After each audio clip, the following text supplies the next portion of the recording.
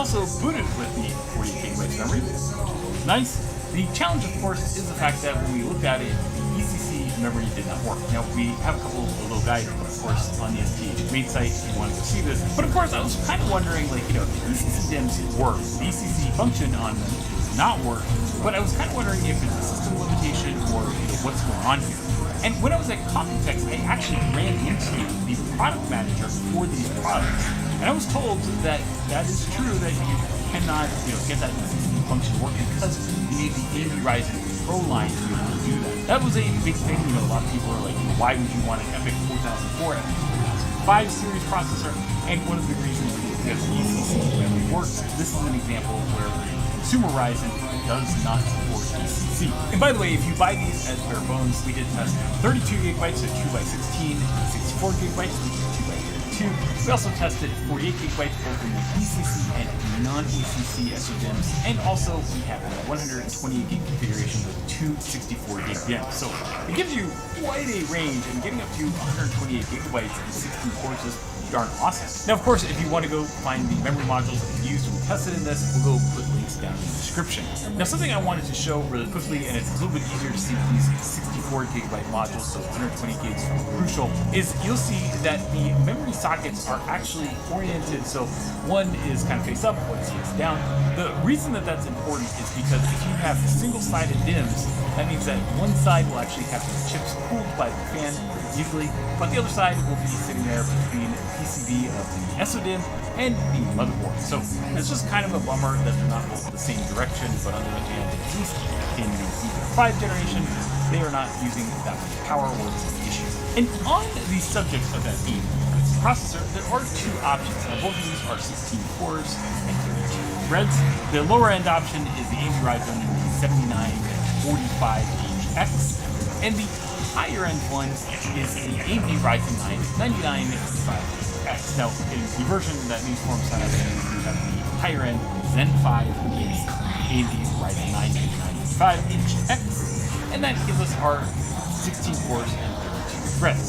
Something that's another feature that I think a lot of people just gloss over is the fact that we do get the AMD Radeon 610 in the graphics. Now, let's be clear, that AMD Radeon 610M is not a fast, but it still exists, which is something better than a lot of the Intel Xeon E 2400 series and Xeon 6300 series. And we'll let you look this up, but the other thing it has is it does have some of AMD's encode decode features for video. So if you do need to transcode something, that could be kind of useful for folks. I know that there are some popular applications out there that specifically want Intel QuickSync video, then you're probably going to get the MS01 because that has an Intel processor and QuickSync support, whereas this is an AMD GPU. And one other thing is that all 16 cores are Zen 5 based cores, so you don't have the same situation that you have on Intel, a lot of Intel consumer CPUs where you have their P and E cores. That may not matter to a lot of folks, but if you are running things like VMware, ESXi on a box like this,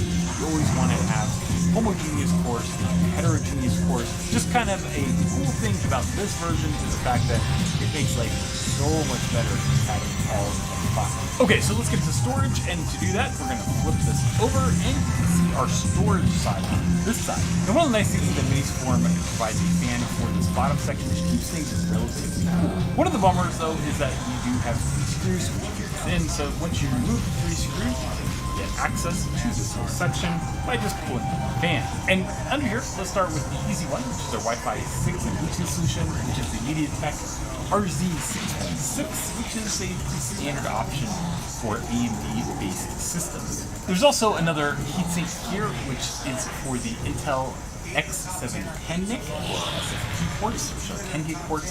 You see it needs its own little heatsink under this, and it's also cooled by this fan, another reason to have the fan down here. But then we get to one of the best features of the Minis Forum, and this whole line of Minis Forum, including this MS82, which is we get 3 M.2 slots. Now, 2 of these slots are just kind of traditional M.2 slots, not really anything too exciting, but the 3rd slot is definitely exciting and different from the MS01. Now what you'll see here is that we have our M.2 SSD with the heatsink on it, but we can actually remove that, and then we have the ability to add a 70mm SSD. And just showing you how this works, you get the little adapter board, you then get a SSD. This is a 7.68 terabyte SSD that we're just using for really that capacity. And then you go and you just plop this in to the little connector here. Then on this side, you would go and just screw in the SSD from the bottom.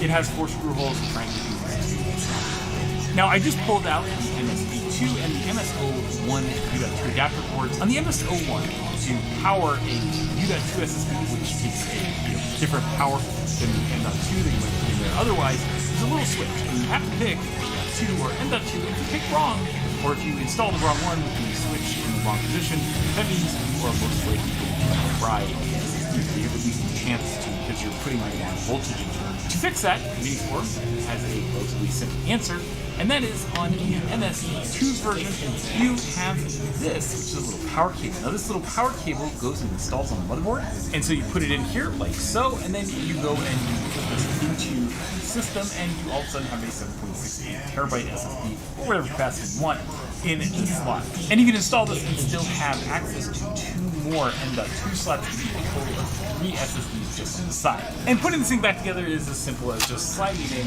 hearing a click, and you're ready.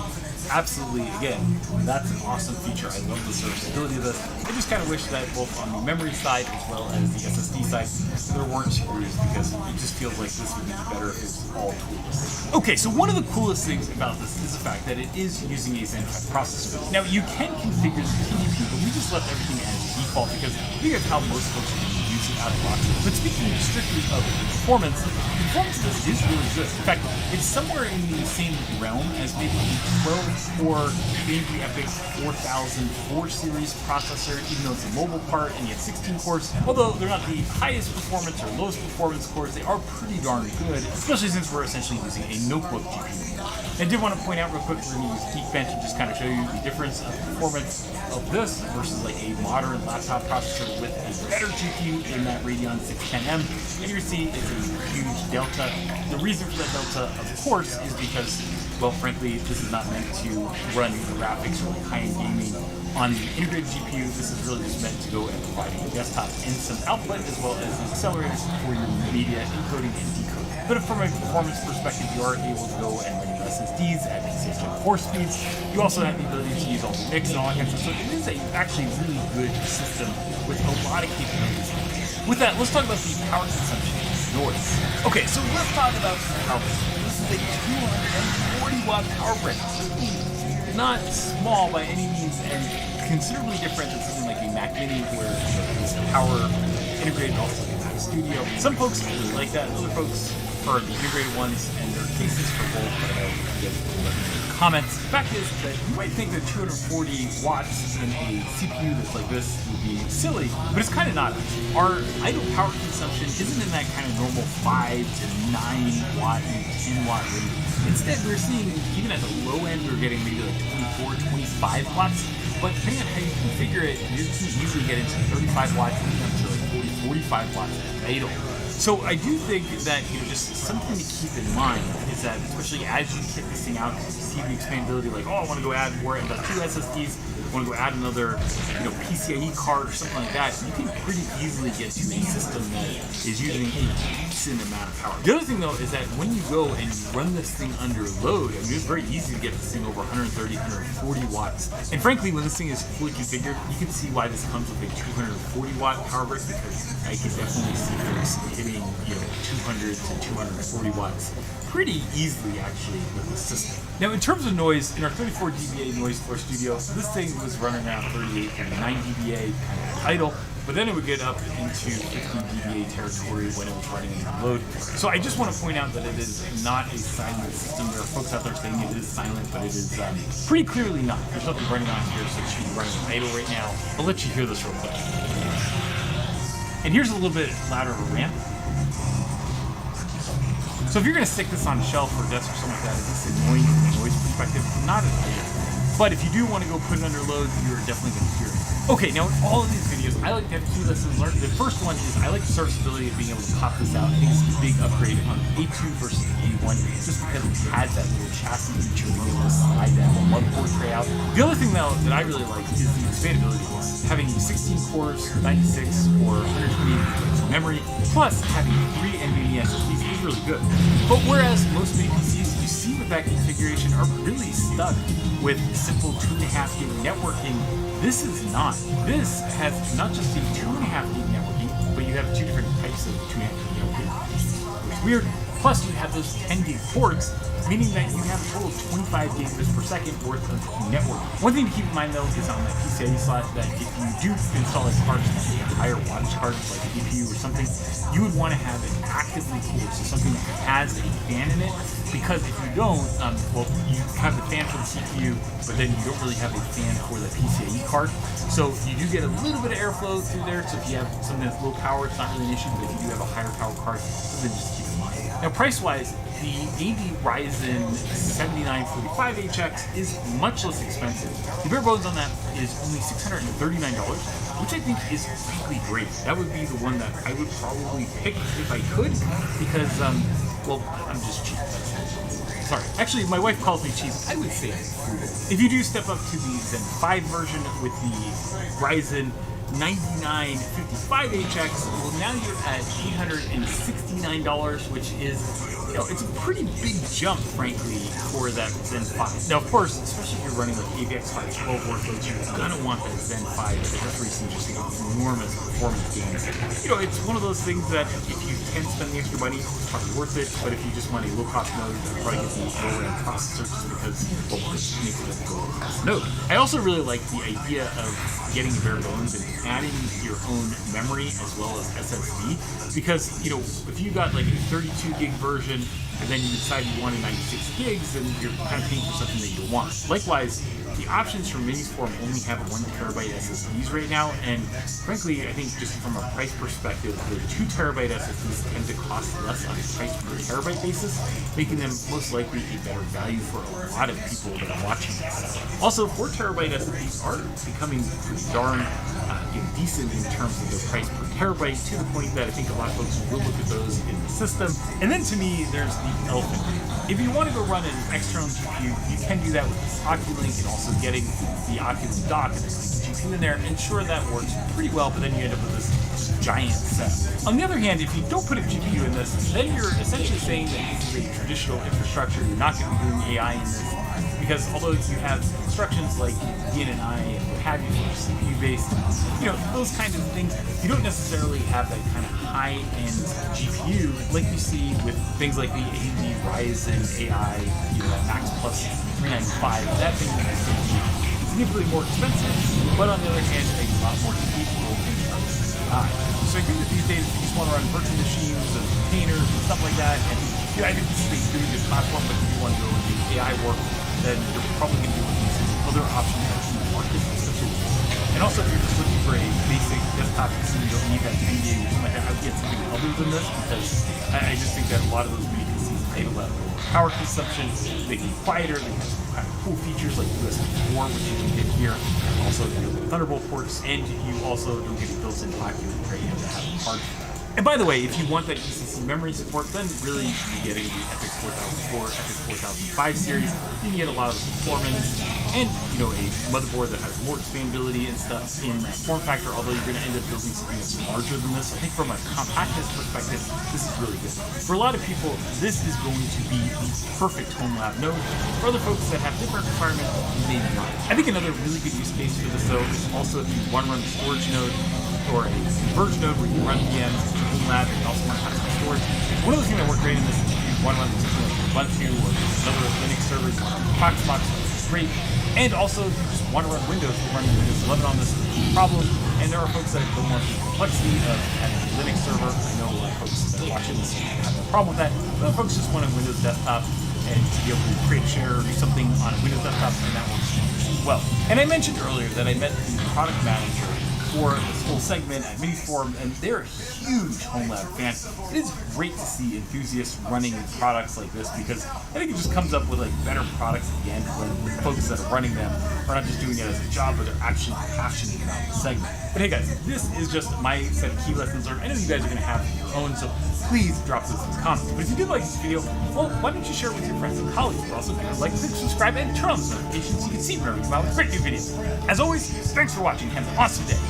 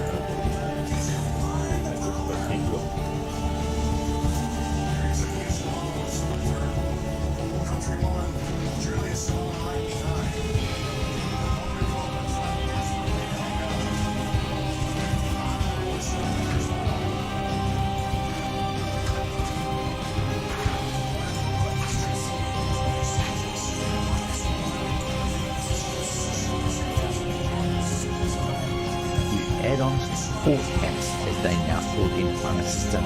So if you've just started with Home Assistant, you're probably wondering what these apps are used for. So basically what they are is little programs that are added to your Home Assistant that allow you to do a whole lot of useful things. So let's have a look at which ones I'm using. Now, in order to get to your apps within Home Assistant, you click on the settings gear icon over here and click on the apps tab over here. Now, I've got 20 of these loaded at the moment that I'm using, but you can easily find a whole lot more by pressing the install app on the bottom right. And as you can see, we've literally got, I don't know if there's hundreds here, it doesn't actually tell the number, but certainly a lot of them. You can also add additional ones by going along to repositories and pasting the repository in and adding it over here if you can't find it when you search in the App Store. So the first one that I'm using at the moment is the Advanced SSH and Web Terminal.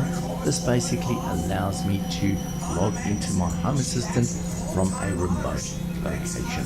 This is really useful if, for instance, I can't access my Home Assistant dashboard and I don't have direct access to the machine. The ESP Home Device Builder is fantastic. This allows me to flash programs to an ESP32 device and create my own sensors. For example, if I connected a DHT sensor, that's a temperature and humidity sensor, to an ESP32, flashed it with ESP Home, I would then be able to access the temperature and humidity from that sensor. I have a whole range of videos explaining how to build various sensors using ESP Home. Everything Presence Zone Configurator is really cool. The only thing is that you do need to have the Everything Presence sensor in order to use this. What it does is basically allows you to create different zones in your house. As you can see, I've got my kitchen over here and I've created the layout using the different segments from the system, and you can then see as people move around in the room and you can set up different zones using this graphical user interface. Frigate is an NVR that runs on your system. It basically manages your cameras and can produce alerts that can be pushed through to Home Assistant. It can read anything from faces to number plates in version 16.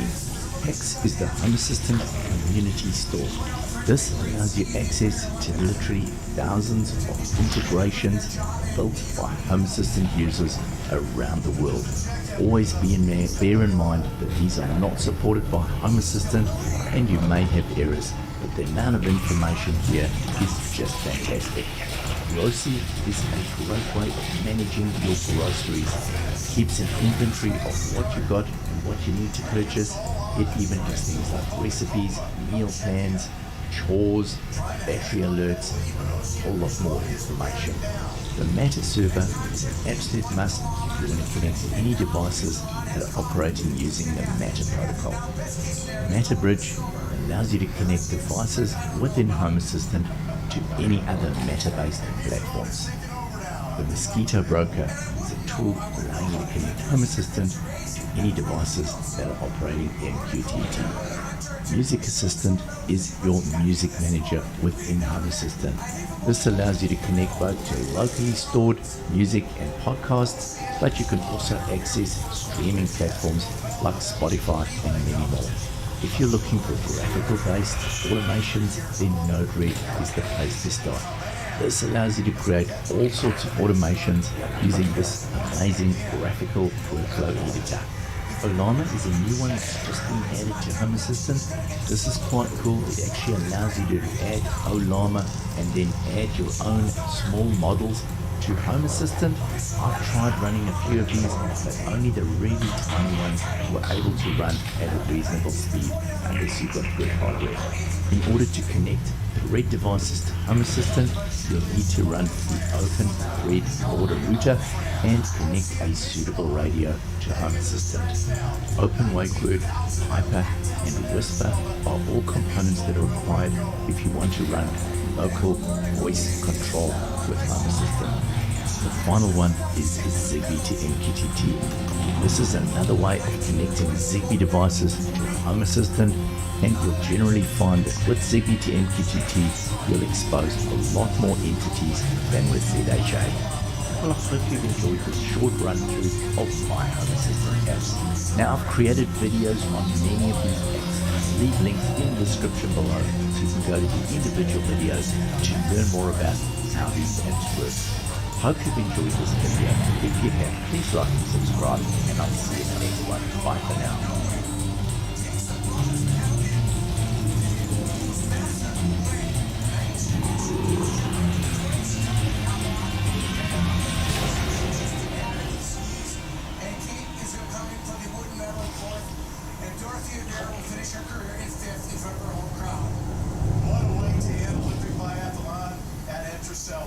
As it's been happening all Olympics long, the French dominate in the women's mass start.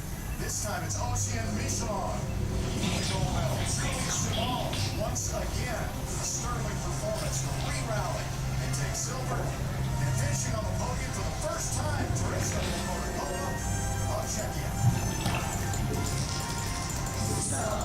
France giving France its 8th gold medal of these games, 6 of them in biathlon. Hey everybody, I'm Lindsay Zarniak. We're so excited to welcome you into our Olympic studios, and we are getting closer to the men's bronze medal game between Slovakia and Finland. Finland looking to get revenge after losing 4-1 to Slovakia in the preliminary round. Puck drop in Milan scheduled for 2:40 p.m. Eastern, but when we come back, we will look into tomorrow's gold medal game between the United States and Canada and spotlight one of the U.S. hockey players going home, Brock Nelson, a third-generation Olympian.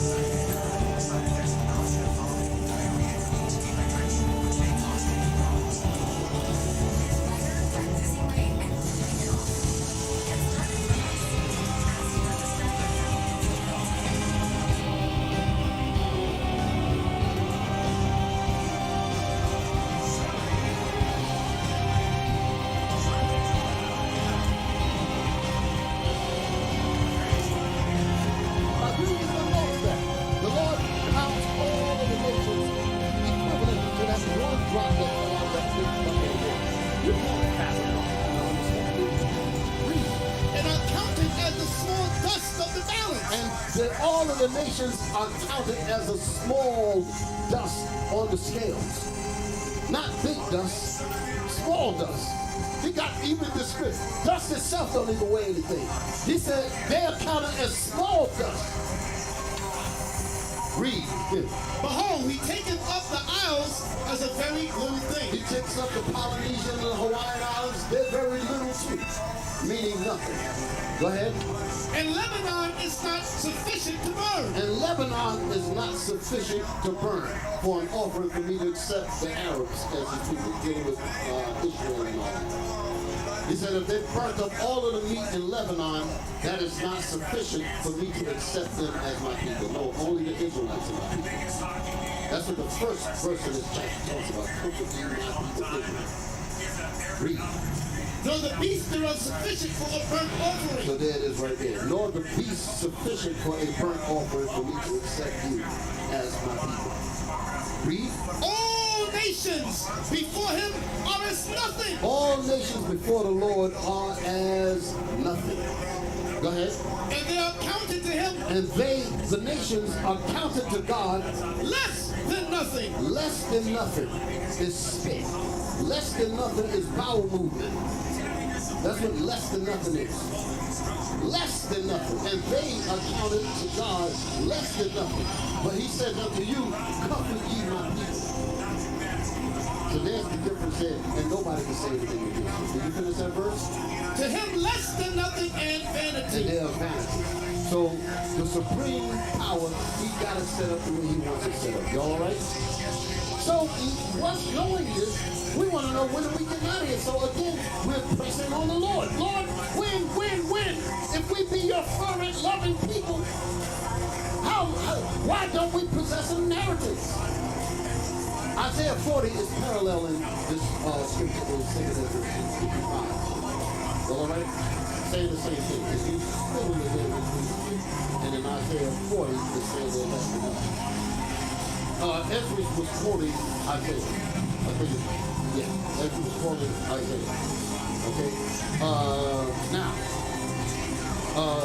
go back to 2 Ezra 6. Yes, so 2 Ezra chapter 6 and verse 6. Then did I consider these things, and they all remain to me alone, and to none other.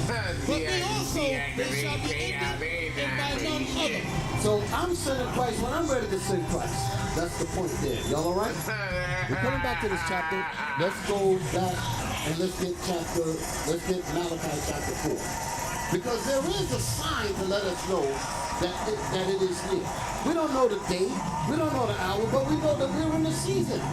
And if we know that these things are coming, what kind of persons ought we to be knowing that these things are coming? We need to get our minds and our spirits right, brothers and sisters. All right? Read Malachi 4 and 1. Malachi chapter 4 and 1.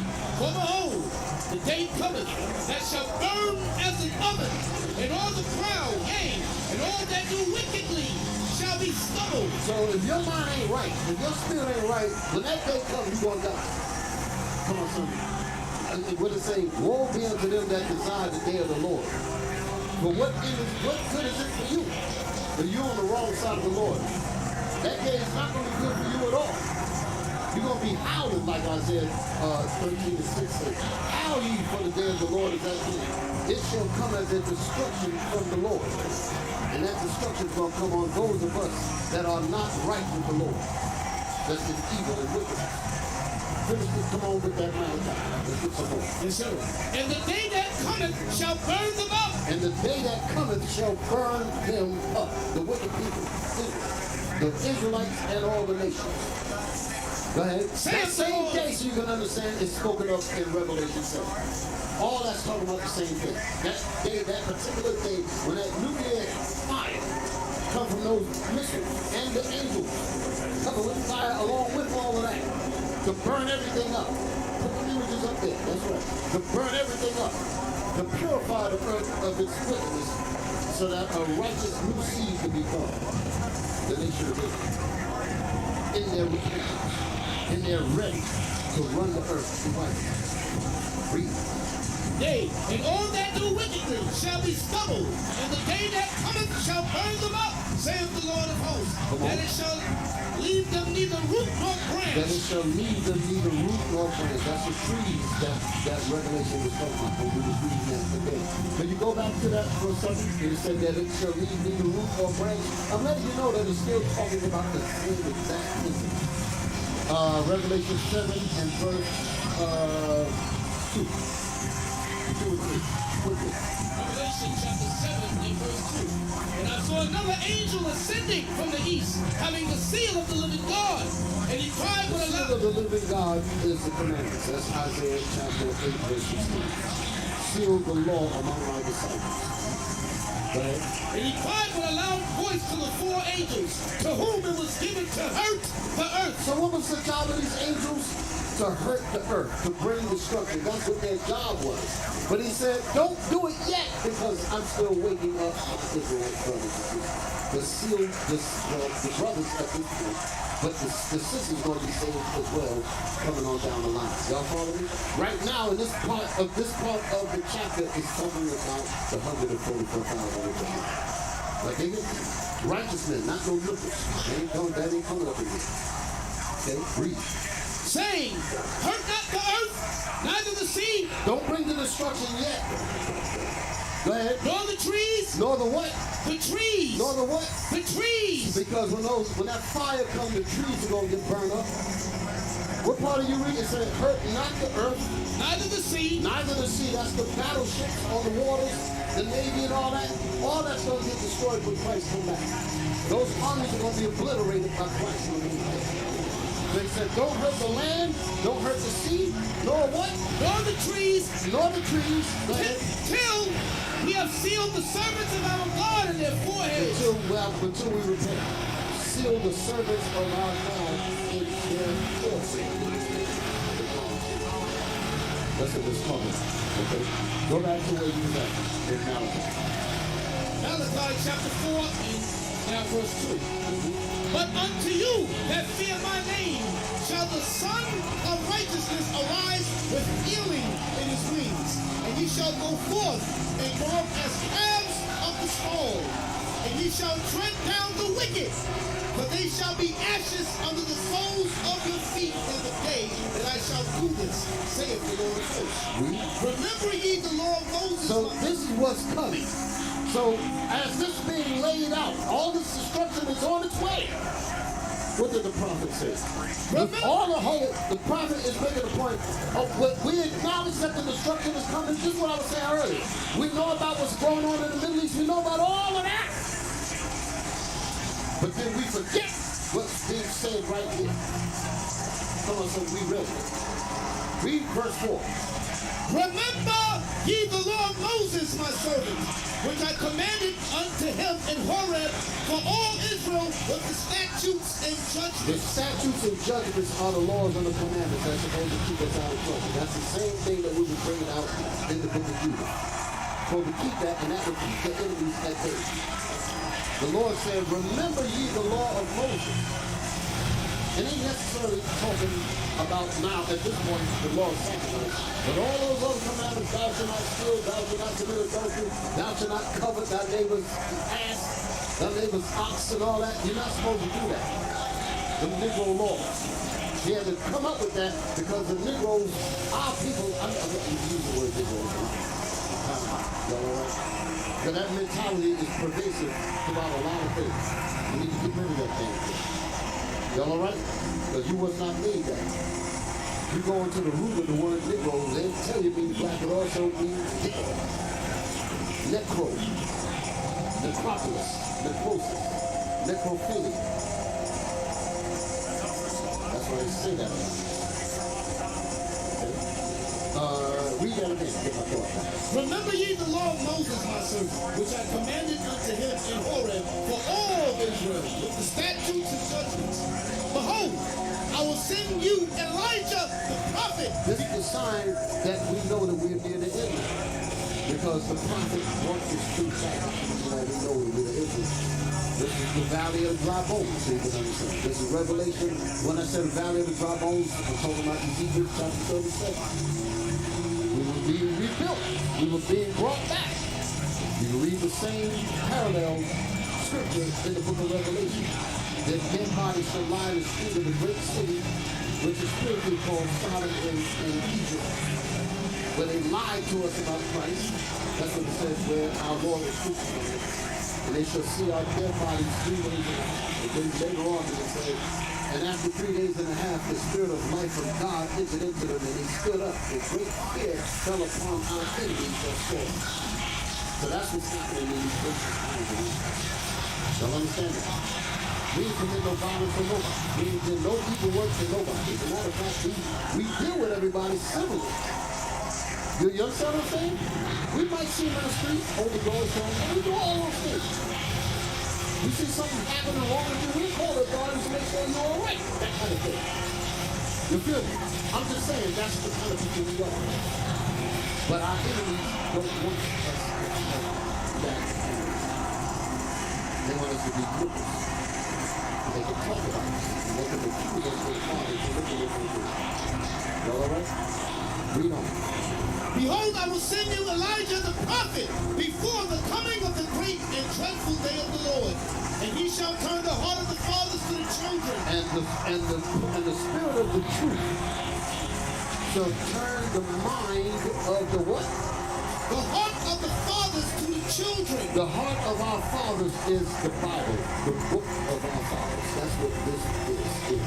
And the Spirit of the Lord coming through the prophets shall turn what? The heart of the fathers. Shall turn the mind of the fathers, which is this Bible, go ahead, to the children. to us, the repentant ones that's coming in this building, that's coming in these sanctuaries, to turn our minds back to our Bible. And the heart of the children to their fathers. And to turn our hearts, our minds to the what? To their fathers. To their fathers, which is the Bible. This is where our fathers are. So in this Bible, the fathers said what it said. When we rule in our congregation, when we set up rules and policies and orders, we're going according to the word of our fathers.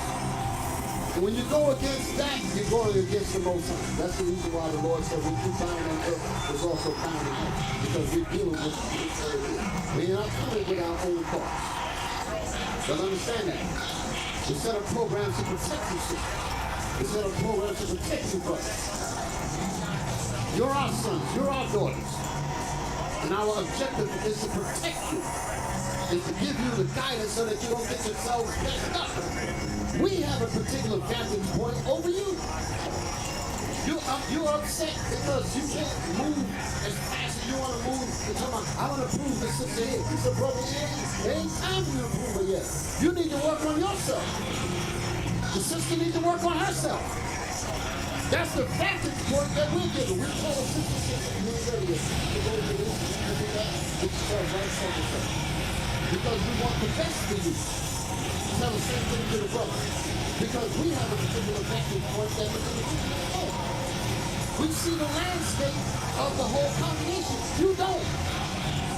Your fathers see the landscape where your daughters need to be at. They can tell if a brother is in his right line or not. You would just sit and say, oh, he was so cute. The father said, this dude is going to destroy you. And hell no. Same thing on the other side. The sister might not be no damn good at that moment. The brother said, man, all wrong. Said, brother, you mess with that, you're going to be in trouble. Let her get her mind right first. Let the brother get his mind right first. That's how that goes. Because the vantage point of the father is to protect you, so when y'all do come together, things are going to be right. That's something that you can do. Y'all all right? I want y'all to understand. Read.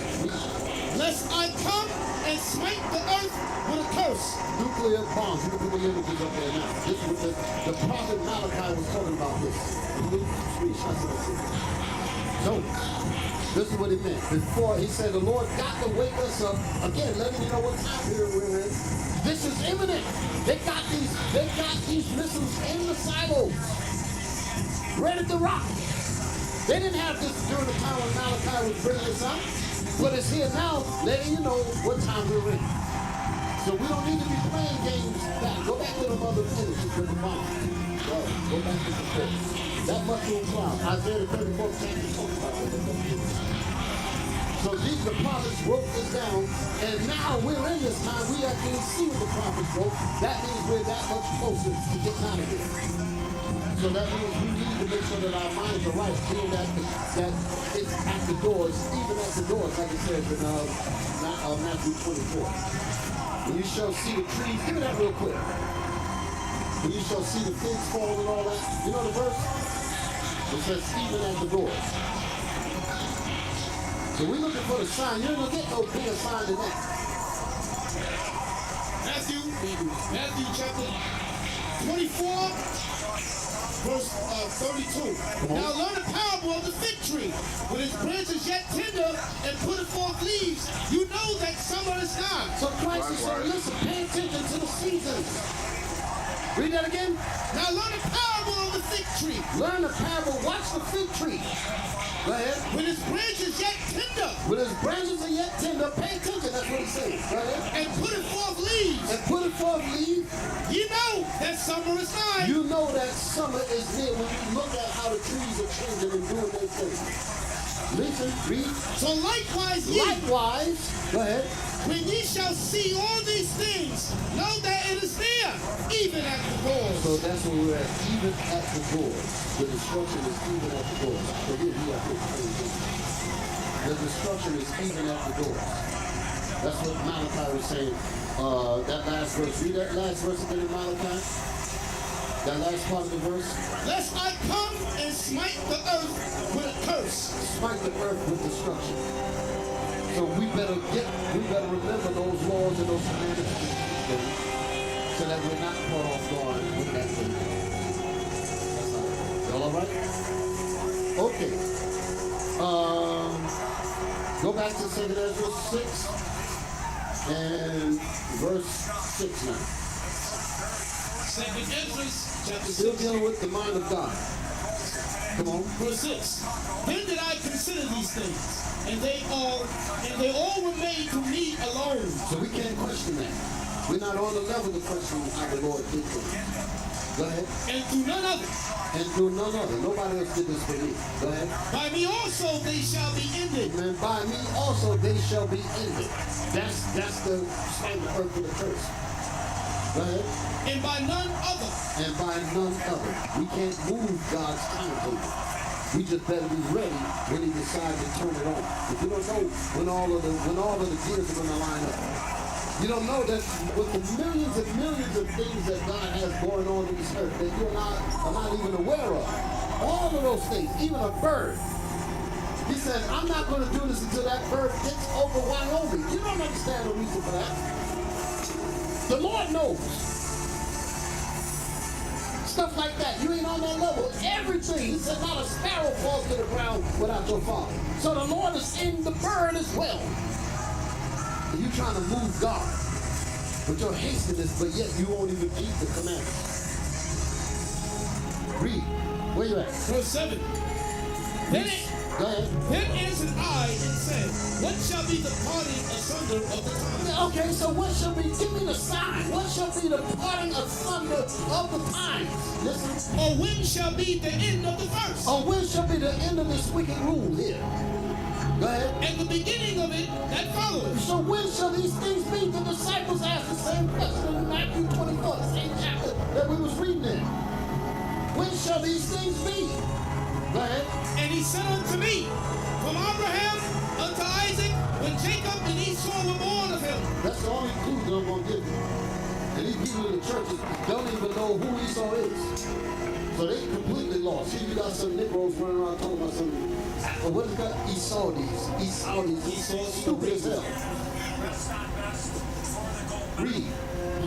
From Abraham unto Isaac, when Jacob and Esau were born of him, Jacob's hand held first the heel of Esau. Jacob's hand held first to the heel of Esau. Man, that last about the Achilles heel. That goes like cookies and milk before we read this. Gotta watch that. Yeah. Read on. For Esau is the end of the world. But Esau is the end of the world. So once we find out who Esau is and see how he's acting on this earth and read about him in the Bible, we know that the time is near, even at the doors. So seeing that all of these things shall be dissolved, what manner of persons ought you to be in holy convocation and righteousness and communication? Holy to be. All right? Our minds need to be on that level. We're not to allow anything that jeopardizes that beauty and that peace. All right? Read. And Jacob is the beginning of it that followeth. And Jacob is the beginning of it that followeth. So that means Jacob is going to rule. That's going to be the kingdom. Let me show you where else this is written at. Give me Revelation chapter 12, verse 9 and 10. The same situation, and it's also recorded to localize. Revelation chapter 12, verse 9 and 10. Same transition of time. Revelation chapter 12, verse 9. And the great dragon was cast out. That's Esau. The red dragon, that's Esau. The Romans. Go ahead. That's how they came. They came. That was the Roman Empire that was in this chapter that we read about. We read the first verse. The great red dragon that came into our heaven, meaning our kingdom, and destroyed Jerusalem and cast us into captivity. The Lord, further down in the prophecy, the Lord said, I'm going to destroy them. He's going to destroy these people. Read that again. And the great dragon was cast out. And the great dragon, Esau, the so-called white man, was cast out of his heaven, cast out of his rulership. You got people talking about saying Satan was kicked out of heaven during the time when the Most High was building everything. The heaven that Esau is going to fall from is ruling right now. That's the heaven that's coming. That's what Isaiah the 14th chapter is talking about. And people have perverted that, talking about some reason that Satan and the Most High and Christ had a fight. And God kicked him out here. Get out of here. That ain't what happened at all. Remember in Job, Satan came among them. And the Lord said, hey Satan, where you come from? What's coming from? What you doing? So I'm just going up and down the earth trying to find people to break the laws. The Lord said unto Satan, said, well, have you considered my servant Job? Why didn't you tip him? Yes. That means Satan got to do what the Most High tells him to do. And then Satan answers and said, well, I can't mess with him because you got a hedge around him, which is what we want around us. We want that hedge around us. Job was a righteous man, and he eschewed evil. He didn't want nothing to do with evil at all. Satan wanted to get to him, but he said, I can't mess with him because you got a protection over him. But that's what we want the Lord to have for us. But it's letting you know that Satan can't do nothing without the Most High. So no, that in the beginning, with the angels and all that, Satan is in obedience to the Lord. You also read in the book of Kings where what was his name? Jehoshaphat was to go and fight at Ramoth Gilead. And they needed somebody to persuade him to go fight. So he saw all of the vision was all of the angels were standing up there on his left-hand side and on his right-hand side. The righteous angels on the right-hand side and the wicked angels on the left-hand side. And the Lord said, who among you will go down and persuade Ahab to go and fall at Ramoth Gilead? And one said, I would do this. The Lord said, that ain't good enough. What about you? Another one said, well, I'll do that. That's good, but that ain't good enough. Who else got something better? Another one, an evil spirit came up and said, well, listen, I got the best thing of all. The Lord said, okay, let's hear it. He said, I will go down and I will be a lying spirit in the mouth of his prophets. That sounds good right there. You go forth and do so. So what the hell you mean Satan is against the Lord? No! The Lord got control of everything. But in this verse here that we read in Revelation 12, is when the Most High Christ is going to destroy this demonic force. Read that, 12 and 9. Revelation chapter 12 and verse 9. And the great dragon was cast out, that old serpent called the devil and Satan. That old serpent going all the way back to Cain, all the way back to the beginning with Eve. That old serpent called the devil and Satan. Devil means evil, Satan means adversary. A lot of people always get those two terms mixed up.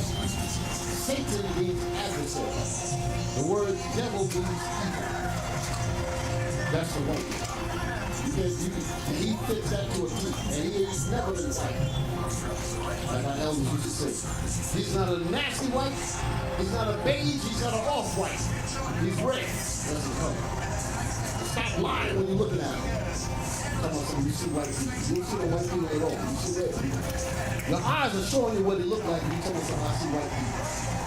That's why they hate us, so we tell the truth. That ain't gonna hate you.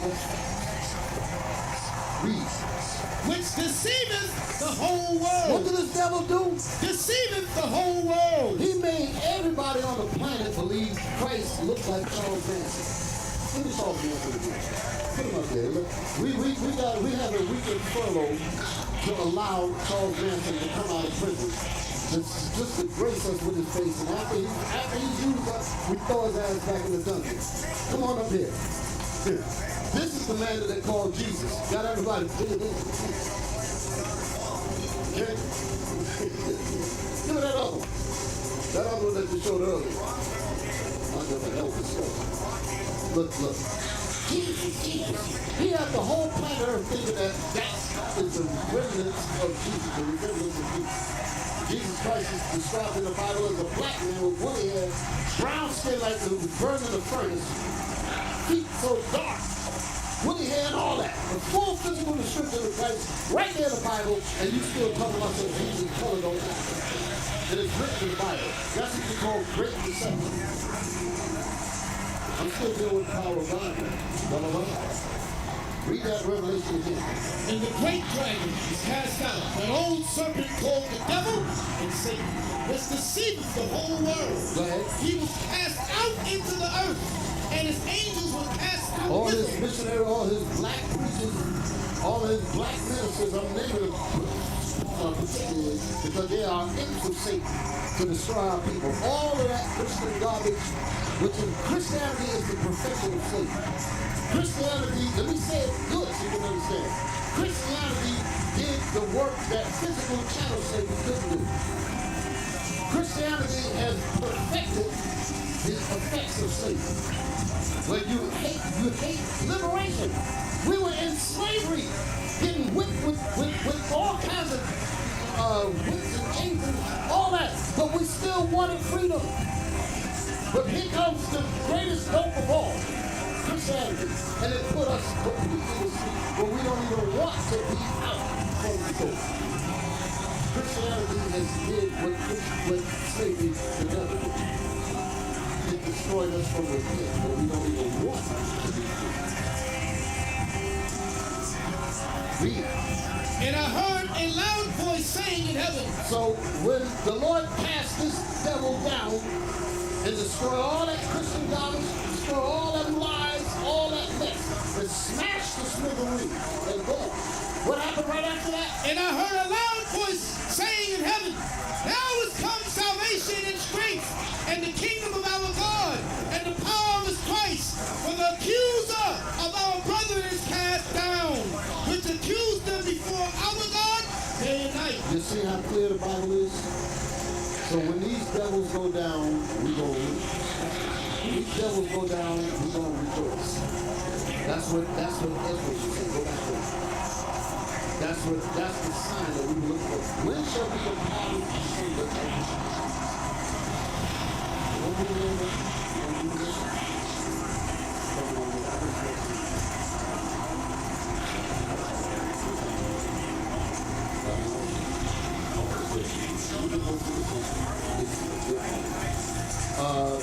Second Ezra 6 and 9.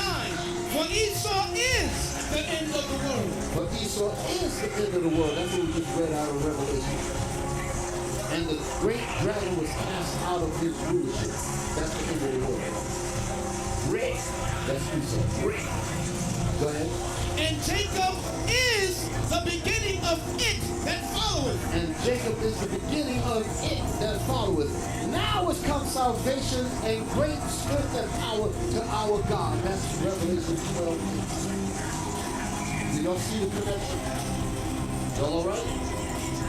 Okay, come on. The hand of man is betwixt the heel and the hand. The hand of man is between the heel of Esau and the hand of Jacob. What that means? The elevation. That's what it's called. They're between the two. In other words, they're insignificant. This whole planet is operating on that swinging pendulum that goes from Esau to Jacob. Everybody else in between is going to either be affected by one or the other. You get that? That's how it goes. They ain't never going to rule. It's either going to be Esau, which he's coming to his end, or then it's going to be Jacob ruling and really losing his kingdom. All right? The other question I asked is, we don't. Other question Ezra asked thou not. I answered it and said, O Lord that bearest rule, if I have found favor in thy sight, If I found favor in your sight, Lord, come on. I beseech thee, show thy servant the end of thy tokens whereof thou showed me part the last night. So that's what we just showed you. We give you the idea of where we are in time. So we need to get our time. Let's do it over here back up to chapter 2. Still showing up in the time. We will go faster. But back in chapter 2, verse 1.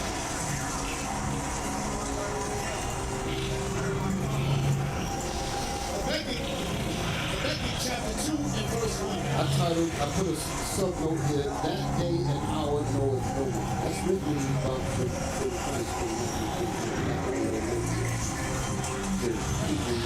to what I was saying.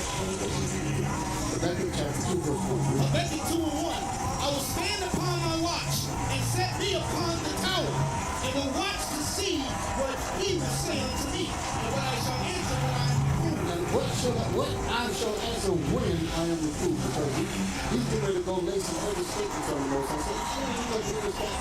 I'm going to stand on my tower and I demand some answers. The tower, the watchtower. I'm tired of this captivity. I'm going to stand here and I'm going to wait to see how the Lord going to answer me. That's how we're talking now. Y'all all right?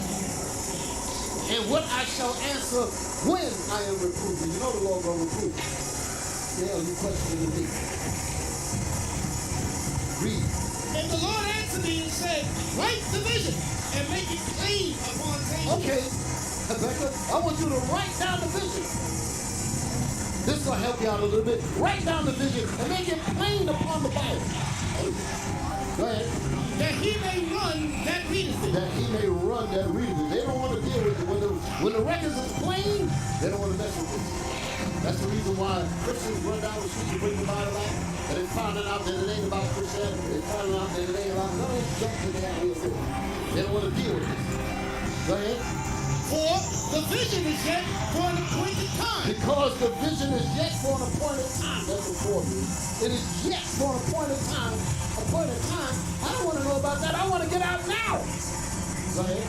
But at the end it shall speak. But at the end, when it does start speaking, it's going to speak, and we're not going to be able to put it off. Remember, we read that earlier.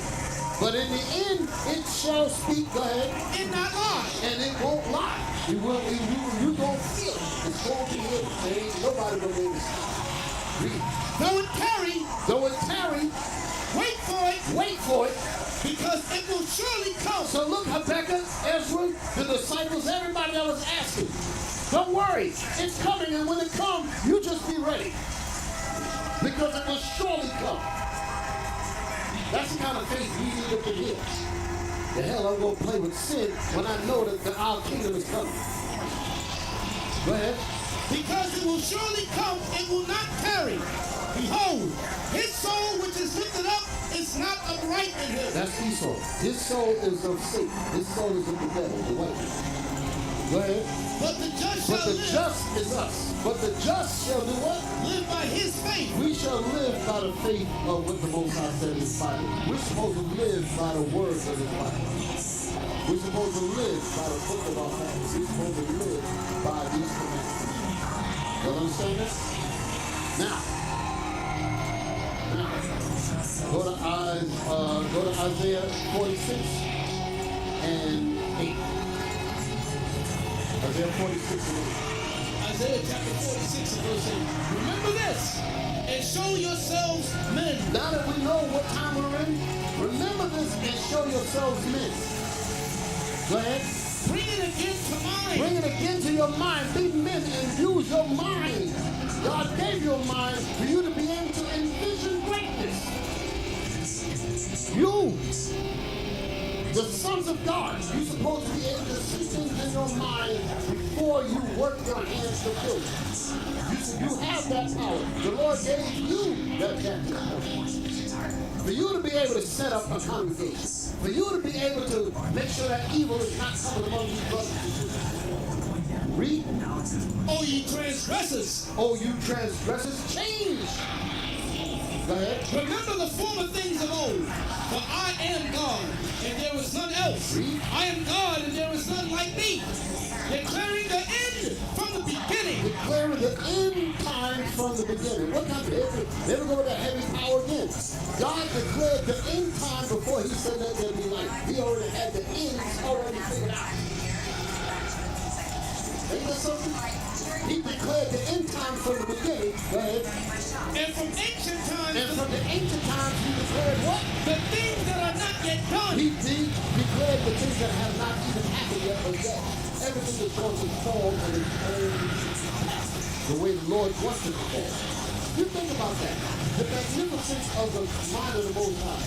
He from the ancient time, I'm going to just make it simple. You remember the thing that we were talking about with the bird and all that?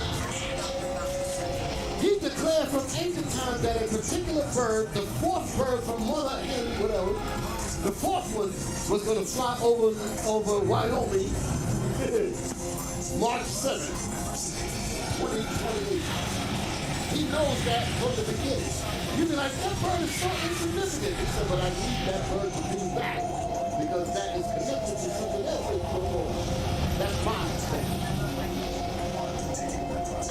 Y'all dig it? That's a good something. Read.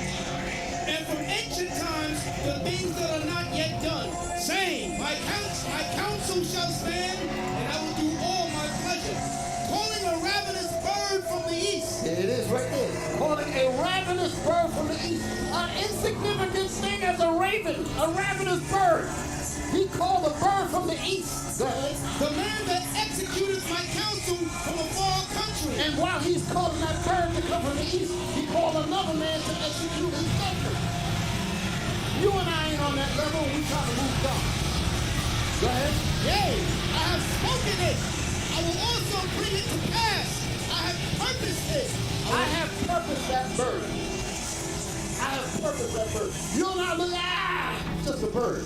The Lord got that bird up there for a reason. Didn't he say that in the other part of the scripture? He said a sparrow shall not fall to the ground unless the Most High causes it to fall. That means everything is underneath the auspices of the Lord. You are not on that level of the vantage point like that. You can't even fathom that. You can't even fathom how he said for the earth not to be destroyed, hold them armies back. He knows the reason why he did that. Only thing we need to do is just obey what he said. That's it. Read. I will also bring it to pass. I have purposed it. I will also do it. So understand that. There is a reason why God made it to be that ravenous bird be called to the place where he needs it to be. You and I cannot reason why that calling of that insignificant bird or that raven. You don't know the reason why it's necessary. You and I don't know that. But from God's vantage point, it is necessary in God's overall. That's what I want you to understand. You all right? I just want to say, give me Isaiah 55 and 10. Isaiah chapter 55, verse 7. Let the wicked forsake his way. To our people, those of us that's in wickedness, we need to forsake that wickedness. And the unrighteous man his thoughts. And let And him forsake those unrighteous thoughts of lasciviousness and lust and adultery and fornication. Go ahead. and let him return unto the Lord, and he will have mercy upon And him, he will have mercy upon him. Go ahead. and to our God, for he will abundantly pardon. He will pardon us if we do that. If we are sincere to do it. Not pretend to be while on the back end towards the people of wickedness, thinking that nobody sees. That's crazy as hell. The Lord understands the heartbeat of a raven, and you think he will see your place. He knows how many times the heart in a bird is going to beat his whole life. But he ain't gonna see you.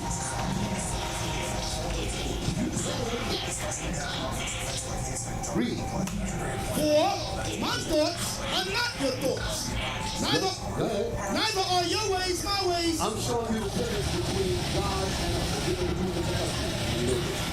read that again. For my thoughts are not your thoughts. Go ahead. Neither are your ways my ways. Come on. Saith the Lord. For as the heavens are higher than the earth. Are the heavens higher than the earth?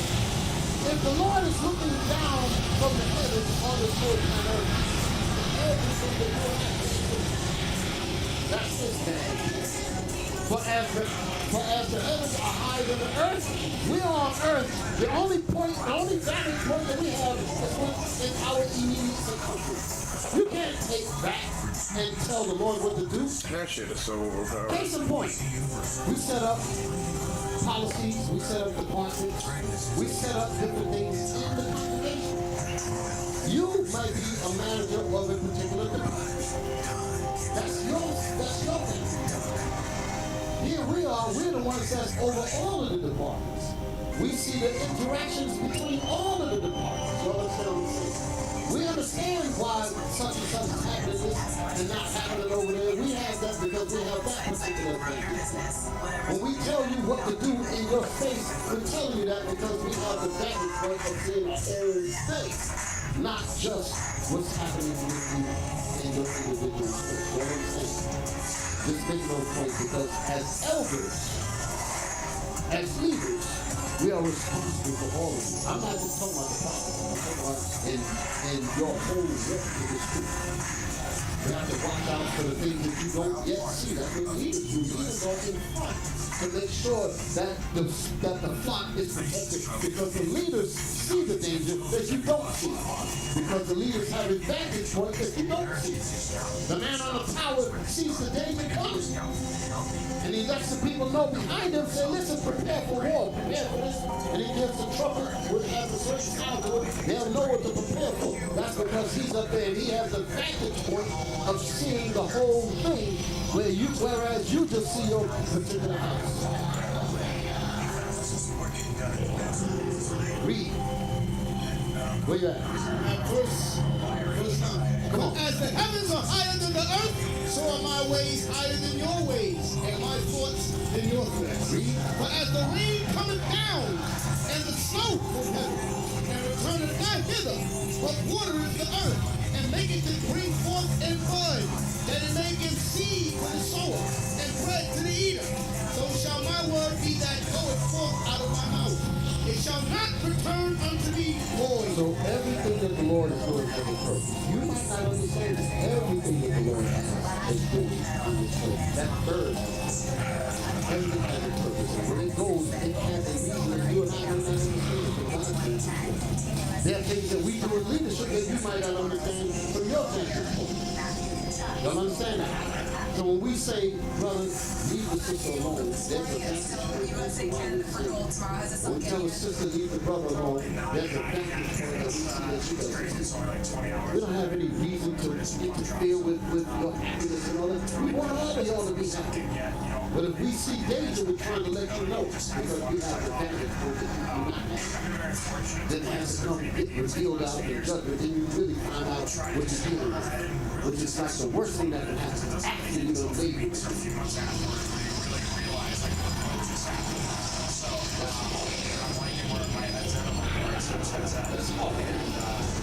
Read.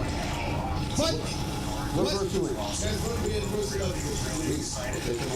But it shall accomplish that which I please, and it shall prosper in the thing whereto I send it. And so that Most High has everything in his hands. Everything that's moving on the earth, he has its purpose. He has its purposes to move and accomplish what he says for. We are so volunteer. We don't understand the reason why the Lord is going to send Christ back at whatever days. We don't understand that. But when he does, it's all going to be clear. You understand that? That's the same thing that we try to do on the lower level when we tell you sisters, don't be in such a rush to jump into this and jump into that. Brothers, don't be such a rush. Because we see the vantage point. We have the vantage point. And then when you do things the right way, we can help you get to the next level. The total and the whole nine. Then you have the blessing of the council, because there's going to be trouble in the flesh and all that. We bless the wedding, but it's going to be trouble in the flesh. We understand that. When that happens, we can counsel on that because God did always. We can work with that thing. But if you basically say to hell with all of this, you're basically saying we ain't got nothing to do with you. And any sister or brother that allow themselves to be beguiled like that, you need to edit that. The real stuff. I mean, it gets deep. Don't want to bring on something? Earlier today, Canada's head coach John Cooper spoke with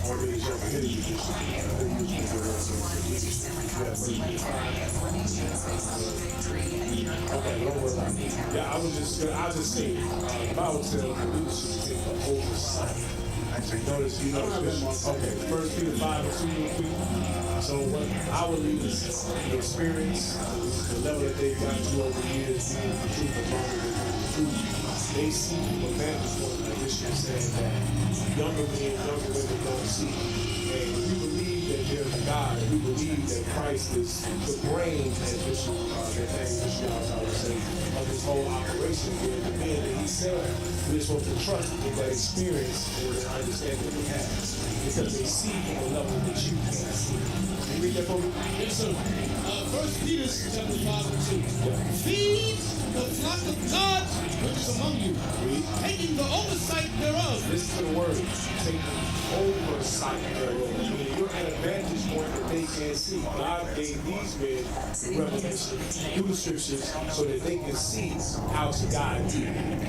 You have to trust that. But there's a lot of brothers and sisters that are in the congregation that get horny, that get antsy, that don't want to follow the counsel, and then you end up in a situation where now you're asking that same leadership that you didn't trust their oversight to now counsel you on how to deal with the matter after the fact, which is completely backwards. And nobody does that for black men. Nobody does that for us. That's a Negro mind.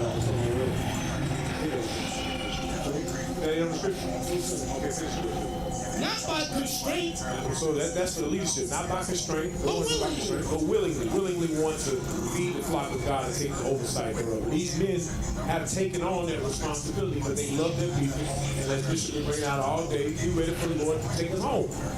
Right, go ahead. not for filthy lucre, Not for filthy lucre, nobody get paid to do this. Read. but of a ready mind. But of a ready mind. All right, so that's what Bishop was bringing out, taking oversight. Now I'm getting ready to get into I was doing the mind of God, and I'm going to talk about our responsibility. We're not be and I'm going to call this part. We better be ready as the Lord shortens the day. Matthew 24 verse 26. Book of Matthew chapter 24 verse 22. And except those days should be shortened, there should no flesh be saved. But for the elect's sake, those days shall be shortened. So the most are going to shorten things, we're going to wind things down. And we claim that we want the days to be short.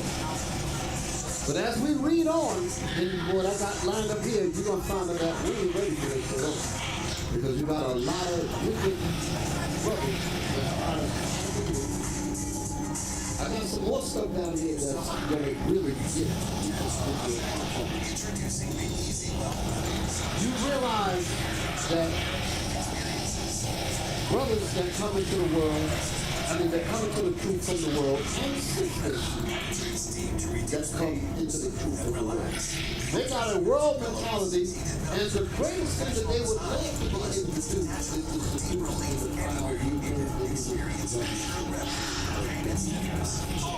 to defile you both. But they don't want to change. Negroes don't like change. They want to pretend they're changing from the things that they do. But in reality, that's for us to let our guard down.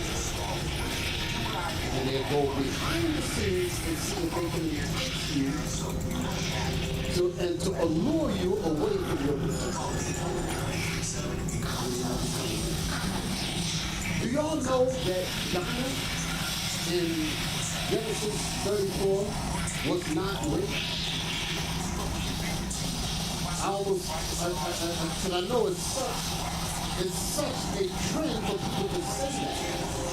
She was not written. And you remember, you start coming up with a different gospel. Let's go. Let's get it.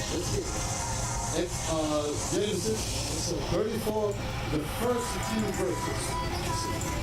The book of Genesis, chapter 34, verse 1. And Dinah, the daughter of Leah, which she bare unto Jacob, went out to see the daughters of the land. Was she snatched out? Went out to see. She went on her own. You don't think her 12 brothers tried to protect her, tried to keep her in straight? Like the scripture says, you got a daughter that's all wild and such and such. It's not quoted. I know. If she's being shameless, keep her in straight.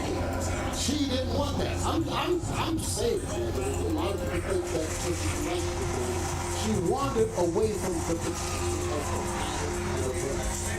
and I know if she had 12 mighty brothers, you mean to tell me they didn't bring the wisdom that pertains to the woman on her? Yes. Read. And when Shechem, the son of Hamor the Hivite, prince of the country, saw her, he took her and lay with her and defiled her. Something had to be in her spirit to let him know, because he knew who she was. But he said she ain't rolling in the spirit of her fathers. She ain't rolling in the spirit of her brothers. I can see older on in his mind. That's how some of these slick brothers do you hit you on the DNA. But they read your spirit, because you ain't studying, you ain't paying attention, you hear it's looking like you're pretending to be, and slick brothers know exactly what they're looking for.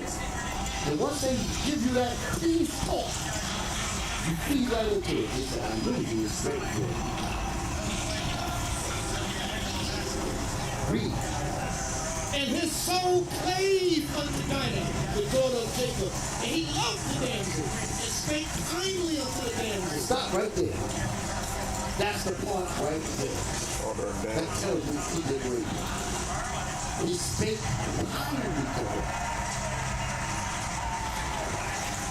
You gave him your ear, he got your underwear. He spake kindly to her. Oh,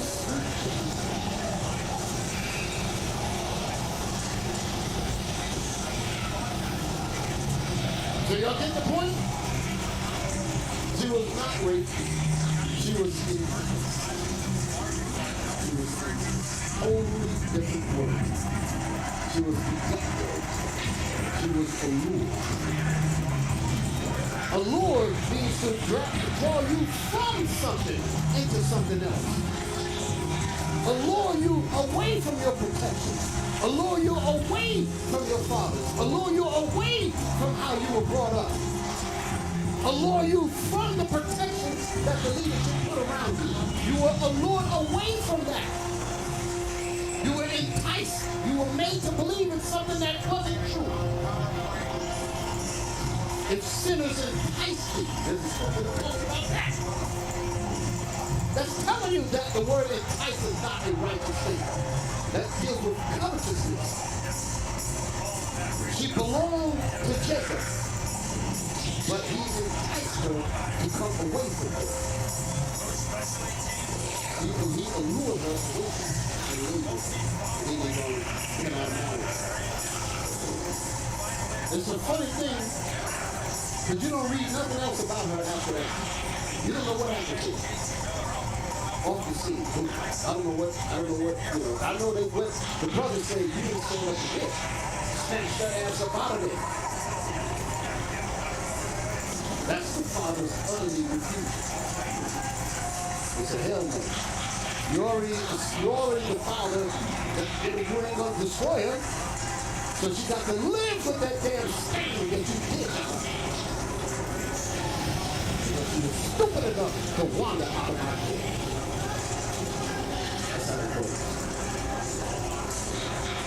Matthew 24. Talking about them days. You want the days to be short, huh? You got this kind of filthy in your mind. Come on. Matthew 24:22. And except those days should be shortened, there should no flesh be saved.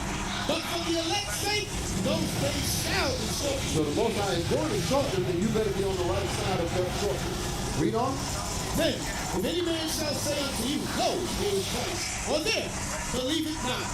But there shall arise false Christs and false prophets, and shall show great signs and wonders, insomuch that if it were possible, they shall deceive the very elect. So outside of the 144, yeah, put his ass up there. His behind. Talking about something. What did he say? A singleness is not the curse, and marriage is, what did he say? Marriage is not the goal, and singleness is that is the devil in black flesh. To tell women that. How silly can women be? If marriage is not the goal, pardon my expression, why did God give you a vagina? Why did God give you ovaries? And why did he give you women I'm talking about? Why did he give you breasts? If you was never supposed to be married. What the hell are you supposed to do with these things? The stupidity that's in this damn planet. Men got a penis. If he meant to have a woman, now understand this, because I know niggas try to be slick. They say, well, they got units. They got people that dedicate themselves to it. The reason why those situations existed is because wickedness needs to be completely out of his mind, and he wants to dedicate his whole being to the Father. He wants to dedicate his whole thing to the mission. Why? Because evil is so present. In other words, when there's no need, when there's no wickedness among us, there's no need to be a unit. When everything is in right order, there's no need to talk about, I want to be single. The Bible says it is not good for man to be alone. That's in the Bible. What the hell is man talking about some marriage is not the goal? Don't understand that? Don't let these crooked preachers make you think that you off in your bringing out the Bible and using other scriptures to try to win their argument over. He don't give a damn about a unit or a man that dedicated himself to God. He wants the women to stay in sin. That's what the whole purpose is. He wants you women to stay laying with every damn body, with your mind being all messed up, with all kind of men up in you. That's what he wants. Continue to deceive you. That's what that's about.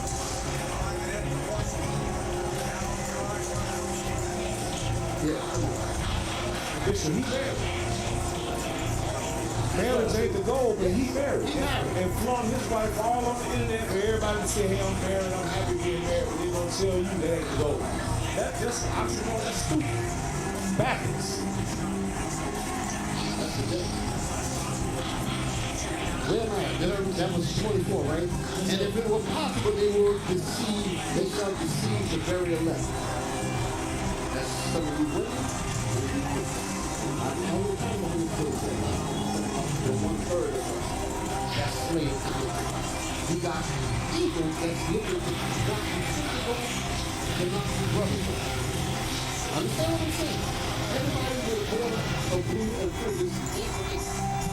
You have to know that. Don't be looking at his pretty beard and such and this and that and think that that's what it is. You have to have enough intelligence to know when a man is speaking proper and when he's not speaking proper. I'm on the phone talking to Steve. You're talking to this with the man. Give diligence and study. Talking to you women. Give diligence and to you men too. Both of you. Give diligence and study so that you can recognize deception. Remember we were just reading that? If it were possible, the very elect will be deceived. Well, you better make sure that you can recognize deception when it's at your door, regardless of what they're wearing. You better make sure that you can recognize deception in brothers and in sisters that have sprinkles in the border of blue. We're gonna get into that too. Y'all all right? I'm ready for my video now. It's a video. It's a video. Let's see. Right there. Hit the button. Now, hold it. The name of this video is called Black Eagle Israelites. BHI. These are, hold it before you hit the button. These are the kind of brothers that will come right up in here. You'll understand? They'll do things, give a little notoriety, such and such, but his spirit still ain't checked. But his spirit still ain't fully checked out. And I'm talking about in terms of proving. You dig what I'm saying? In terms of proving and being with you women. And vice versa. Some of you women, you got to get yourself together. You might be doing all right on this level, on that level, but you got some other things you need to work on. And from our vantage point, we see that if we put you with so-and-so, it's going to be a train wreck. So we say, sister, work on yourself. Brother, work on yourself. That's what we do, sister. But this brother coming in with a worldly mentality, he puts on his fringes and his border boot. Y'all all right? And he goes and he slips in on the sister's video. And the sister's in the body. Getting caught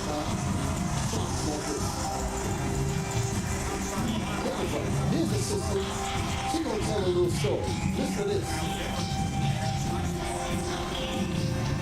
So tell me why one of the black people Israelites that be standing on the corner and screaming at people just try to talk to me. And they'll tell me that. So I was going to meet my friend for dinner in Bungalow. So I'm walking to the restaurant and I walked past them. And he was like, hey, excuse me, miss. Excuse me, miss. So I'm like, what's up? You got a boyfriend? Yeah. No, you don't. What's his name? Jesus. He was like, oh, I like that. So he started walking towards me. Can I get your number? He broke character, please. He broke character. You know hear this? He broke character. Are y'all getting what's happening here? She's in the world. An Israelite walked up to her. She ain't God. His damn sure better not be one of us. But a brother walks up to her, you know, tell her together. He looks at her, you know, whatever. He gonna holler at the sister. Back up again. So you can always find a video on YouTube. Always. Hit the button. He was like, hey, excuse me, miss. Excuse me, miss. So I'm like, what's up? You got a boyfriend?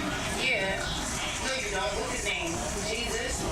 He was like, oh, I like that. So he started walking towards me. Can I get your number? He broke character, please. Respectfully, no. Hold it. She said he broke character quick. Meaning she knows how the Israelites are supposed to operate, and you ain't acting like one of them. Although you got your fringes and your border blue, probably carry a Bible in the whole nine. Why am I saying this? Because sisters in here will deal with brothers like this if they get caught out. But a sister in the world, check his ass.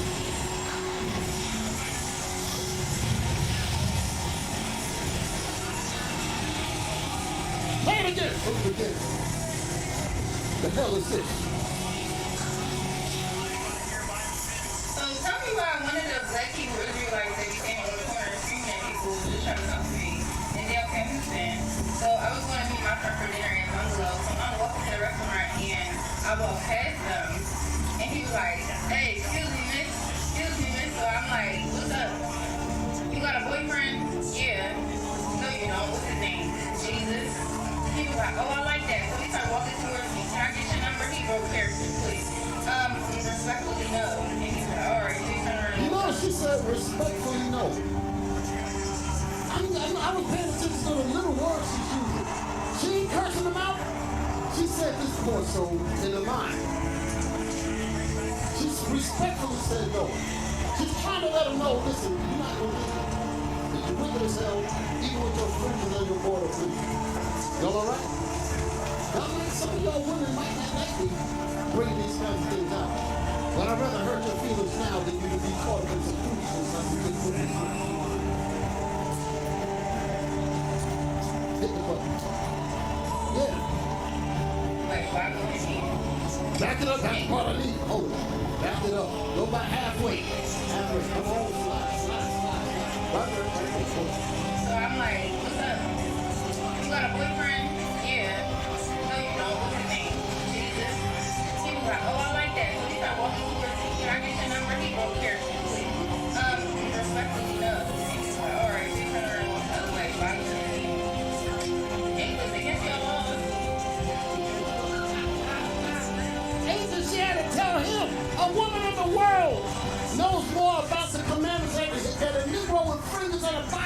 supposed to be keeping. But yet, a look in here, the sliding of sister being that she don't say nothing but entertain.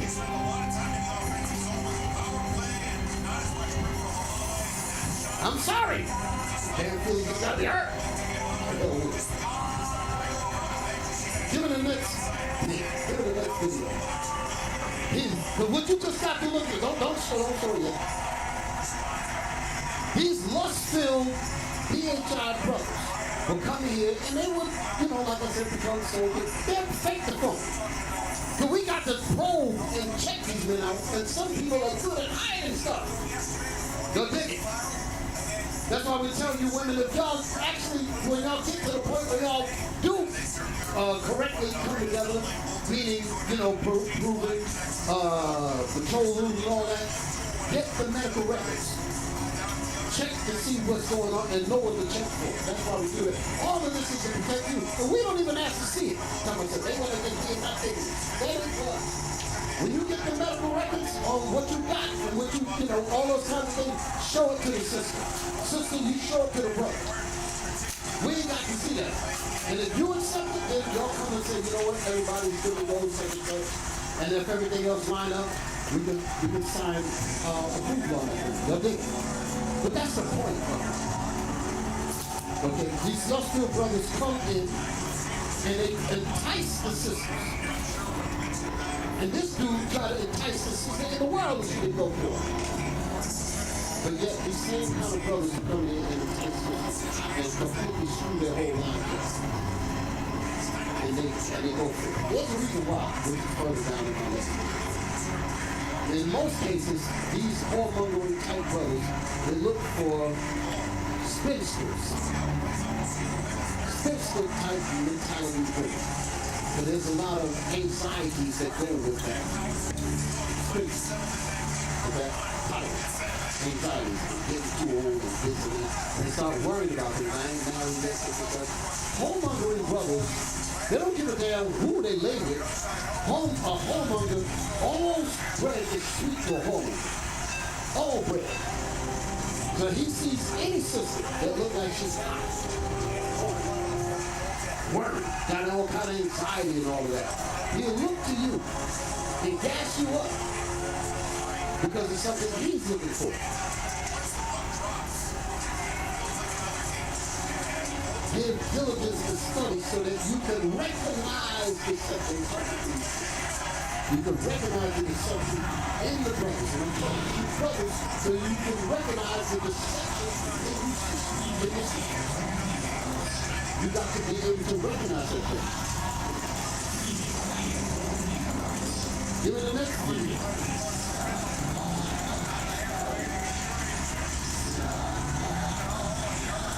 So basically what you do is you go over to the girl house, you know what I'm saying? This is the first time she let you come to, you know what I'm saying? You gotta hit her at her house the first time. This is the only way to play it. Stop. So now, I did this on the Bible book of our fathers. You can watch it for the land. And they say, damn, y'all so good with the damn, I don't know how long this has on. But I was like stopping at every word because I know that there was a point that was being missed. There's a point that's being missed in terms of what this brother did. This brother was not looking to love the woman. The objective was to live in the. That's what people miss. That's why I had to break it down. Play it again. I ain't gonna do what I did last time. I'm gonna get past it when we get over it. But if you want to get that long breakdown, just go to the Bible book of our fathers. Last time I was going to have it all. Y'all already do this. You all right? Play it again. So basically what you do is you go over to the girl house, you know what I'm saying? This is the first time she let you come to, you know what I'm saying? You gotta hit her at her house the first time. Stop. He said you got to hit her at her house. There's a reason for that. That's a girl's space. Your house is your safe space. And he already labeled you in your safe space. That means you have no other safe space that you can go to that's not affected by it. You know what I'm saying? You hit her, and he said you got to hit her at her house. Because whenever I leave that bedroom or wherever we did it at, she's gonna always remember me being in there at her sacred place. Her brain's on frizzle frazzle like this one. He said that's the only way the plan's gonna work. What plan? The plan to move in. That's what he said. Play it again. This is what everybody missed. Play it again. So basically what you do is you go over to girl house, you know what I'm saying? This is the first time she let you come through, you know what I'm saying? You gotta hit her at her house the first time. This is the only way the plan's gonna work. So you get her to let you come over here and hit her at her crib. Dog it down, you feel me? Beat the goonies all the way down, you feel me? And then fall asleep. You know what I'm saying? Now, he said fall asleep. You might not want to fall asleep, but if you don't fall asleep, you're messing up the plan. He said your plan is to get in there. You might not want to go to sleep. He said, but you do that, you're messing up the plan. I ain't telling you go in there and fall in love with it. I'm telling you how to get in there so you get the plan. Go to sleep. But I ain't sleeping, but you don't want what I'm telling you what you're supposed to get. You want the place. Go ahead. But you gotta make sure it's on the day that you know she gotta go to work. So stop. But the only time you go over there and hit her at her house, go to sleep, it's all a plan. He said, and you got to do it on the day that she has to go to work the next day. Don't show up that she got the next day off. No matter how bad you want it. He said, don't do that. Your plan is to get the place. So you got to go over there where you know you got to go to work. So what is the plan? Is the plan really about her? No. Go ahead. You feel me? So you come over there, kill it, fall asleep. If she wake up in the morning and just go to work and don't wake you up and tell you to leave or nothing like that, then just don't never leave. Post up, you know what I'm saying? When she come back, be there, you know what I'm saying? Dishes washed, you feel me? Like, you cook some little burgers, little Philly burgers, put some little hamburger meat in the freezer, make some little Philly hamburger and fries, some shit on work, like, blunt roll, like, you in there. Like that night. He said, hold it. Notice what he said. The plan is to get in there. The plan is to get in there. This is not funny. I know it sounds like I'm making fun, but my point is, you women, you got to be on guard for shit like this. This is not funny. These men are doing this to daughters, damn it. Fathers are responsible for women. There's no woman on this planet that a man is not responsible for. At no time in her life, even if she's a widow, there's still men that is responsible for her. Then you just gonna come and run game on her. So he said, put some little chili burgers, blunt roll, all that crap to fry her brain, make her think it's about her. It ain't about her at all. Billy Dabble on the burger, Wolf on the glee. Your father, go behind the elders and the fathers, and you go entice the door. That is even instruction. I want to do this. Exodus 20, verse 17. I'm going to show y'all something. And then you're going to come in here and try to hit us with Exodus 22. And didn't even know that 17 was right behind it. And it's still the whole damn thing. That's crazy. Exodus chapter 20, verse 17. Thou shalt not covet thy neighbor's house. What does the word covet mean? Just yell it out. Huh? Desire? Somebody just said desire. I desire a lot of things. That doesn't mean What does it mean to covet? Put it up here. Put it up. What does it mean to covet? Since we get on these screens. What does it mean to covet? Real quick. Come on. That's what it says. Okay, well, let's see what it says.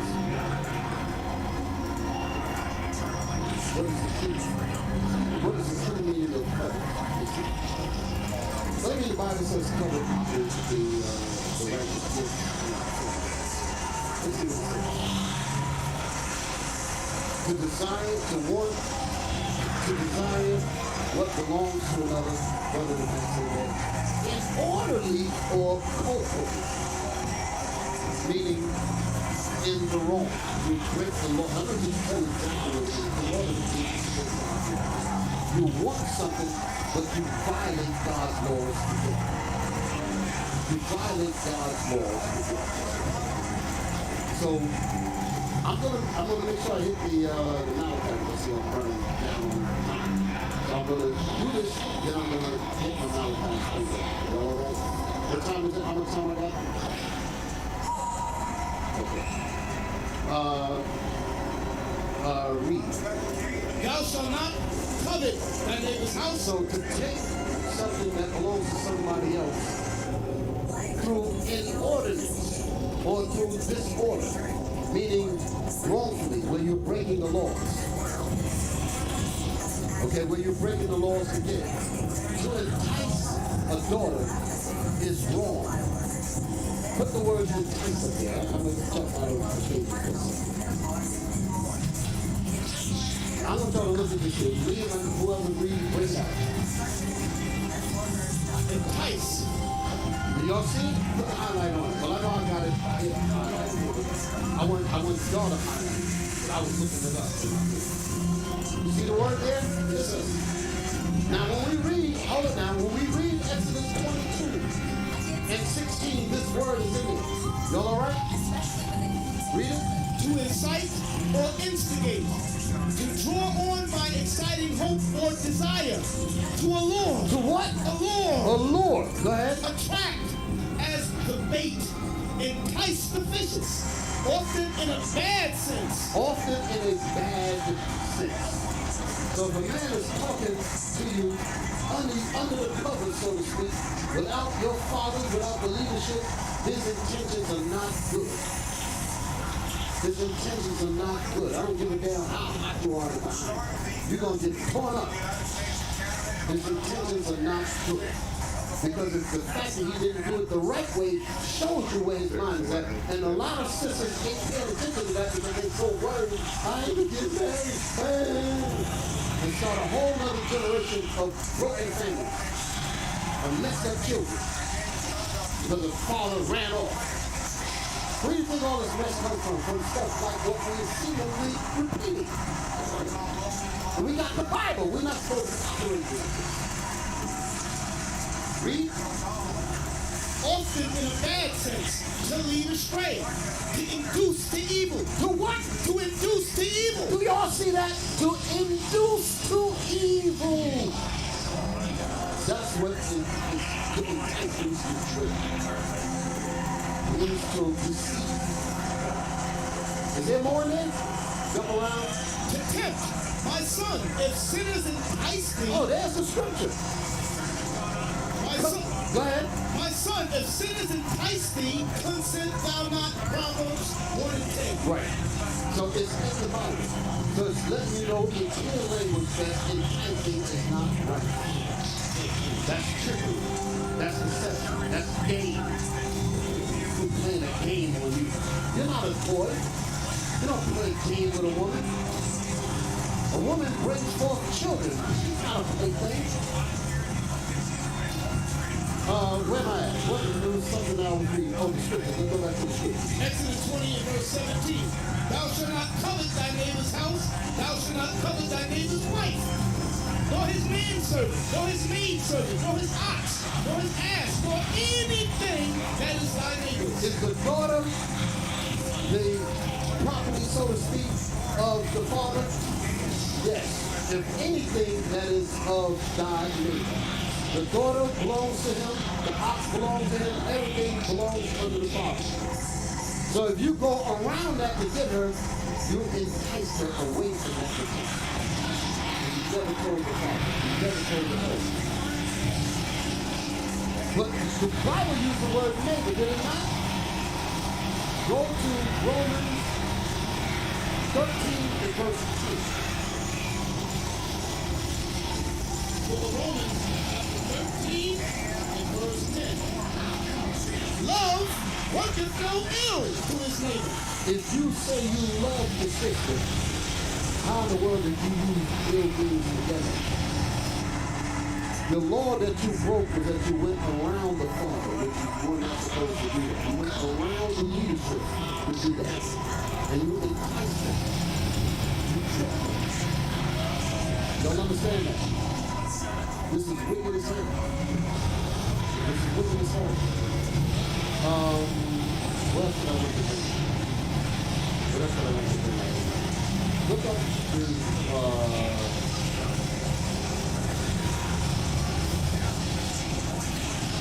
go to the thumbnail that I put up there.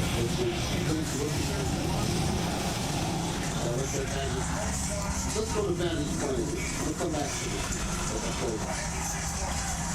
Read that. This is what we try to do as leaders. We look out for you. And look out for you first.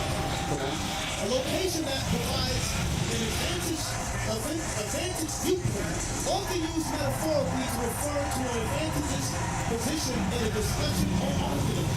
Definition: a position or place that offers a good view or perspective. So that's the vantage point that we have as leadership over our houses, over our daughters, over our sons, over our children. If somebody wants to allure you away from that father's protection, that's what is filled in your life. So that was done in witness, but then after that, you come and say, oh, we keep the law of God, while bringing forth Exodus 22 and 16. Not even realizing that 17 says the father is still over her. The elders are still over her. That's the point. The elders are still over her. And they're looking at the vantage point, irregardless of what stuff you went through in her ear, we see down the road where that's going to go. And we will make the decision as father. Now, she has an actual father that override it. That's it. But many of the sisters come in, they don't have a contact with their father. You feel me? But if they have a father here that eventually feel like they respect, however, she wants to lead with this brother. You will go. But if it's up to us, we have to do it. So we see that. And if we see them face, we have to do it. Why we feel the way? And we make it fit. That's what I'm so, all right? 2 Peter chapter 1, verse 4. I'm making this point. Give diligence, brothers and sisters. Second Peter chapter 1. And that's video. Verse 4. Whereby are given unto us exceeding great and precious promises, that by these ye might be partakers of the divine nature, having escaped the corruption that is in the world through lust. And besides this, given all diligence. So as you brothers and sisters come in here, you're supposed to be escaping from the worldly elements. You're supposed to really, truly be repentant. When you look on the other side of the aisle, you're supposed to be looking for right, not looking for the other side. You're taking a step for lust. And the same thing is going on the other side. Ain't nobody really trying to bring forth righteousness as we do when we are not outside. When we have our marriages, the thing that we say the most to all of us, at least I do. I know we all say it. We all say it. This is the day that the Lord has made. Between you two, you can bring forth righteousness right from you two right here. And the Lord is in agreement with it. The angels and everybody's in agreement with it. That's what you want. Then, and I think I heard you say that when you do that, you got a whole community that's behind you.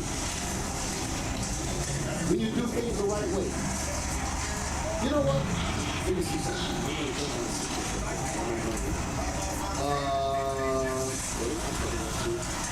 Next part of vantage point.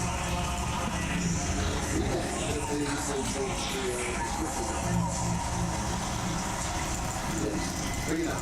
Yes, sir.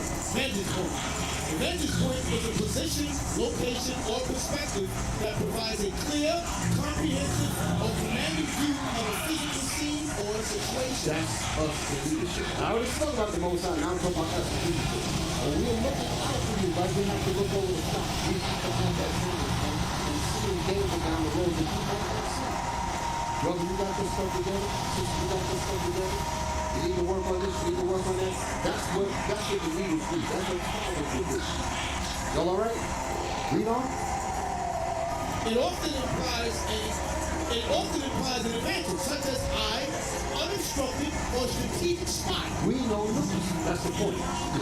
We have an unobstructed view. We know the games that Negroes run. We know the games that sisters run. And we said, sister, you need to change that behavior before you need to take that behavior. Brother, you need to change that behavior before you take that behavior.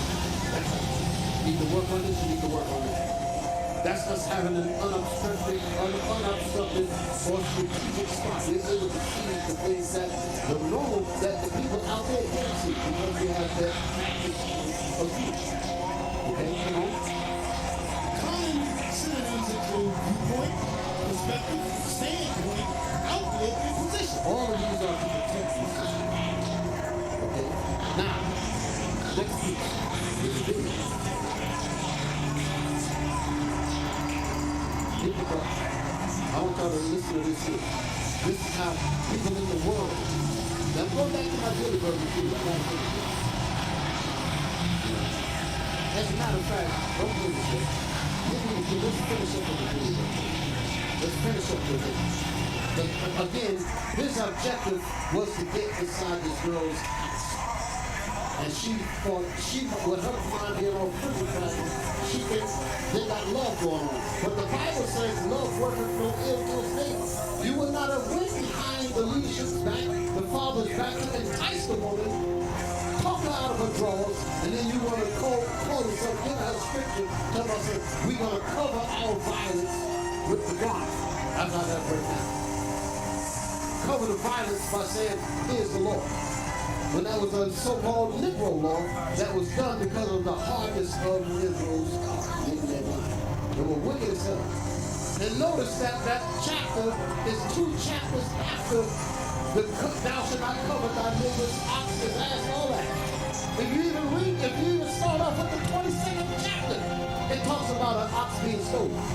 Let's get that. Let's jump around. Let's get that. I gotta read this. Let's get that. Now, the 20th chapter record what's known as the Ten Commandments, correct? Y'all all right? I don't hear y'all. Okay, so in chapter 20, from that chapter 20 all the way to 22 and beyond, it's talking about wrongdoing. I'm just going to the 22nd chapter to get to the point. 22 and 1.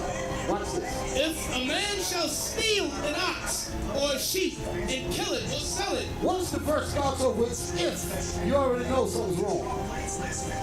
Besides the commandments, but if you go off from even the commandments, then you must do this as well. In other words, you did not listen to the law, you went beyond that, and then we still have to bring some kind of civilized mandate to keep you from being totally wicked. Because that's what was happening. Read that. If a man shall steal an ox or a sheep and kill it or sell it, he shall restore 5 oxen for an ox. Why is it saying that he must restore 5 oxen for the first ox that he stole? Because the father and the owner was violated. Look up the word violence. I know I'm jumping around. Y'all help me out. Help me stay on track. I know I'm trying to hurt us a little bit. Put up violence that we showed last night.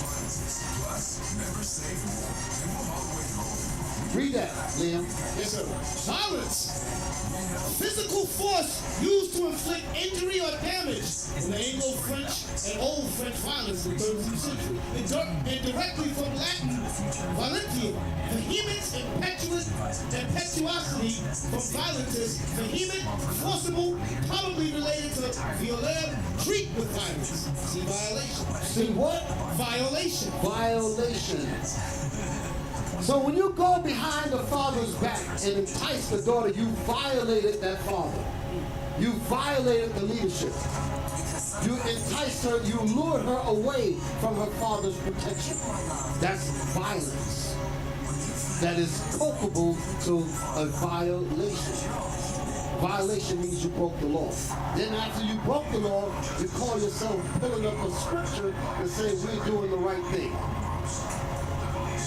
That's how one covers evil with their garment. I'm explaining exactly why I use those words. Y'all all right? With time running, y'all don't have to do this. I don't have to go back through this and finish this up. Let's read the Exodus 22:16. Let's read that. Exodus 22:16. Don't let me forget, I gotta bring out what I said I was gonna bring out. Not only that, the rules. Yes, I gotta do that. I gotta stop. Exodus 22:16. And if a man entice a maid. So this is an if means there's cases where this might happen because of Negro women. Y'all all right? I'm gonna move kind of fast to get the points in. So y'all gotta get your notes together. Read that again. And if a man entice a maid that is not betrothed and lie with her, he shall surely endow her to be his wife. That's what Negroes run with all throughout the schools. A lot of everybody's running with that. We now show me the ones that we post on Instagram. I'm gonna show y'all some distinctions here. The Instagram ones. Y'all might have to move out of sequence of this. I gotta break my code here. The Instagram one. No, brothers. The thing that it's in my stuff here. Move the cursor up and down. Move the telegram up and down. Find what I'm asking for. I forgot what I was asking. What was I just asking? The Instagram thing, right? The Instagram thing. It says, and it uses the scripture. Exodus 20. Did I put it in? Congressional district lines are an independent and bipartisan, and no one believes that one. I was the original member of Virginia's Now, sisters, all right? Y'all paying attention? Y'all paying attention? That video that Bishop showed of the young girl since she was out at dinner, she saw an Israelite. She had to basically correct her. It's a shame. Because the Israelites, we may not like some of the things we say, but we look at it. That's why she was able to say, you bring me your own law. That's embarrassing. But what's really bad is we got sisters in the truth that let a man lay with us. He ain't come to her fathers later and say, hey, you want to make this and try to do it. The woman in the world had enough wisdom to say, no, that ain't right. Y'all being hypocrites. I'm gonna tell you all a funny story. I'm from New York. My family was broken up in 1975. Our family split. My mother took myself, my sister, and my two brothers. We was down. We had our father stayed in New York. I was a wild kid. When I say wild, a typical New York, I was like 11 years old. And I still had, when you were young, you played nasty games. I remember playing when I was in New York. Nasty games with girls and all that. Nobody remember. Y'all dig it? I get down south now. I'm sitting in class. 6th grade. And there's this girl. And I write a note. And I send her a note. My nasty self. Don't look at me straight when I say this. I write on the note. Brother, that don't make no memes. I don't see. And they follow me the rest of my life. But I sent her a note and I said, on it, I want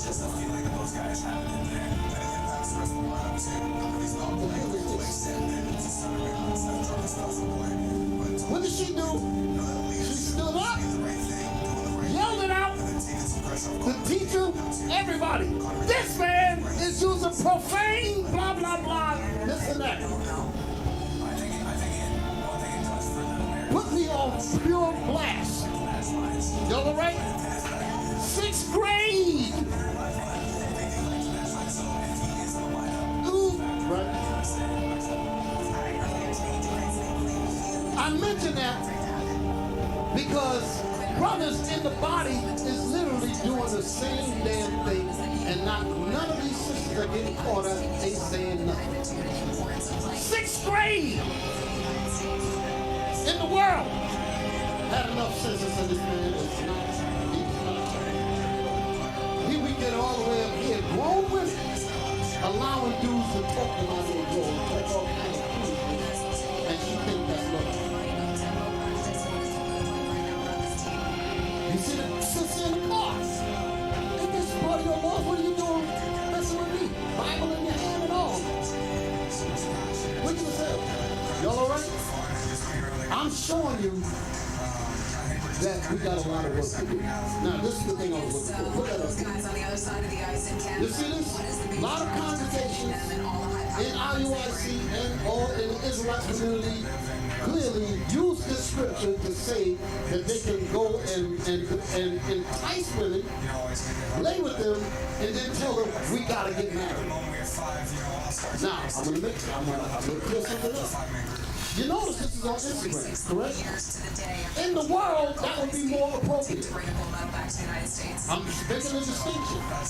Because the girl that's out there in the street, she doesn't have a father that knows better. The brothers that's laying with her, the least thing you can do is take her. You can leave that in that context. There is no father to go to, that's my point. There is no leadership to go to when you got men out there in the street dealing. The least thing that you can do is at least, when you find the father, say, listen, I lay with your daughter, the least that I can do is take her as my wife. You understand?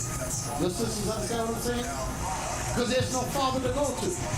There's no leadership to go to. That's out the world. So this is befitting. There's nothing wrong with this at the time. But when you try to use that in here and act as if the sisters are not cared for, act as if there's no fathers, if there's no leadership, that's when the verse after this comes into play. Okay, let's go to the Bible. Let's read it.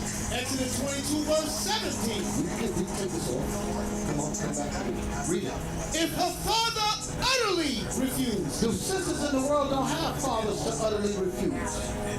But in here, we do. Because we have a vantage point of seeing where you're going to lead the sister. The brothers are, the sister in the world, her father ain't in her life for no kind of connection at all.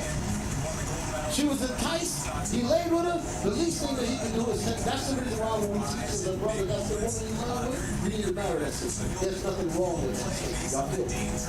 But if you come up in here, or if you have a father that's literally over you, you're supposed to go to the father first before you even think about saying anything. Y'all understand? And if you violate that, that's violence against that man. And that's the reason why you have to give 5 oxen for the first one that you sold. Because you have to pay restitution for the violent actions that you did against that father. That's the reason why it's written that way. Restitution. Because you violated it. And the father looked at it and said, I don't want no damn ox for nothing. I'm not letting you take her because I don't want her to be totally destroyed. So the father utterly refused. You know what it means to utterly, when it says utterly refuse? Why is it using those words? Utterly refuse. That means he's cursing. He's throwing stuff. He went and grabbed the shotty. He's on all those levels. He utterly refused. It's nicely written, but you can imagine his head is on fire. He utterly refused. The hell, you understand? You're on that level. He's saying, no, hell no. Yes, my daughter was dumb enough to lay down with you, but I'm not giving her to you. So she have to sit here with that stain on her. So that'll teach her ass to be closed the next time somebody says something to her. You understand that? I know I'm speaking rough, I'm sorry. But we got to stop this kind of stuff. Brothers coming up talking about some Exodus 22:16 and the sisters think they ain't right, but they ain't studying. Nobody's telling them any damn thing. No. Oh. Let's see what. Go back to Peter, try to get my thoughts together. Peter, how much time I got? About 10 minutes. Okay. Give me Malachi. Let me do it. Let me go right to the thing. Let me read it.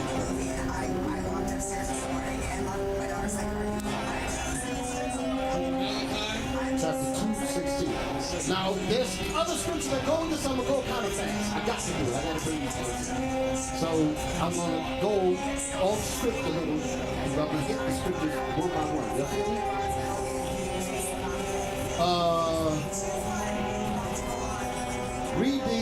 Read the Exodus. Let me just go through it. Exodus 22:16 to 17. Read them both together. Come on. Exodus 22:16. And if a man entice a maid and is not betrothed to lie with her, he shall surely endow her to be his wife. If a father utterly refuses. If the father utterly refuses because I don't know you. I did not approve this, but she's my daughter. And I see that you're going to do harm to her. That's the vantage point that the father had. The same vantage point that Jacob had. The same vantage point that the 12 brothers had. Listen to the Levites, for example. That's the same vantage point that they say you're not taking her. You know what's amazing about that? Jacob was like, why? Why you all went and did all this destruction? And their answer to him was, do you realize that he made a whore out of our daughter, out of our sister? Because he was worried that all those African nations was going to come down on small Israel. They was worried about that thing. And then they said, okay, regardless of all of that, you cannot have her. So we just got to risk it. That's what they were saying. We just got to risk it. We're not letting her go off with you, even though you entice her and you defile her. Okay, where am I? Read. If her father utterly refused to give her unto him, he shall pay money according to the dowry of virgins. So do y'all get this? So he's got to pay, but he still ain't getting the daughter. Somebody might say, well, okay, he pays her, he gets to take her. Give me the other scripture where he used the principle. What's that, Leviticus? Leviticus 6? Watch this. Leviticus chapter 6 and verse 4. Yes, sir. Then it shall be, because he hath sinned and is guilty, that he shall restore that which he took violently away. That he took what? Violently away. To entice that daughter, you violated, which equates to violence. You violated him, and you took the daughter against the father's wishes. That's violence. You violated him. Read that again. Then it shall be, because he hath sinned and is guilty, that he shall restore that which he took violently away. So he got to restore what he took. Go ahead. Or the thing which he hath deceitfully gotten. That he did that mess that we got through, was that out of deceit? Talk to me. That was deceit that went down. That he deceitfully got. Her fathers didn't know nothing about it. Leadership didn't know nothing about it. Nobody knew nothing about it. And it was discovered by a sister. They weren't even going to say nothing even then. That's deceit. How the hell you going to say that? How the hell you going to come up later and tell us, here's the law?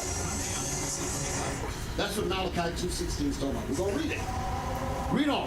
Or that which was delivered him to keep, or the lost thing which he found. Listen. Or all that about which he hath sworn falsely, he shall even restore it in the principle. He shall even restore it in the principle. What does the principle mean?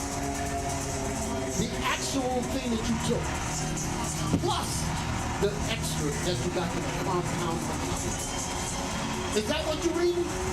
Read it again. Read the statement. Is there more in it? Or all that about which he hath sworn falsely, he shall even restore it in the principle, and shall add the fifth part more thereto. You see that? He shall add the fifth part along with the principle. So you're not getting the daughter. And you still got to pay the father. You still So that's the reason why the judgment goes the way it does. You will not land that type of example for the rest of you sisters, for you to be beguiled and for a wicked brother to say we're applying Exodus 22:16. That's a damn lie. Is there more on that? That's it? And add the fifth part more thereto, and give it unto him to whom it appertaineth in the day of his trespass offering. So there you go. Y'all understand that? Now give me the New Testament. Give me the New Testament. Give me where the Pharisees challenged Moses about the divorcement. Another Negro law. Matthew 19:3. The Pharisees also came unto him, tempting him, and saying unto him, Is it lawful for a man to put away his wife for every cause? And he answered and said unto them, Have you not read that he which made them at the beginning made them male and female? So this is Christ dealing with the Pharisees, telling them y'all wicked as hell. Because they're trying to use Moses' law. This is going into Deuteronomy 24, so you can understand that's where it's coming from. Read that again. Have you not read that he which made them at the beginning made them male and female? Don't you realize that the way God set it up from the beginning, that there was no such thing as divorce? What the hell are you talking about? Are you trying to quote Moses? Here's a Negro trying to quote Exodus 22:16. Read. And said, For this cause shall a man leave father and mother, and shall cleave to his wife. That's the way it's supposed to be. Read on. And they twain shall be one flesh. And they two shall be one flesh. Go ahead. Wherefore there are no more twain, but one flesh. That's what we try to teach all in here. Go ahead. What therefore God hath joined together, let not man put asunder. God did not put these backdoor marriages together. God did not do that. Okay? That's why love worketh no ill to his neighbor. That's the reason why that was so important. Because you will not do evil to call yourself love. You don't love nothing but your own lust. Go ahead. They say unto him, Why did Moses then command to give a writing of divorcement and to put her away? He saith unto them, Moses, because of the hardness of your hearts. Did y'all see that?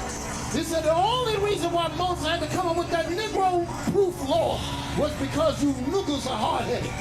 And you're giving Moses hell. But in the beginning, it was not so. That's the point there. You feel me? That's the reason why that was written. So that you can't come up with that and say, we're in righteousness.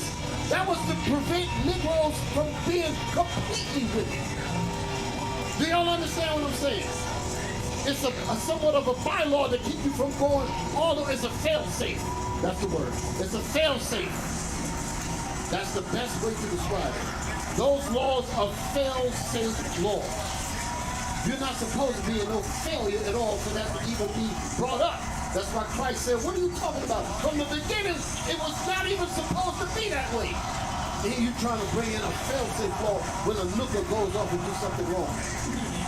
That's the point there. Y'all understand that? This is the kind of crap we got to look out for. Sisters and brothers, watch yourselves. Hold yourself in the diligence of the scriptures. And study. Stop playing games. Now, go to Malachi. Let me deal with Malachi. Malachi chapter 2. 16 and 17. Watch this. Malachi chapter 2, verse 16. For the Lord, the God of Israel, saith that he hateth putting away. So what was the subject matter about? The priests putting away their wives. This was some evil wickedness that was going on among the priests. And they had to be checked. Y'all hear me? Y'all listening? Sisters, y'all with me? I want y'all to pay attention. Go ahead. For one covereth violence with his garment. For one covering what? Violence. Violence is equal to violation. That's what we were talking about earlier, correct? Y'all with me? So one covering violence with his what? Garment. With his garment. What does his garment, what does the garment mean? What does the garment mean? Go to Matthew 23. Give me the verse about Moses' seat. Is that what I'm looking for? For they sit? Give me that. Matthew chapter 23. Go down to where it gets into Well, start reading. Yes, Matthew 23 and verse 2, saying, the scribes and the Pharisees sit in Moses' seat. Come on. All therefore whatsoever they bid you observe, that observe and do, but do not ye after their works. These are the same dudes that were trying to mess with Christ in the 19th chapter. Go ahead. That's when they came to him with a Negro law, a fail-safe law, when Christ had to take them all back to the beginning and say, well, there would be no need for a fail-safe law if you was keeping the commandments of God. That's the whole point. Y'all understand that? You sisters got to be smart. That 6th grader was smart. That sister in the car was smart. And I have to know that you're way beyond all of that. Come on, read. For they say and do not. For they bind heavy burdens and grievous to be borne, and lay them on men's shoulders, but they themselves will not move them with one of their fingers. For all their works they do, but to be seen of men. They make broad their phylacteries. That's the part that I want. What verse is that? That's verse 5. That's what I want. That's the verse. Read that again. Matthew 23, verse 5. For all their works they do, but to be seen of men, they make broad their phylacteries, and enlarge the borders of their garments. The borders of your garment has what on it, class? Fringes. What do those fringes represent? They represent the laws. Do they not? Understand where I'm going? The fringes represent the laws. So when a man goes back to Malachi 2. Malachi 2:16. For the Lord, the God of Israel, saith that he hated putting away. For one covereth violence with For his, one covered violence, the violations with what? with his garment. With his garment. In other words, he did evil, but he's trying to use a fail-safe law to say that we are correct. He's given a sister a so-called law in the Bible. When I say so-called, meaning it's a fail-safe law to prevent Negro from going to the X power. That's not how it's supposed to be. You come up with that and step past the fact that you deceived together. You covered violence and you said we're in the scriptures. This is big caught. Y'all understand what I'm saying? Sisters, do y'all really see the point that I'm making? Read the rest of that thing. For one covereth violence with his garment, saith the Lord of hosts. Therefore take heed to your spirit, that ye deal not treacherously. So the violence is these people dealing treacherously with the wives, but yet they're saying that we're in the scripture. That's what they're covering it up in. Saying they trying to come up with these liberal laws and say we're all right. Go ahead. Ye have wearied the Lord with your words. The Lord said, COPS. You have wearied the Lord with your lies. Go ahead. Even though you use a scripture. Understand this. A lot of people don't get this understanding. They're not catching this. Read that again. Ye have wearied the Lord with your words. Yet ye say, wherein have we wearied him? So they answer back and say, where have we wearied the Lord? We got Exodus 22:16. That's in the Bible. That's what they're saying. Y'all digging this? But the point is being overcast about the wickedness that you're doing by putting your wives away. What were they actually saying here? What were they actually referring to when they said that? Read that statement again. Yet ye say, wherein have we wearied him? Wherein have we wearied the Lord? Because we keep the commandments. Go to Matthew, go to Deuteronomy 24. This is what they were talking about. This is what they were talking about. Matthew 24. I'm sorry, Deuteronomy. Yes, sir. Deuteronomy 24:1.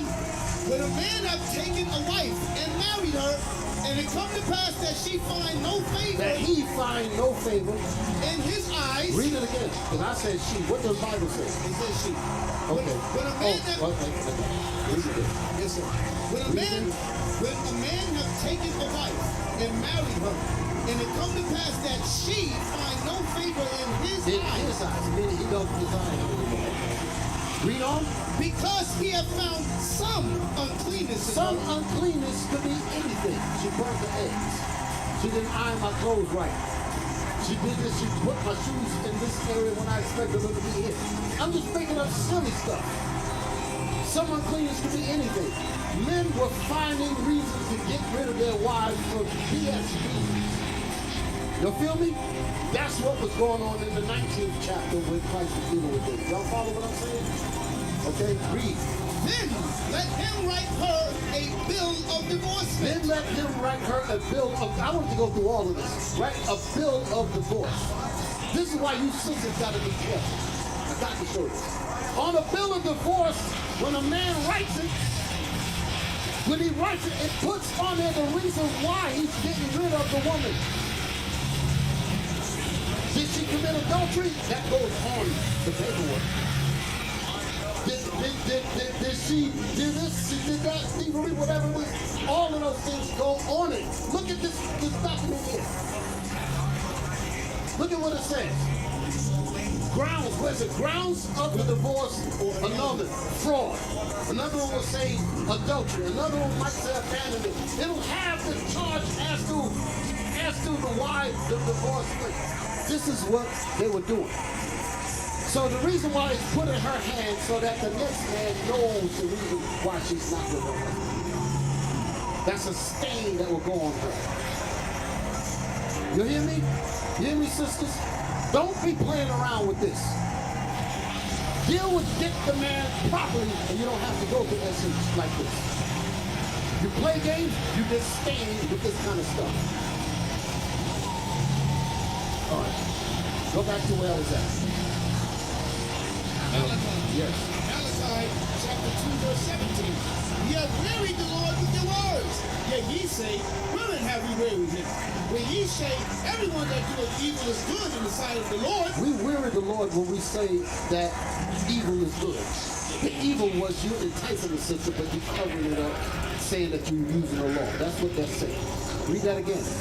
When ye say, everyone that doeth evil is good in the sight of the Lord. You weary the Lord by saying that what happens when you entice that sister, you saying that that's by the Bible. You weary the Lord by trying to use the words in the Bible against righteousness. Like you're gonna take the daughter from the father. That's wicked as hell. In this case, the father utterly refused. You can read another one in Deuteronomy where to say, pay him, and you don't hear nothing else about it. Because she didn't fight. But if the father utterly refused, she ain't going nowhere.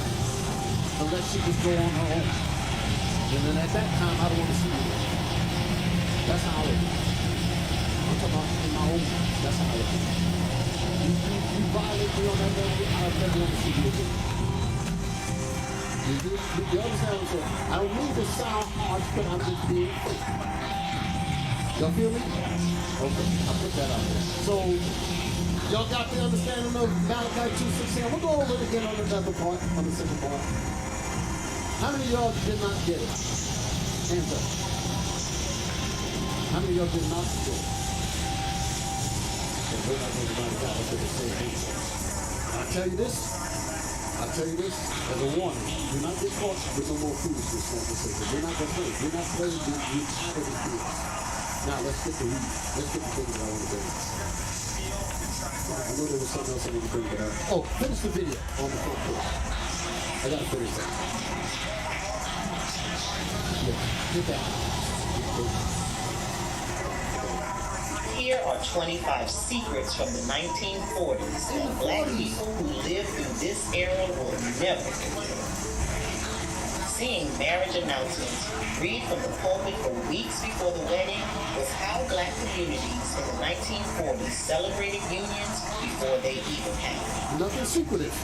Preachers would stand before the congregation and announce that Brother Johnson intended to marry Sister Williams, giving the community time to offer blessings, advice, and wisdom. These announcements were not just formalities. They were public declarations that brought families together and made the marriage a community event. Young couples knew their commitment was witnessed by everyone who married, and that knowledge carried weight. The weeks leading up to the wedding became a time of preparation for the entire church family. Elders would pull the groom aside after service to share wisdom about providing for a family. Older women would visit the bride to teach her recipes and household skills. By the wedding day, the couple had been wrapped in a network of support that would follow them for decades. Courting on front porches under the watchful eyes of parents and neighbors was the foundation of Black romance in the 1940s. Young men who wanted to pursue a young woman had to sit on her family's porch in plain view of everything, their intentions clear and their behavior impeccable. There was no sneaking around, no secret meetings, and no rushing into anything physical. The porch became a testing ground where character was revealed through conversation, patience, and respect. Parents observed how a young man treated their daughter and whether he showed up when he said he would. Neighbors noticed too, and word traveled fast if someone acted out of line. This public courtship built trust between families before any wedding was discussed. Young women learned to expect respect because they had never known anything else. Young men understood that earning a woman's hand and earning her family's approval first. The front porch was where marriages began with accountability and intention. Where So did y'all get that? Yes, sir. Where do you find enticement in that? There you go. The fathers know, if it's done on the front porch, everybody in the community know that's what you're doing.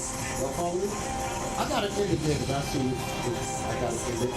What I'm going to do, I'm going to say this here on all your groups across, how you want to see it. I'm going to put I've already approved it with the leadership. We're going to institute that thing. We're not dealing with no more of these back doors. We're not dealing with that door. That's done. We're not dealing with that. Okay? We're not having it.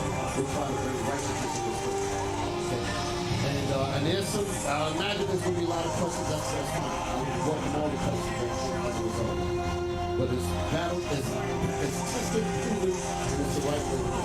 We have to stop this. We cannot allow for people to think that they can do backdoor and think that they're going to be all right and still sit up in here giving y'all the impression that they can do the same thing. I just showed you that that's wicked as hell. You covered the violence of violating the father by enticing the daughter to pulling her away from her protection, to lay with her, then you would have come to use a Negro law talking about something, oh, we in the Bible. That's the violence being covered with your so-called garment. With the fringes, the long fringes that the parents used to do. Just like these men that deal with you women, and be the women deal with the men, same thing. Y'all both got to watch out. Y'all all right? Right, with that, I had a lot more, whole lot more, but I got to stop here. My time is up. We're probably doing part 2 on this, Lord willing, next week. I got to finish this. All praise to the Lord. Yeah!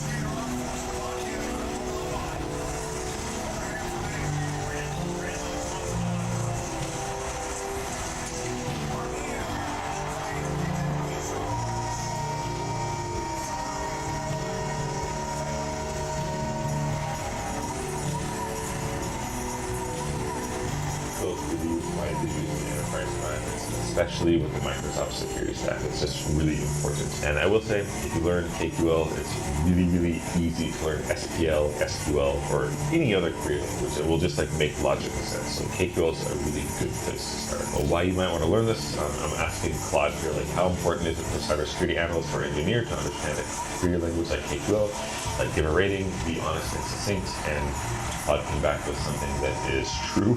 Basically, KQL specifically has become near essential if you want to work anywhere in the Microsoft ecosystem. Sentinel Defender Log Analytics, which is a huge chunk of enterprise security, which is absolutely true. And it's used in tasks like threat hunting, alert tuning and creation, incident investigation, and building dashboards and reports. And it's a huge differentiator between an L1 analyst or an L2 or L3 analyst. It's just really important to know. And just if you want to get a sense for like why you might want to learn KQL or like what it means or like what kind of jobs you can expect to have, if you go to Indeed and you just type KQL, you just search for KQL straight up, you can get a sense for like where it's used and like what kind of job titles it is. Like so senior security engineer, cybersecurity analyst, Azure security specialist, Azure administrator, security and identity, cloud security subject matter expert. And you can just like go through these and then look at the job descriptions, look at the pay, look at the titles to just kind of get an idea. It's like one of those baseline skills where you better just learn it if you want to work in any kind of like technical security. As far as like salary goes, I averaged all of these out with ChatGPT, and it said the average salary was like 104K, at least in Indeed. So that's just like, based on the different jobs that match KQL keyword. Before we start getting into actually like KQL, like what KQL is, like how to use it and the syntax and everything, we're going to first cover what logs actually are, because logs are the things that we're querying with KQL, and we need to get a sense for what they are, and like what's inside of them, and where they came from. We're going to talk about the network architecture and the environment where the logs from this lesson are coming from. So my company trains basically security operations professionals and SOC analysts in our production environment. And that environment has a lot of users and traffic and computers and firewalls and a bunch of stuff in it. So I'm going to talk about that environment a bit, just so you have a sense of where the logs are coming from. And then we're going to get into the basics of KQL and KQL syntax using those production logs. And then at the end of this lesson, we're going to put everything together and do an actual threat hunt end-to-end, like from start to finish, so you have an idea of how to query logs, how, like, at least how I might be thinking when I'm looking for flags, right, when I'm looking for indicators of compromise. And full transparency, like probably the main reason I'm making this course, because our company, we do like a bi-weekly threat hunt, or a threat hunt every week. It's an elaborate capture the flag event, and we give away $1,000 in prizes, or slightly over this, to 10 different people. And we have like an internship component in the company, and as part of the internship pipeline, it's required to complete at least one community threat hunt. So I want to make that much more accessible to people, because threat hunting it's a bit intimidating, because you have to know like the environment, you have to know what logs are, and you have to know how to do the query with KQL and understand a bunch of stuff. It's not that hard, but people tend to think, they tend to feel intimidated by it. So I'm just making this video to break everything down and explain everything as simply as possible, and then talk about my thought process when I'm actually hunting for logs. If you're already in the cyber range, like you're a member, like you're onboarded to my company, all you have to do is open up the log analytics workspace for the cyber range like this, and then we can just start working in there. But if you're not in the company and you don't want to join, you can kind of set up a similar environment to this on your own. And I'll put a link in the description for how to like set up your Azure tenant, how to create virtual machine, how to forward the logs and everything. The only difference between like that and then actually joining the cyber range and onboarding to the company is like your environment's basically empty. Like ours has a lot of activity in it. So there's like a ton of logs to create like organic traffic and log on activity and like all this stuff. So you'll be able to like query logs, but your environment's like, it's going to be empty, right? Unless you make some logs in it yourself. And then I'll also include this sample log export in the form of like a Google Sheets if you just want to like kick back and like look through stuff as I'm talking about it. But I will say, like, really quickly before we get started, if you do want to like onboard and like join the cyber range, so you see like the same stuff we're saying in querying the production logs, like after you get signed up and you get logged into the cyber range, it's going to look something like this. And then normally, just for like reference, or so you know, It's like a classroom, and the thing that we're covering is like inside of this lesson already, and you can still go through it and like make perfect sense, but I just want to like let you know, like if you go through the CyberRange normally, you're gonna like get instructions on how to like onboard or like get your credentials and everything. But if you just like join the CyberRange like right now and you just want to like go through the course and then do the other stuff later, like after you get logged in, if you go to community and then you go to like account resets and then you click this top link, this is what you use to provision your account. You just put your email address here that you used to join the platform and then say submit, and you wait a few seconds and then it will email your credentials to you. And then it will look something like this. You'll have your Azure username and password. Once you get logged into Azure, it will look like this, and then you'll search like Log Analytics Workspace, and you click on this, and then you'll select Law CyberRange, and then you'll select Logs. And then this is the screen that we're going to be doing all of the queries in and all of the log analysis. So getting right into the lesson, I'm actually going to turn my camera off from here on out because I don't think it's really necessary. It's just going to cover up the screen. So basically, we're going to cover what logs actually are first, how they're stored, and then we're going to give a really good analogy or an example for what KQL actually is. And we don't have to do any technical stuff in this part. You can just kind of kick back and watch. I'm going to show you an example of some logs. But you can, if you want to like open up a Google Sheets spreadsheet version of them to kind of look around at them, feel free to do that. But basically, logs are digital records of everything that happens on your system. It could be literally anything. Like you try to log into the computer, you successfully log in, you fail to log in, you open Firefox, you open Chrome, you create a file, you open one, you update a file, you delete a file, you connect to a website. Like literally, like any of these things have potential to be logged, right? And then normally, like when something gets quote unquote logged, it will look something similar to this, and it will actually exist on the computer itself.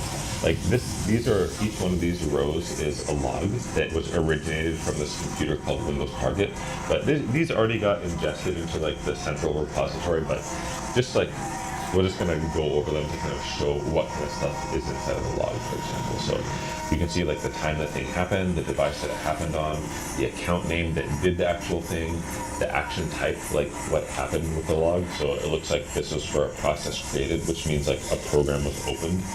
And the specific file name was msedge.exe. There's actually more columns in this. I just like selected only those. So for example, if I clear this and run it again, there's a ton of stuff, a lot of stuff. Folder path, initiating process account name, and a bunch of stuff. I don't know what all of this is. It's just a lot. So you can get an idea. When something happens on a system, some log will be created locally by default, and by default, the log will just stay on the computer. Until it gets overwritten, right? Or until it gets deleted or something else happens to it. But normally, in an enterprise environment, we have some setup that looks something similar to this. So this is my company where we train the SOC analysts, like the CyberRange, a really simple image of what it looks like. It's basically exposed to the internet. People are continuously attacking it. There's a bunch of virtual machines. There's about 200 the last day I saw. And then all these like dotted lines are representations of sending different types of logs to our central location, the Log Analytics Workspace. And that's basically what this is, where we can query the different logs. All these logs from the different things in the environment are getting sent to the central location. So this is like Enter ID, aka Azure Active Directory. When somebody logs into Azure portal, right, logs will get created in here. Or if they fail to log in, or like do a bunch of other stuff too, right, logs will get created and then sent here. And then the subscription logs, when somebody creates a virtual machine or deletes a virtual machine or creates a workbook or like literally anything in the portal, the logs will get loaded to here. And then these are all the individual virtual machine logs. We're primarily going to be working with these for the course and then throughout the threat hunt. And then this is one of the CyberRange firewalls, aka network security group. So the firewall logs are getting sent into here as well. Just a ton of logs are getting sent in here, just to give you an intuition. So if a breach or something happens, or if there's some kind of security incident or event, if you don't have logs, there's quite literally nothing you can do because you won't know what happened, right? You won't have this breadcrumb trail of different stuff a user or some program or some computer did. They're really, really, really important to do incident response and to do alerting, to create dashboards. You need to have logs. And it's possible like some systems won't create logs by default, or the logs that they create by default will be like not very like detailed or verbose. And you can always, like, not always, but you can usually increase the verbosity of the logs, like to log more stuff, basically. But they're really, really important to understand, like, what's going on in your environment. So getting into how logs are actually stored, like we said, originally when the logs are created, they're usually just like sitting on whatever device they're created on, like a firewall. They're sitting on like the local storage of the firewall or the local storage of the Windows machine. But in an enterprise environment, it's not like realistic to like log into like every machine when you want to inspect the logs, right? You need to like put them in a centralized location. And for us, and most like Microsoft's security stacks, you'll store the logs in something called a log analytics workspace, or sometimes in Azure Data Explorer. But for us in CyberRange, it's called the log analytics workspace. And you can think about this in a bunch of different ways. You can think about it kind of like the easiest way is a collection of ginormous Excel spreadsheets, right? So something like this. You can just think about it like this. It's probably the easiest way to think about it. So whenever some event happens on some computer, a record gets inserted into the ginormous, gigantic spreadsheet. But the difference is, inside of a spreadsheet, I think the most rows you can have is like 1 million rows or something like this. But the amount of data that's stored in the log analytics workspace is like literally staggering. There's like a ton of logs in here. You cannot fit all of them in a normal spreadsheet. To give you some kind of idea of how much actual data is stored in this, like our production environment with CyberRange, it has about maybe 1,000 users on it or so. It constantly gets attacked. There's about 200 virtual machines, 2 firewalls, and then we have like our normal Azure instance, right? So to give you an idea, this is like the usage chart for only the last 90 days in the CyberRange. So I basically took this, I went to Claude, I pasted it. I didn't even like show all the logs. I showed most of them, but I asked it like, if these were on physical paper, how many pages would it be, and how tall would the stack of paper be? But if we printed out all of these logs in the CyberRange only in the last 90 days, it would fill roughly 9 to 18 million pages, and it would form a stack of paper 1 to 2 kilometers tall, with 1.2 kilometers being the most realistic estimate. That is a literal ton of logs, and the reason you need KQL is because you cannot like just look through all those logs with your human eyes and just find stuff that you need to find. You have to use a query language in order to narrow it down as much as possible.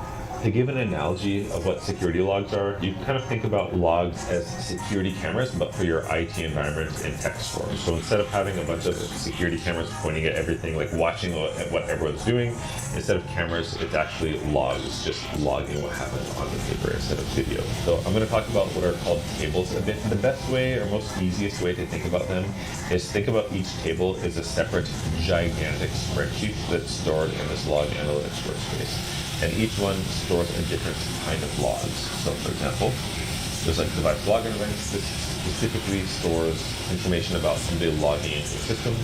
Then device process events. This specifically stores information about people executing programs, like starting a program in PowerShell, Firefox, etc.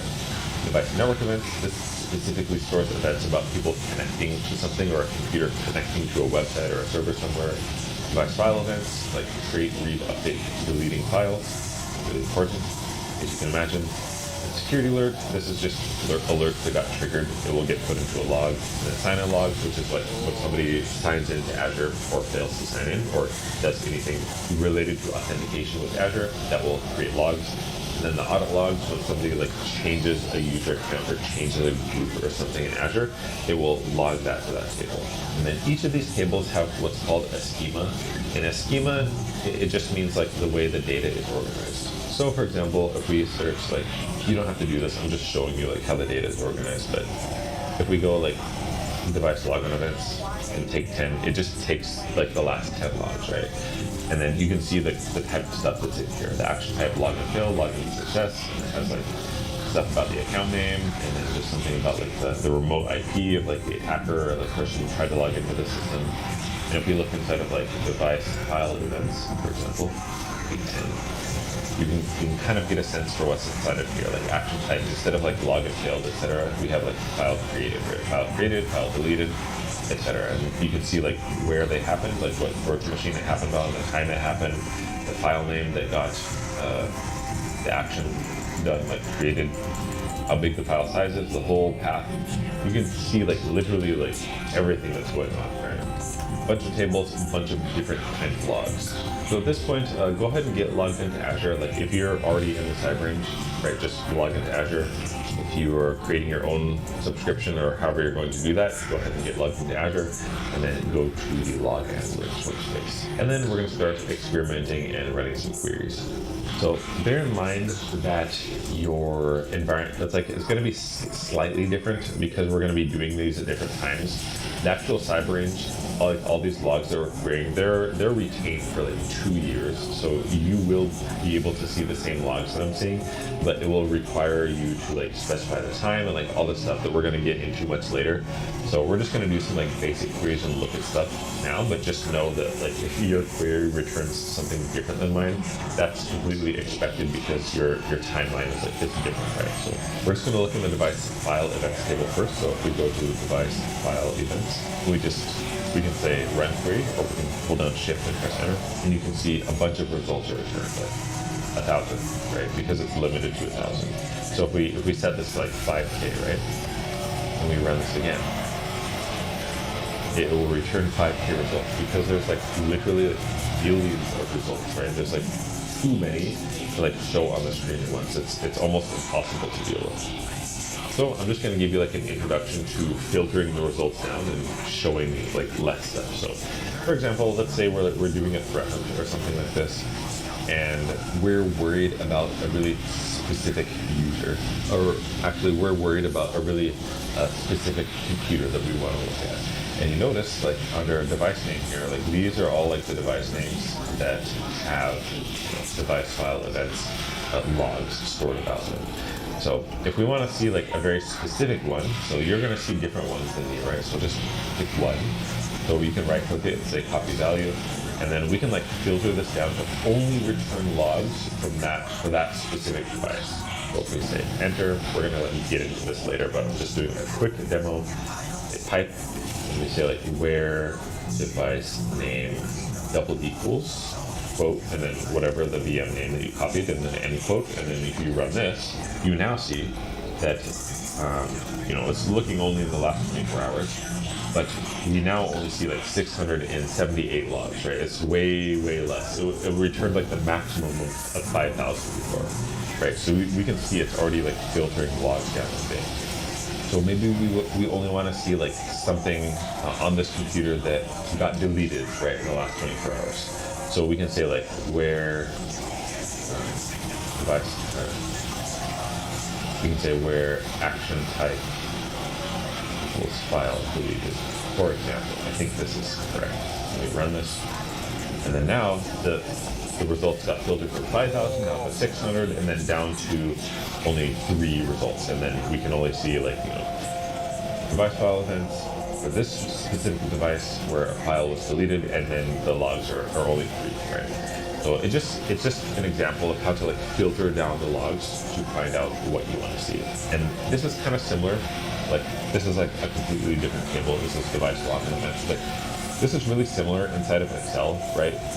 When you want to like filter a column or something. So this particular spreadsheet has, you can open this if you want, but this particular spreadsheet has like 5,000 rows in it or something like this.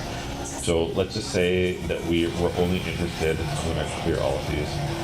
We're only interested in the account name admin1. Logs with the account name admin1. So we check this, and then now this giant thing gets filtered down to only 3 logs, and then we can like take our time to like slowly inspect this. We can see that somebody tried to log in to these computers with that account name, admin1, from these remote IP addresses, and the login failed, according to this.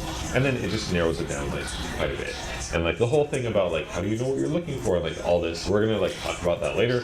I'm just giving you an example of like why KQL is important and how you can filter down giant log sizes. Like you can filter down like a giant log to return only the records that you're interested in.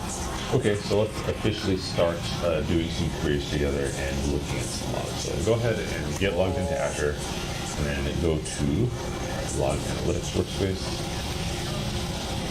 Log Analytics Workspace. I'm already here, but I'm just showing you. And then open up the lost side range workspace if you're in side range. If you're not, open up your own and go to logs. And first thing we're going to look at, and by the way, you can always click this like table thing here, and then you can see a list of different tables. There's like a literal, there's a ton of tables for a lot of different stuff. A ton of logs, but we're going to mostly use the stuff in the Microsoft Sentinel table.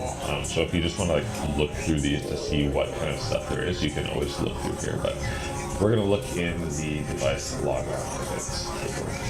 And there's official like explanations for all of these different tables inside Microsoft Docs. You can always just read them if you want. So the device log events table and advanced sending schema contains information about user logins and other authentication events on devices. Use this reference to construct queries that return information from this table, and it will like explain like all different columns and everything there is to know about this table. So just FYI, this kind of thing exists. So we're just going to type device login events, and we're just going to run the query as is, and we can get a sense for what kind of stuff is in here. These are all the columns. Each row represents a different log, so like a different event that happened on different computers. So we're just going to talk about general filters using pipe. So just try to get an intuition, like in the sense like if you do this, then this will happen, and if you do this, then that will happen. So if you just put the name of the table and run it, it will just dump the last X amount of logs that exist based on this filter here. So it's going to just show 1,000 logs, and if I say max limit, it's going to dump like I don't know how many it is. It's gonna dump a lot, and it costs money and like memory and stuff when you do this. So you always want to like reduce the amount of querying you do as much as you can. So for me, what I like to do when I just want to get a sense for what's inside of one of the tables, I will just type the table name and then a pipe, and then I'll say like take and then like some number. So like take 10 or like take 5 or 3 or something like this, and I'll just run this, shift enter or click run, and then it'll just return the last 3 logs. I believe it's the last 3 logs from whatever table you're looking at. So you can see these last 3 logs. These are logon events. So the first one is account name root had a successful, oh, that's interesting. It's probably okay. So the root account had a successful logon attempt against this computer or this device name.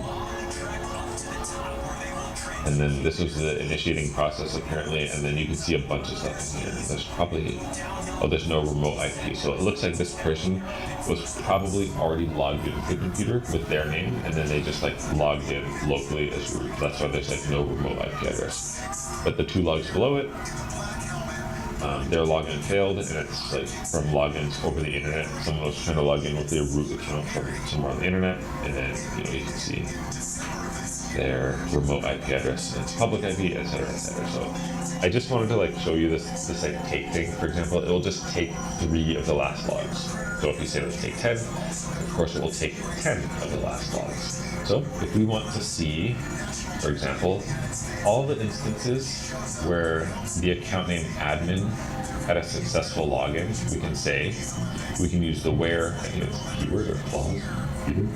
We can say device log events, type where account name equals root, and we can filter it down more. We can say where again. Well, let me just do this first. Okay. We'll just run this. Now it returned like it still returned 1,000 logs because there's like a ton of logs right in the last 24 hours where the account name was root. So maybe we only want to see like the successful logins where account name equals root. I think we can do this in 2 different ways. We can say like and what is this called? Action type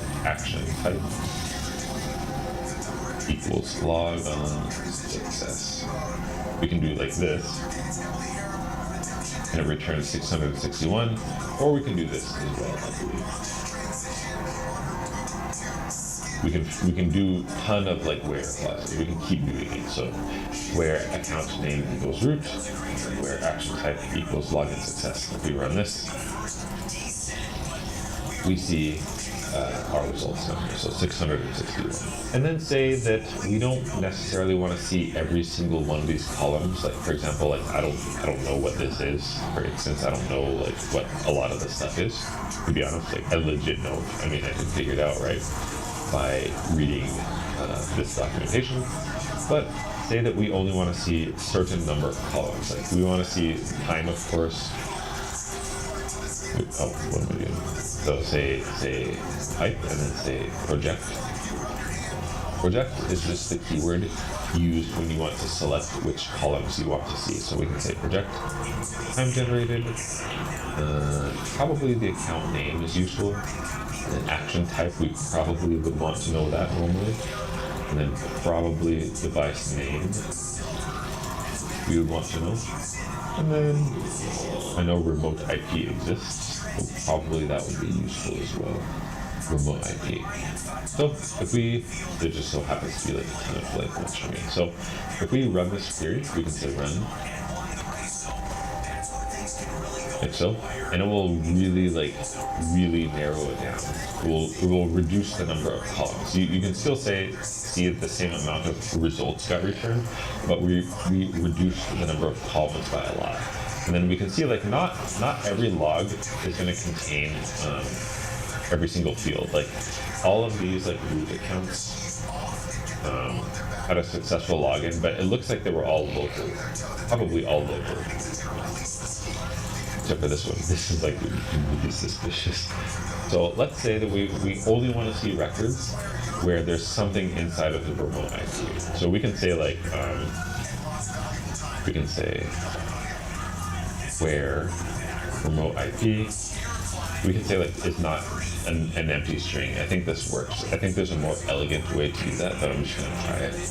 So now it returned only the records where there's something inside of remote IP, where the root account successfully logged into like any computer in our environment. And like logging in over the internet with a root account is already like really suspicious. So these legit might be a breach. So I'm just gonna like do a little side quest just to see. So I'll copy this IP address. I'll go to virus modal. I'll search it. And it is reported as being malicious and suspicious from 8 sites. So this is probably a legit breach.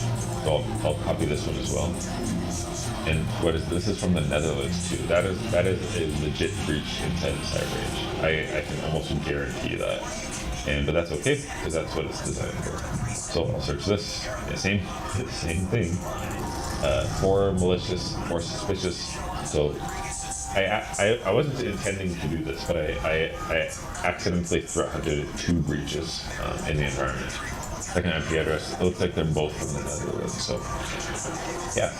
Hopefully this makes sense. And there's a lot of operators. This means equals, this means equals, this means does not equal, so it means is not empty, does not equal empty. And then there's a lot of different operators. So it's like greater than, less than, etc. So instead of like just showing you them all in like a textbook fashion, I'll just do some activities and then explain them along the way. So let's kind of like start this over again. We'll do device login events again. And we'll say where. So let me just like run this. We'll say where, say account name equals administrator. And by the way, KQL is case sensitive. Let me see if there's a capital A one. I'm not sure if there will be. Where account name equals administrator. And then say we want to see both login failed actions as well as login successes as well. I don't know if there's going to be any in this like data set. But instead of seeing like say we want to see both failed and success. So we can say like where action type in, we can do like a group, like this is how we do it. And we can say log on failed, log on success. I think log on success is correct.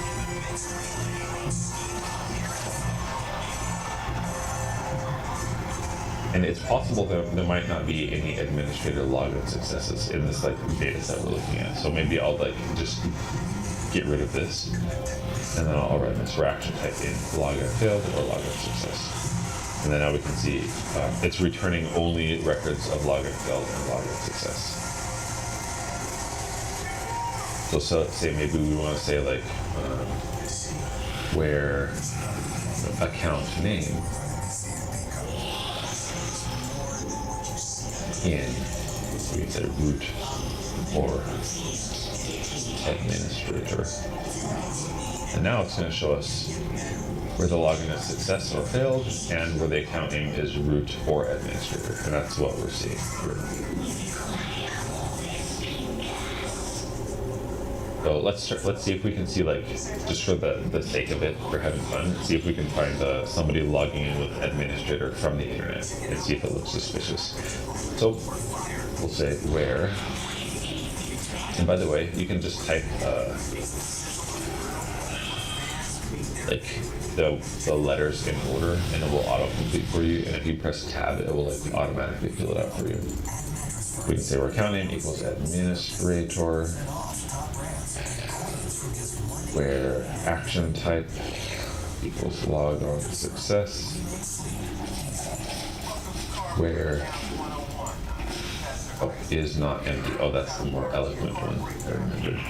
Where is not empty remote IP. So this means like where the remote IP has something inside. So I'll just like run these like one at a time. So we'll look at device login. And by the way, you can, if you do like this, you can see like it will like highlight when you click.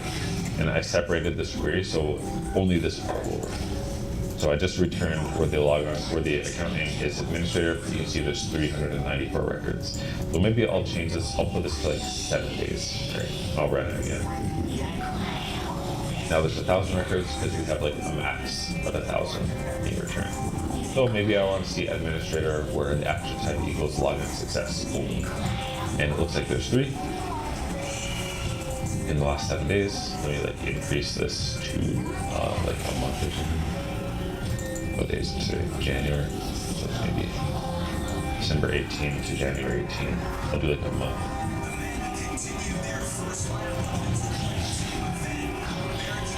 That's interesting. I would have expected to see more. Let me increase this range.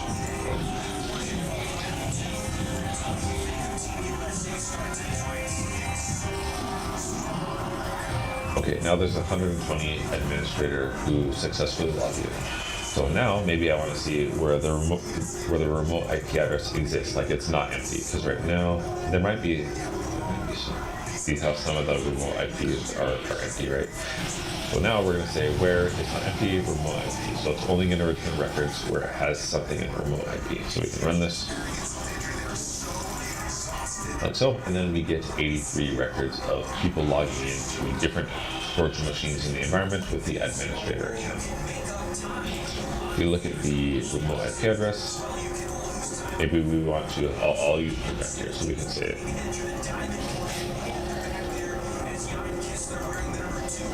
Maybe we only want to see engine project time generated,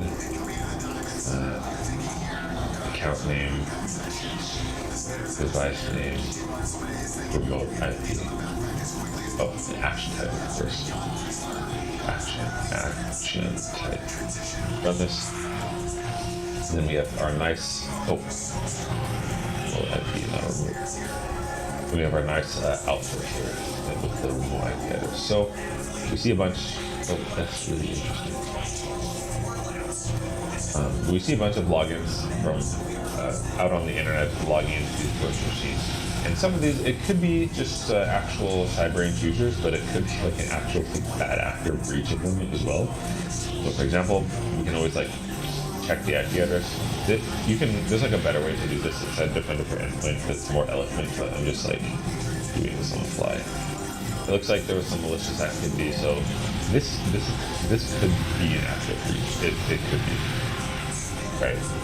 I'm not gonna like investigate it, but that's just like really, really basic, like entry-level threat hunting. Just see like who logged in from a computer from the public internet with an administrator account. Like in real life, this shouldn't happen because the firewall should block it. Like some kind of appliance should block it, but the CyberRange is open on purpose in order to create those type of events. So it's completely intentional. And then the last thing we're going to look at time ranges a bit. So maybe we want to see, so if we order this, maybe we want to see something that's in between two time ranges. So if you do this, you're going to see the exact same thing as me because we're going to control the time range. So for example, we can say device login events where time generated between, and then we can copy, I'll copy this, and then I'll put it here, and then I'll copy this, and put it here, and then you might not be able to copy these, but you can type, I'm sorry, it's going to be a bit of a pain, but you can type this out, and then run this. And then if you do it within like the last 2 years of me doing this in the side range, you're going to like see the same stuff here. So this is too many logs, so I'm going to say that where account name equals administrator. So device login events where the account name equals administrator, and then between these two dates. This is still like too much, so let's see. Maybe I'll get this guy's computer. So where device name equals this computer, big remediation. And then now there's 120 records. So if you type this exactly, and you're in the side range, you should see the exact number of logs, and you should see exactly everything because we specified an exact time range with an exact account name and an exact device name filters. So basically this command, the last command, like where time generated in between this time and that time, it just returns logs that are within a specific time range, right? Or if you want to return logs that are after or before a certain time range, we can do something like this. So for example, I'm just going to go device log events and I'll take 10. So for example, I can say like 60 minutes, for example, and this will return everything in the last 60 minutes. Like 8 logs in the last 60 minutes. Or I can say ago 1 day. Return all logs in the last day. I can say ago 5 minutes. Maybe there's going to be nothing in here. It's possible. Because it's like kind of too recent. Oh, there's like one. Very interesting. But coincidentally, it's a root login. So we'll be doing this a lot in the threat hunt. So you don't, and by the way, I want to say like, you don't have to memorize everything we're doing. Just try to understand what we're doing, right? Again, just try to understand it and be like, oh, that makes sense. This device login events will return all of the logs in device login events, and then this will like filter it down to only include the last 5 minutes. And it just turns out to be there's not any of it. There's not any. That's interesting because there was one just a second ago. I'm not sure what happened with that. So next we're going to look at the count and summarize by functionality, and this is really useful. It's a bit difficult to understand at first, but we will get through it. So if we go to device login events as usual. Run this for the last 4 hours. So let's select this. You see it returns 273 records. And if we do a pipe and we say count and we run this, we see it says 273 records here. And this is like not that useful, right? Because we can still, we could have seen that it had 273 records originally from the bottom right corner. So, but we can do something kind of useful with this. So for example, I'm going to project some stuff so it's like easy to understand. So I'll project time generated, account name, device name, action type, and remote IP. Oops. So I just run this so we can get a sense for what we're looking at. We see like this person from this remote IP failed to log in to this computer using the root username at this time. So that's pretty much all we're looking at here. So if we sort this by remote IP, we see like a bunch of different remote IPs, right? A bunch. So we can say summarize count by, and we can say device name, action type, and remote IP. And then I'll explain, like if you see the results, it might make sense, but we can just do this. And I'll just like sort this count field over here. So basically like what this means is this remote IP address failed to log into this device 98 times. That's pretty much all it's saying. And we can like rearrange this stuff so it makes more sense. Like so. So we can say this IP address failed to log into this computer one time. Is what we can do. And then this gives us like kind of a better picture of maybe some of the more prolific bad actors on our network. For example, if we want to see like how many times an action occurred. So like the records that, for example, this basically just counts up how many records have this for the remote IP address, this action time, and then for this device name. And there's 98 records that have that. That makes sense. So for example, if we just take out the device name and we run this, the record set is a bit less. We can see like this IP address failed to log into like some computers 98 times on our network. And this computer succeeded to log into some random computer, so we don't know because we removed it 97 times, for example. And then if we don't care about the action type, we just want to see records that have like the same remote IP address. We can run this. And then all this is saying is in the last 4 hours, there's 98 records with this IP address, 98 records with this IP address, 69 records that are blank, etc. So summarize, it just picks out, for example, summarize just picks out records that have the same property. So I'll do like one more. So you can say count, summarize, count by account name, for example, and action type. And like basically what this is saying is the root account successfully logged in 152 times somewhere in our environment. We don't know like where it was because of our query, but we know this account successfully logged in 152 times, for example. We add device name to the summary for these. We can say that root logged in successfully 111 times to this computer. Root logged in successfully 28 times to this computer. Root, or rather, administrator failed to log into this computer 25 times. Admin failed to log into this computer 25 times. It's just a way to like summarize and get a different view for things to see like volume based on certain properties. Hopefully this makes sense. So I'll do like a larger query and then we'll move on to the next one. So I'll say maybe the last 7 days, right? And we'll look in device login events, right? We're gonna look at account name, device name, action type, and remote IP. So we're gonna see this query would be like which remote IP address or bad actor on the internet is brute forcing our environment the most in the last, we can say, I'll do something interesting, maybe like the last month, right?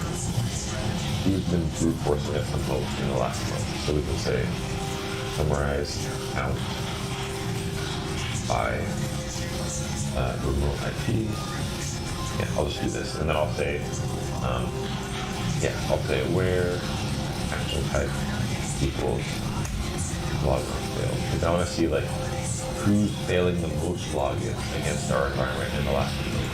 So where action type is failed, check these, and we're going to summarize by remote IP. So we're going to count up how many remote IPs, etc. So if we look at this, we sort this. We can see, oh, this is actually this temporary scan engine, so this like doesn't really count. But I don't know what this is, right? So let's see. It's probably very likely malicious. I'd be willing to bet like 6 figures this is malicious. And there's less than I thought, but 2 people noticed it as being malicious. And what is this country? Ukraine. Okay, it's probably not legit. So if we look at this, okay, this is random IP address failed to log into our environment 2,400 times in the last month. So I'll remove this clause, and we're just gonna see like I'm gonna put a comment here so we can like remember what the IP address was. This is a comment. So I'll run this again. Oh, I want to summarize by remote IP and action type. So let's see. So there's one login failed. I wonder if this like succeeded to log in anywhere. I guess it didn't. If we want to see if this person was able to log in anywhere, we can say something like where remote IP. Okay, let me do a query. Provide where remote IP equals this. Where action type equals log success. The last month. Probably not. It doesn't look like they're able to log in, but this IP address failed to log into our environment this many times. This IP address failed to log into our environment this many times. If we want to see exactly like where they failed to log in, we have to summarize by name as well, but just know it's going to increase the number of records here. And this time range is like too much, to be honest. I'll say 24 hours. You summarize a lot when I'm just trying to get a sense for like how many times a certain thing or a certain group of properties appears across logs together. And if you don't want this like count thing here, you can change this like this. Let me say like login attempts. We can have it be like a normal name instead of like this count and underscore. So if we run this gets renamed to login attempts. So this makes more sense, right? Grammatically speaking. So this remote IP address failed to log into this device 34 times. So it's at 34 login attempts. So there's quite a bit more that you can do with KQL. There's all kinds of acrobatics and crazy stuff that you can do, but I just wanted to introduce it up to this level just to get an idea for how to sort stuff, how to select stuff, how to summarize, how to look like at certain dates. Because if you know that much and you have like some intuition for how to do it or how to use KQL, how to filter for stuff, you can always fill in the gaps with ChatGPT or Claude or like whatever other LLM or AI that you want to use. So for now, we're just going to hop into the live threat hunt. I'm just going to do the threat hunt like raw and live. And so I might make mistakes and I might mess up or whatever, but I'll just talk through it and then explain things and talk about how I want people to think about doing the threat hunt and how to use AI to help you as well. So I'll explain about it a bit. Basically how it works, as you know, when you go to a computer and you do something, you create a file or whatever, you do stuff, it will create logs for like literally everything you do. So basically in the cyber range, we have threat hunt engineers who will like engineer a threat hunt. So they basically come up with a scenario in their head and then they act out the scenario on the network as a bad actor. And then when they're acting out the scenario, it's creating all of the necessary logs. Like say they got into a machine, they breached it, they like stole some documents, they did all this stuff, like ran some commands. All that stuff is logged and it leaves breadcrumbs behind. And that's like basically in a nutshell, that's like the threat hunt being engineered. Right. It's a lot of work actually, and it's a bit more complex than I'm making it sound, but that's pretty much how it is. So they'll act out a scenario on the network, make a bunch of logs, and then we'll launch that threat hunt, and then people will basically use KQL and then hunt for all the logs. And there's like what are called flags. It's like searching data in the logs. There's like 20 to 25 flags per hunt, and then when you find all of them, then you submit your report, and then you'll win based on how fast you are. So these days, like first place through third place is like about like 100, 115, 110, $100, and then we have like 7 more random winners for $100 each. So like these days it's like a total of $1,000 per hunt. But basically, I'm just going to do this hunt live, and then I'll just go through it, and then hopefully we can make sense of things. I'm just going to go through it like a normal cyber engineer. So this is the start here form, so we just going to click this, and we'll just go through the threat hunt. We'll just fill this out, schematic work, your full name, and then these are just like the explanations for how the threat hunt goes, like the investigation guide and everything. I encourage you to read through all this if you're in the cyber range, just to get a sense for how things work, but I'm just going to talk through it in this video. So basically, we're getting into the scenario. This was built by a guy named Muhammad A, aka Sync Logic, and he came up with a scenario. So, incident brief, ASCII import export. This is the scenario. A competitor undercut our 6-year shipping contract by exactly 3%. Our supplier contracts and pricing data then appeared on underground forums like on the dark web. So this is the company in question. 23 employers, shipping logistics in between Japan and Southeast Asia. And then we know for sure, or we highly suspect rather, that this particular system got compromised. And the available evidence we have are the Microsoft Defender for Endpoint logs, which is these logs here that we've been looking at for like the last 40 minutes or hour or whatever. Everything is logged inside of here.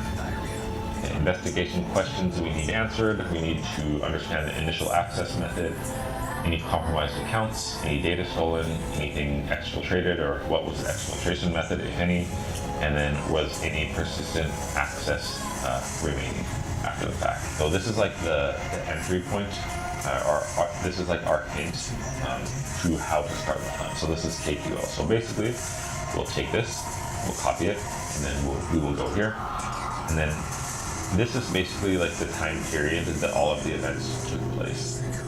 This needs to be time generated. So this is kind of like our root query, like the time frame for everything that took place. So I'll just run this query for now to start. And we'll go back here. When we're ready, say yes. We'll say next. And then this is how it goes. And then this is just kind of an explanation of how it works. But basically, there's a bunch of flags, like 20 flags for stuff we need to find, and they're kind of chained together. So we'll say yes, because we're ready, and this is how it starts. This is just kind of the instructions on how to actually do the threat hunt. But basically what it is, you'll start out with a flag, like it will tell you what to look for, and you need to use KQL to find it, and then enter the answer here. Then you can move on to the next flag, and the idea is you move through all of these, and the person who does it fastest, they'll get prizes. And then if you complete it at all within the week time period, then you have like a dice roll chance to win $100 as well. And on top of that, more importantly, you're going to learn how to threat hunt, and you're going to learn how to look at different logs and tables and stuff. And the threat hunt uses more than just device log and events table. I was just kind of using that in the lesson for ease of easing into learning KQL, but when we use different tables in this hunt, I'll kind of explain what those are. So getting into the very first flag, the remote desktop protocol connections leave network traces to identify the source of unauthorized access. Determining the origins helps with threat actor attribution and blocking ongoing attacks. Question: identify the source IP address of the remote desktop protocol connection. If you remember, we got this hint here that this device name was possibly breached, right? And then we got this KQL query, this starter query with the device name. It's in the device processing table, but it gives us a date range. So the question is asking identify the source IP address of the remote desktop protocol connection. So if that device was breached over the internet, we want to look probably in the device log and events table for people who would have logged into that device, and then we want to figure out what the IP address was. So this table is the device process events table. If we run it, the device process events table contains logs whenever an application is opened on a computer, like a process is started, a program is opened, etc. But the question is asking about the remote IP address of the person who accessed the computer, I believe it was, through the remote desktop connection. So I'm going to copy this, and then I know that I want to probably look in the device log and events table, because that's, when somebody logs into the computer with remote desktop protocol, it will show up in device log and events. And this is something you probably would have known if you're in the cyber branch, because we talked about it previously. But anyway, we'll just go to device, log on events, and then maybe I'll say where device name equals this. And then I want to look in between these dates as well, because I know, because of the hunt and our hint, everything happened between these dates.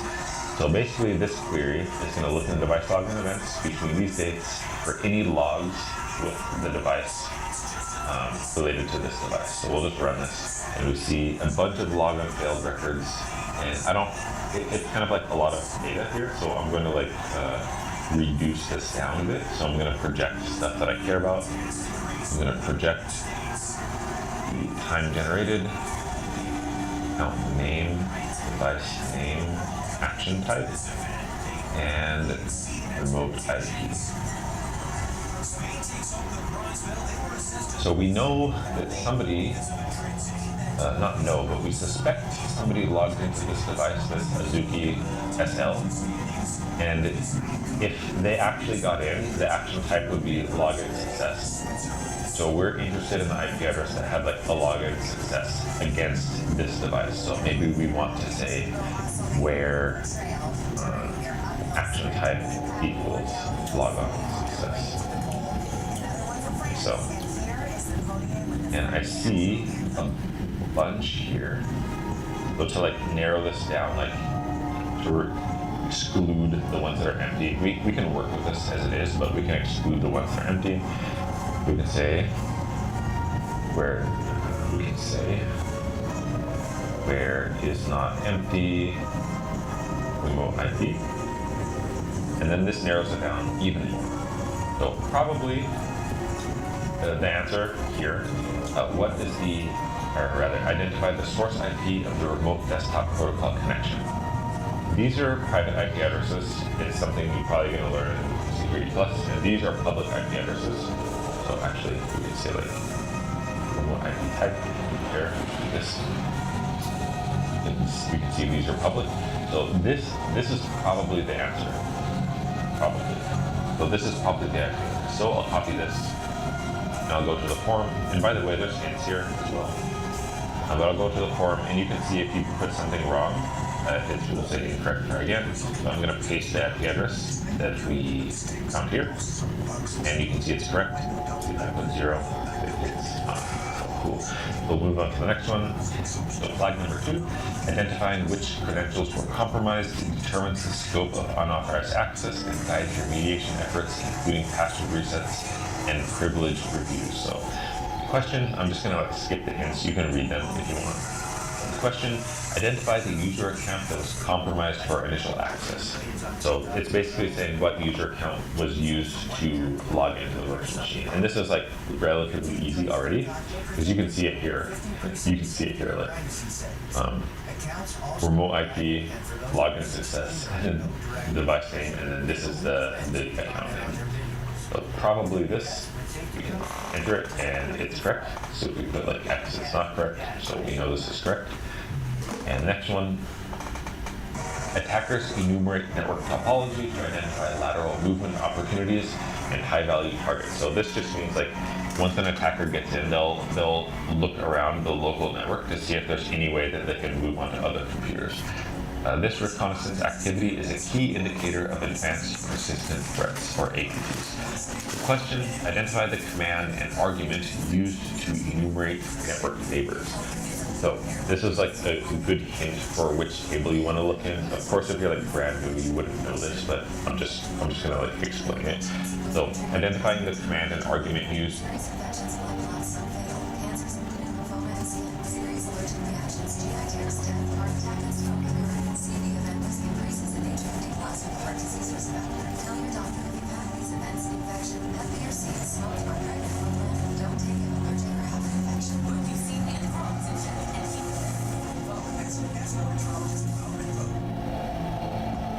Actually, Jesus never said that. Nowhere in the Bible do you see Jesus saying that pig is clean. And get this, you never ever see Jesus eating anything unclean. Likewise with his apostles, the prophets, you never ever, from Genesis to Revelation, none of those writers are eating anything unclean, including the pig. Friends, check out the text on your screen and study the truth for yourself and eat to the glory of God. That's right. So, Pastor Pam is prophesying after Baal. Read that bottom part again. Sir. The prophets prophesied. No, the pastor. The pastors also transgressed against me, and the prophets prophesied by Baal. That's what they're doing. Give me the next video. We're going to start at the 2-minute mark. 2 minutes. We're going to go to 2 minutes. It's going to cut it off. Write this down. 2 minutes, 3 minutes, 35 seconds. Then we're going to jump 6 minutes, 5 seconds to 7 minutes. We're going to jump again 11 minutes, 6 seconds to 13. Alright, so you got it? 2-minute mark to 3:35. 6:05 to 7:14. Then 11:56 to 13. Got it? All right. From 2-minute mark. So the question is about black men. Why they in the church? Right? Have you ever been swallowed up? Missed me.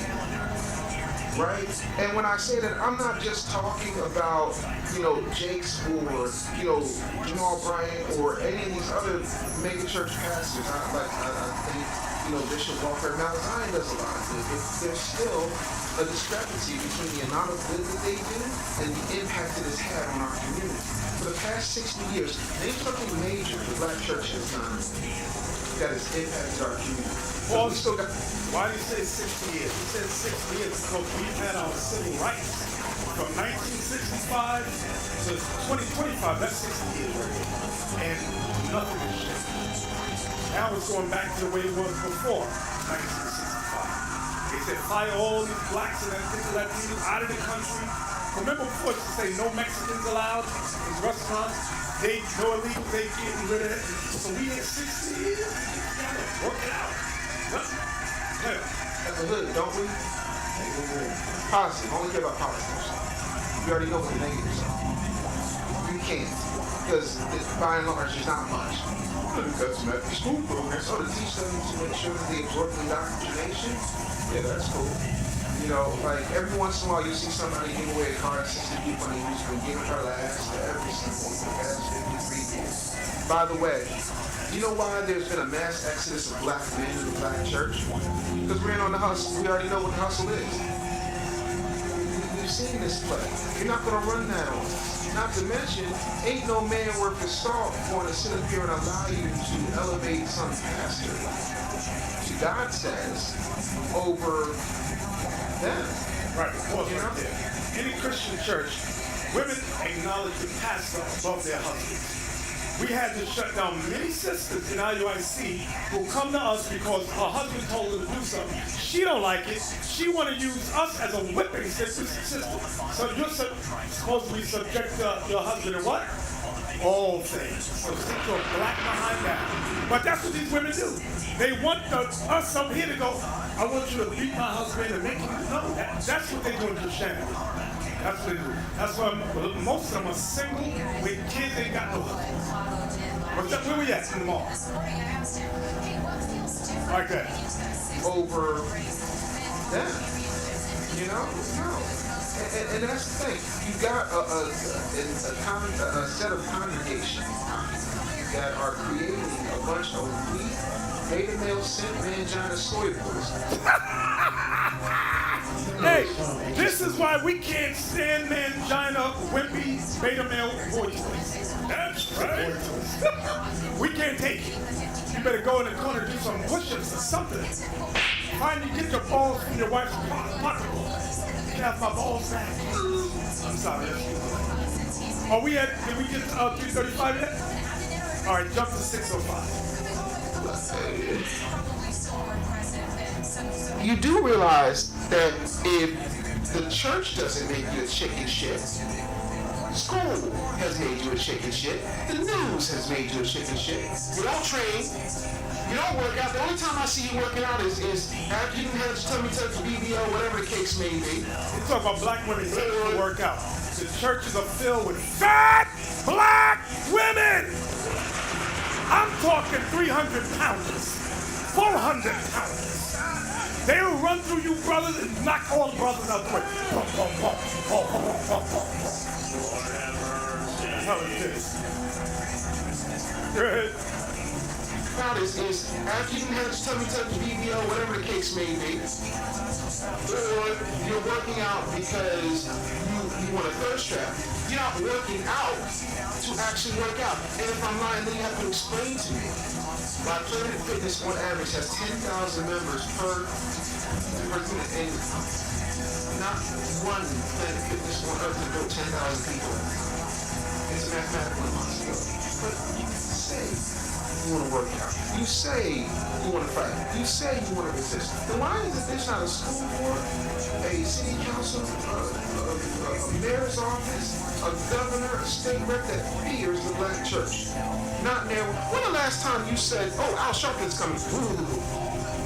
They never scared of Jakes. They never scared of Jamal, and that's no diss. I'm just stating facts. We're going to 7:14. Is that it? Go to 11:56. So the deity you say you worship is all the things you shun. By the way, put the government in its place. Render unto Caesar what is Caesar. You won't even go into church and say, "Listen, why you got a collection for a building fund and everything in this building is clean and pristine? Why you got an ATM 10 feet away from the sanctuary?" But you won't go in there and turn that ATM over, bust it up with some axes and say, "You turned my father's house into a den of thieves," but Jesus would. See, y'all love saying, "What would Jesus do?" You got your little bracelets and whatnot, like you're some type of Lance Armstrong, Livestrong reject with daggone bracelets. And you love the show. You love the choir, right? You so busy talking about, "Oh, you know, somebody got a little sugar in this thing." But so does your choir director, and you say nothing. Like, you're a bunch of hypocrites that wouldn't bust a grape in a fruit fight. Jesus would be ashamed of you if he was walking around here.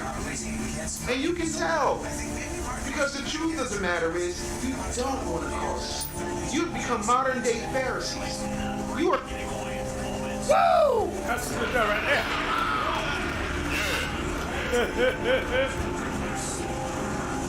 Officer Jello, read that again, verse 8. Yes, sir. Verse 8. The priest said not, "Where is the Lord?" And they that handle the law knew me not.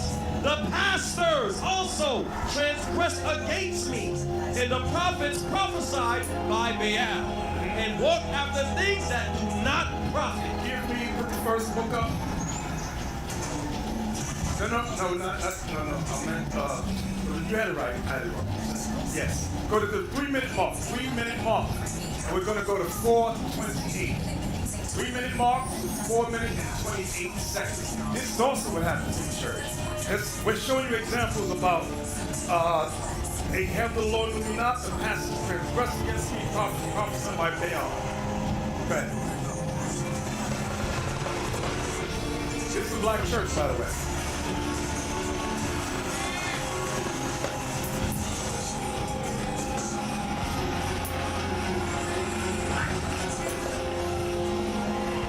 Okay, what are they learning? This is why black women love, they fill the church. Total foolishness.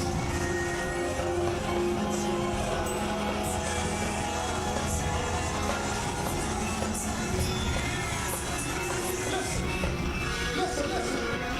This ain't for everybody. Because some of y'all spectating. I need some participators that can put a praise on it. Put a praise on it.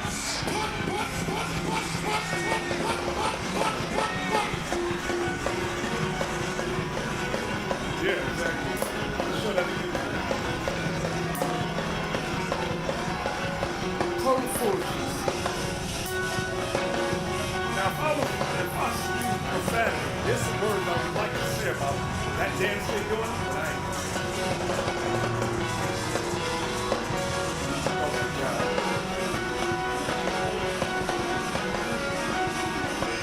Hey! Is that it? That's it.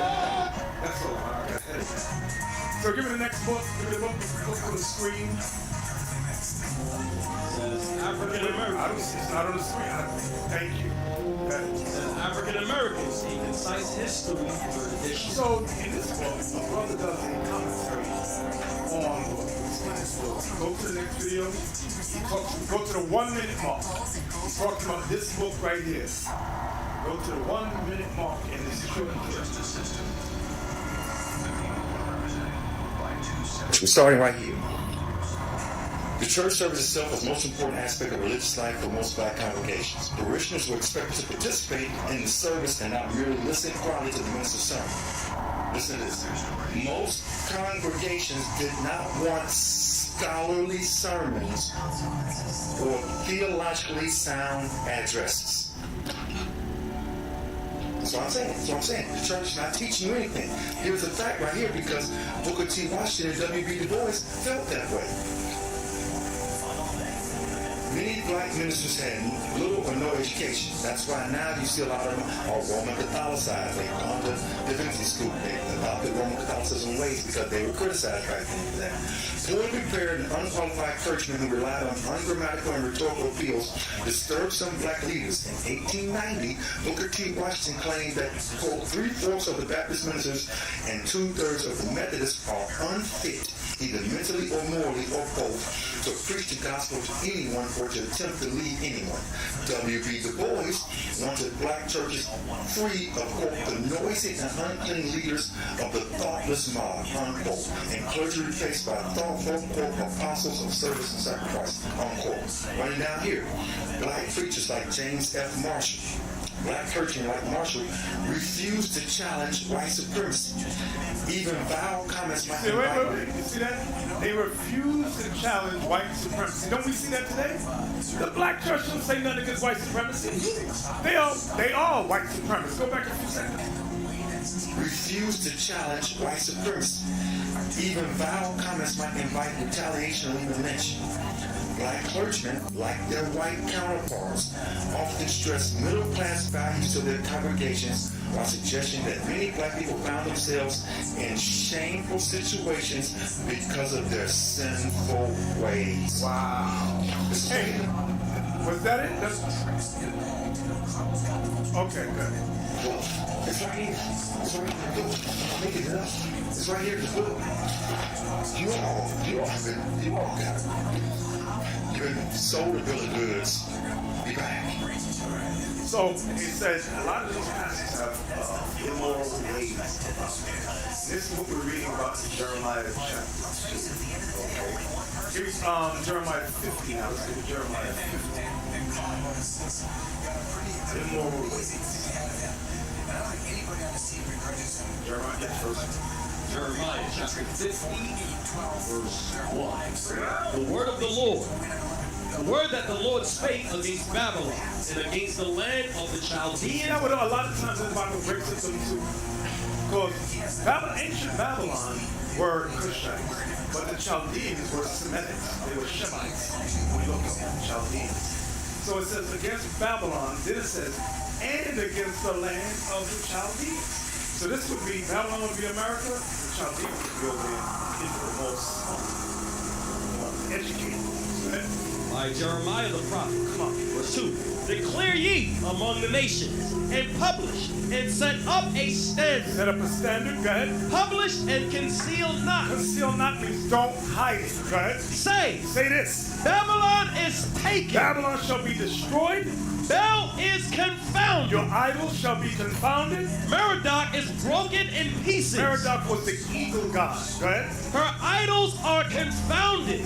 Her images are broken in pieces. Come on. For out of the north. For out of the north. There cometh up a nation against her. So now when you look at the north, that would include NATO, is northern above Israel, and Russia is north above Israel. So it's telling you these countries from the north will come down and fight. That's what he's saying, right?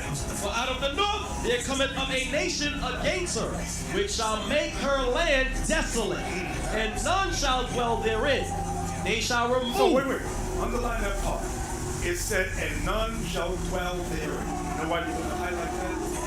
When you go to Daniel 5 and 3, because Christians will say, yeah, that's talking about ancient Babylon. Yes. Daniel 5. So Daniel chapter 5 and verse 30. In that night was Belshazzar, the king of the Chaldeans, slain, and Darius the Median took the kingdom, being about 62 years old. So when Persia and Media conquered Babylon, they took the land, they took the palace, they were tyrants. So then go back to Jeremiah 50 and again. Jeremiah 50 and verse 2. Declare ye among the nations. Verse 3. For out of the north there cometh up a nation against her, which shall make her land desolate, and none shall dwell therein. See that? And none shall dwell therein. So he's not talking about ancient Babylon. Persia took that land over. They took it. Okay?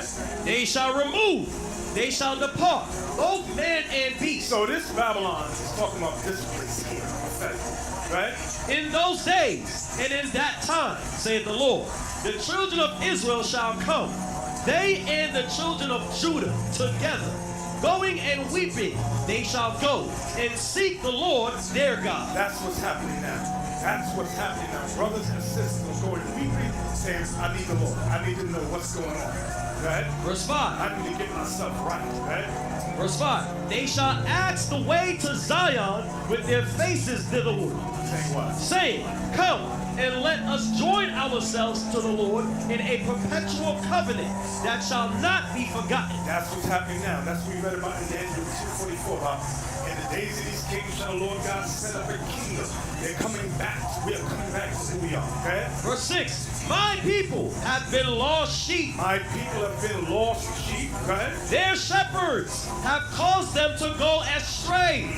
They have turned them away on the mountain. Because on the mountains is where they worship. Right? They have gone from mountain to hill. They've gone from one religion to another religion. Right? They have forgotten their resting place. Our resting place is in this Bible. Our resting place is the Word of God. We have forgotten that. Let me give you an example. Give me the first video with your boy, Mike Todd. Yeah, this guy is unbelievable.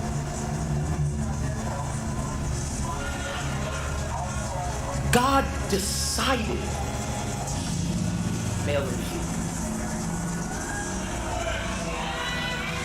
No. I'm not. This is not a bad. I need y'all to hear my heart. Hear my heart.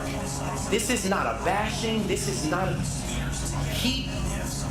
If I was there, maybe I would have told him. Is there something in the middle you could do, like kind of a little? This is what it means in verse 6. Their shepherds have caused them to go astray. This is a perfect example. Go back a few seconds. If I was there, maybe I would have told him, is there something in the middle you could do? Like kind of a little maybe if somebody, well, I was born like this, I don't know how I feel. I feel you. And I wish that there was an option of other in the kingdom. I don't freaking know. Honestly, I wish God would have made it so much simpler and it was like A, B, C, or D, like frick. No, I'm serious. As a pastor, like, what do you think about gay men? I don't know. Give me the next one. The results of teachings like this. This is what happened to black men in the Christian church. Play this.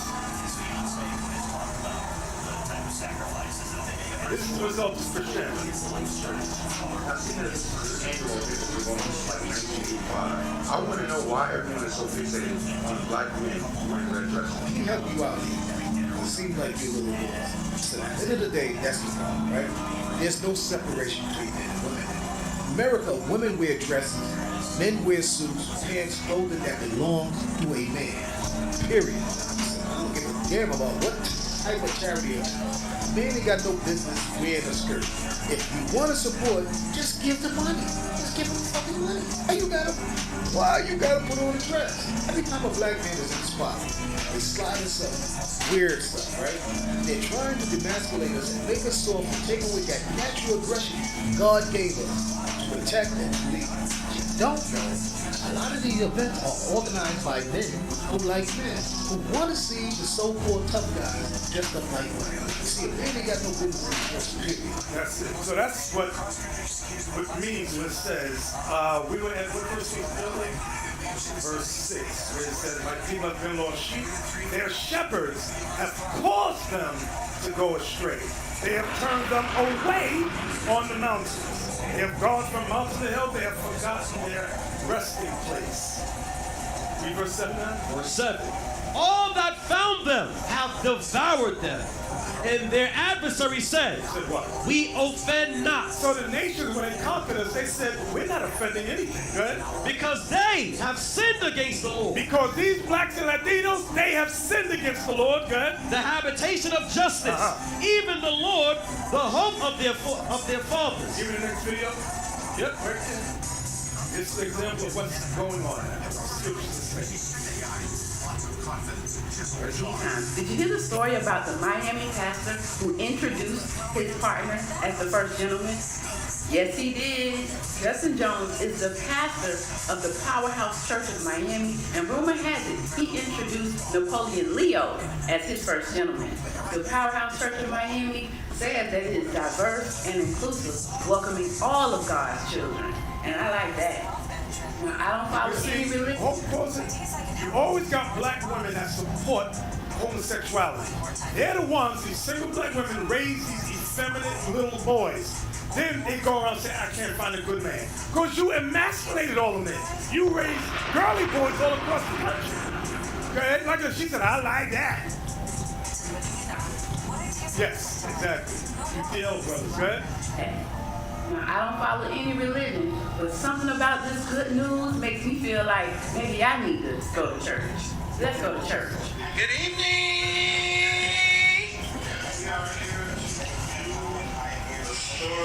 These are the shepherds of our people. Okay?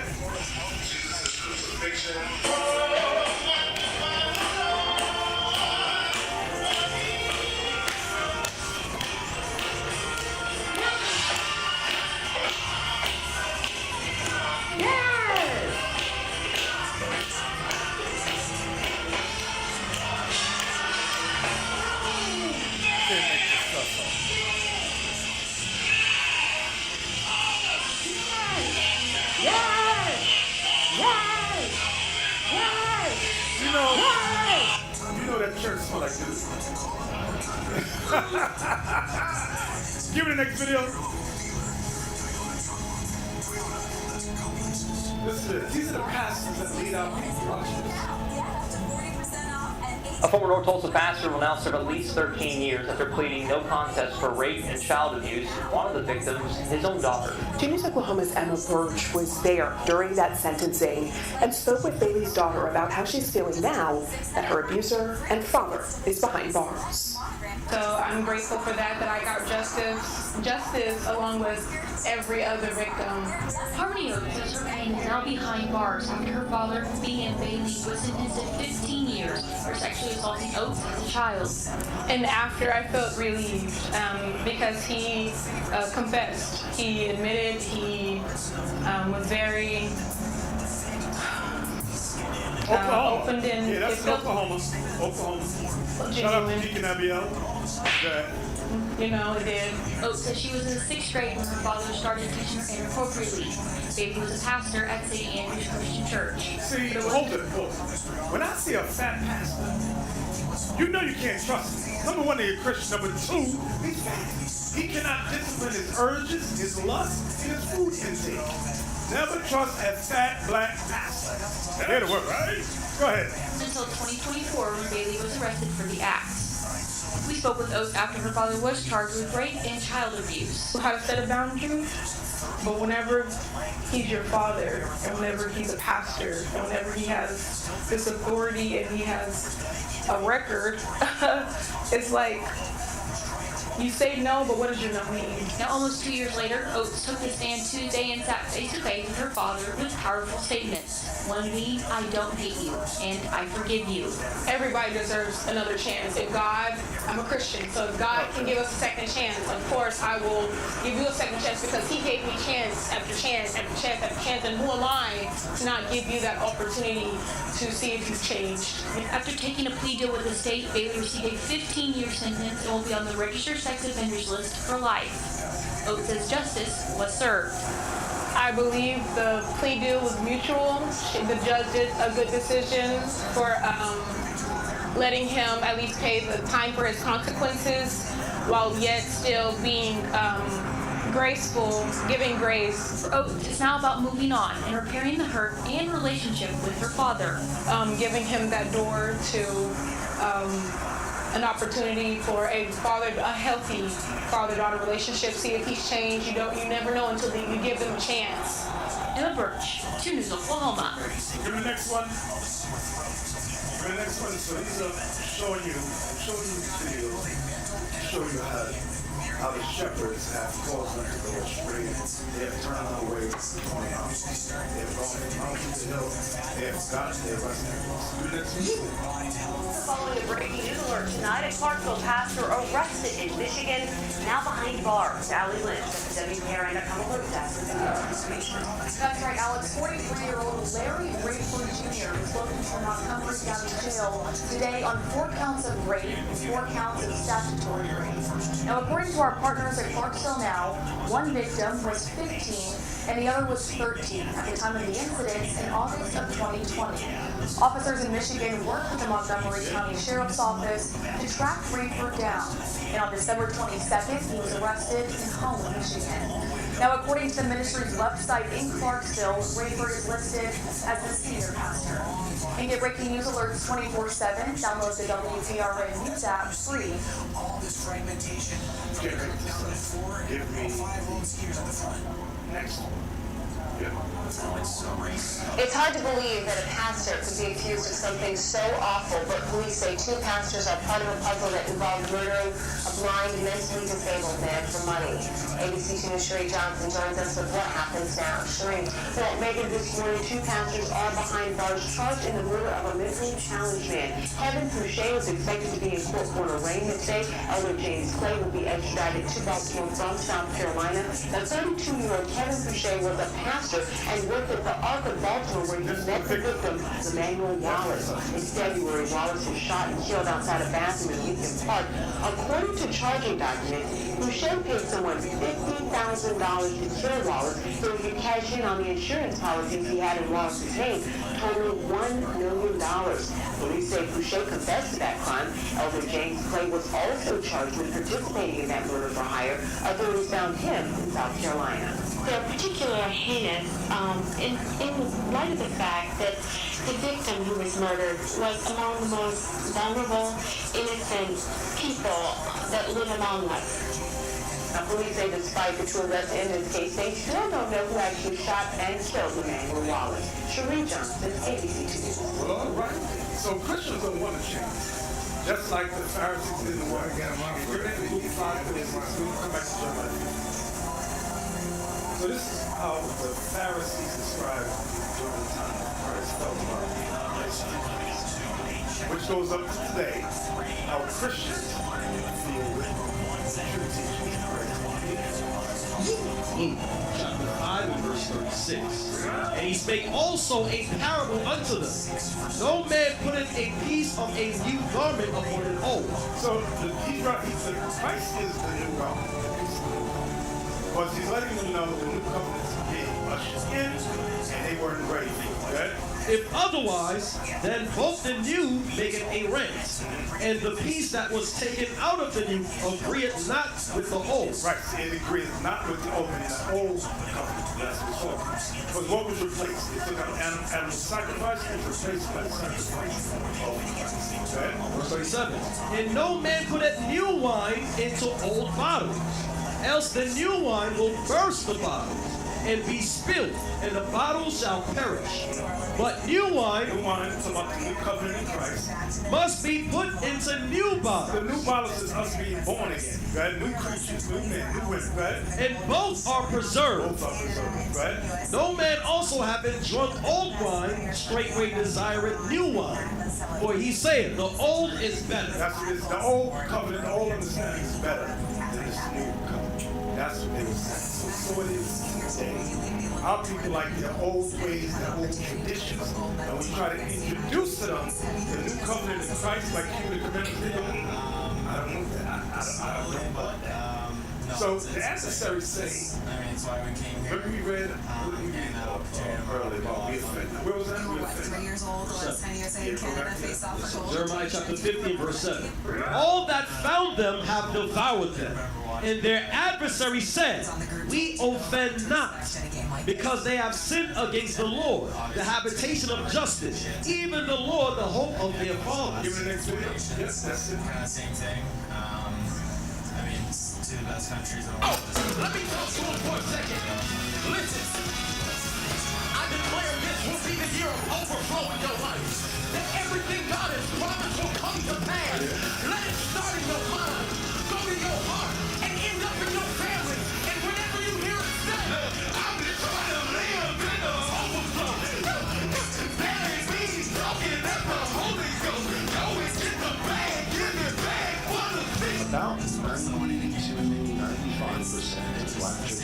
It is objectively understanding of Scripture. It doesn't even constitute true church. They're teaching things that are absolutely direct opposition to Christian faith.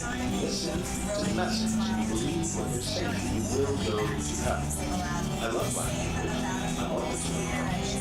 And currently there are not enough black men in America, Christian, who know enough theology to be able to be qualified to pastor black churches. The black church in America needs to be split up. He's going to find a good, God-fearing white church with biblically qualified men so that they can hear the real gospel of Jesus Christ and come to saving faith in Him. You can't make this stuff up. But you know what he said, of course, was agree with what he said. But what he said is what the brother was reading to you. That W.E. Du Bois said, and Booker T. Washington. They were saying this black churches are garbage. You learn nothing. All you do is jump up and down and give money. That is it. It's heretical.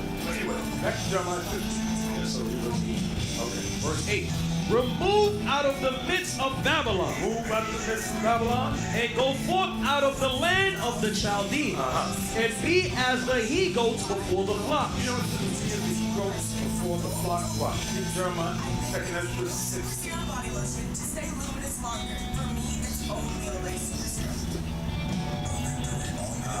believe.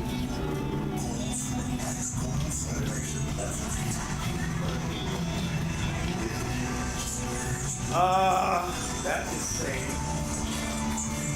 verse 40. 2nd Ezra chapter 16 and verse 40. Oh my people, hear my words. Make you ready to the battle. Prepare your hearts and your souls. That's what it means by make you ready to the battle. Because this is a battle, a spiritual battle. Right? And in those evils, be even as pilgrims upon the earth. That's what it means. Be even as pilgrims. Be ready to up and go. Right? Verse 41. He that selleth, let him be as he that fleeth away. And he that buyeth, as one that will lose. He that occupied merchandise, as he that hath no profit by it. And he that buildeth, as he that shall not dwell therein. He that soweth, as if he should not reap. So also he that planteth the vineyard, as he that shall not gather the grapes. They that marry, as they that shall get no children. And they that marry not, as the widowers. And therefore, they that labor in vain. Watch this. They're explaining it right here. For strangers shall reap their fruits, and spoil their goods, overthrow their houses, and take their children captives. For in captivity and famine shall they get children. And they that occupy their merchandise. So these strangers are going to occupy our merchandise, our homes, go ahead. With robbery. That's why it's going to come. Imagine a famine and people's running crazy, especially black and Latinos. They figure you got food in your house. They come and read that again. And they that occupy their merchandise with robbery. With rob, they're going to rob what you got, man. The more they deck their cities, their houses, their possessions, and their own persons. Because they're wearing your clothes, okay? The more will I be angry with them for their sin, saith the Lord. Now, why is this going to happen? Jump over to verse 70. Verse 70. For there shall be in every place and in the next city a great insurrection upon those that fear the Lord. So, it's not if, it's when. It's not if, it's when this will come to pass. I hope you men and you women understand. Okay? So let's go back to Jeremiah 15. I want verse 8. So Jeremiah chapter 50 and verse 8. Remove out of the midst of Babylon, and go forth out of the land of the Chaldeans, and be as the he-goats before the flock. Be as the he-goats before the flock. Lead the people out. Because going to come a time of Jacob's trouble. Verse 9. For lo, I will raise and cause to come up against Babylon an assembly of great nations from the north country. So write that down, NATO and Russia. NATO and Russia. And they shall set themselves in array against her. From thence she shall be taken. Their arrows shall be as of a mighty expert When he man. talks about their arrows, that's missiles. Their missiles shall be as of a mighty expert. Right? None shall return in vain. None of those missiles shall return. Right? And Chaldea shall be a spoil. Then it says, and don't think little Israel's getting away over there. And Chaldea shall be a spoil, right? All that spoil her shall be satisfied, saith the Lord. Because ye were glad. Because this is what Babylon and Chaldea did, meaning Edom. This is what Edom said against us. Verse 11 again. Verse 11. Because ye were glad, because ye rejoiced, O ye destroyers of mine heritage. They destroyed our race. They destroyed our people. Esau destroyed our people. The 12 tribes of Israel. They were the first and most instrumental of all the nations. Right? Because ye are grown, fat as the heifer at grass, and bellow as bull. Yes. Your mother shall be sore confounded. Who's the mother of America? Okay? She that bear you shall be ashamed. Behold, the hindermost of the nations shall be a wilderness, a dry land, and a desert. Israel, okay? Because of the wrath of the Lord, it shall not be inhabited. So this place over here, Babylon, shall not be inhabited. Right? But it shall be wholly desolate. Everyone that goeth by Babylon shall be astonished and hiss at her plagues. So again. Remember what we read earlier today in Daniel 5, where it says the Medes took over the palace in Babylon and they dwelt there. So when in verse 13 here, because of the wrath of the Lord, it shall not be inhabited, but it shall be wholly desolate and inhabited. That's talking about now, time to come. Okay? Verse 14. Put yourselves in array against Babylon, round about, all ye that bend the bow. Shoot at her. Spare no arrows. Spare no missiles. Okay? For she had sinned against the Lord. For she had sinned against the Lord. What they did to us was a sin. Okay? Shout against her round about. She had given her hand. Her foundations are fallen. Her walls are thrown down. Because of the missile striking this place, right? For it is the vengeance of the Lord. Take vengeance upon her, as she had done, do unto her. See that part? As she have done, do unto her. Give me that in Revelation 18:6. You're coming right back, John. In Revelation 8, watch what John the Revelator said. Revelation chapter 18 and verse 6. Reward her, even as she rewarded you, and double unto her, double according to her works. In the cup which she had filled, fill to her double. So everything Babylon did to our race, our people, our 12 tribes, God said it's going to be double upon America. Go back. And read up bottom part again. In 15. Verse 15.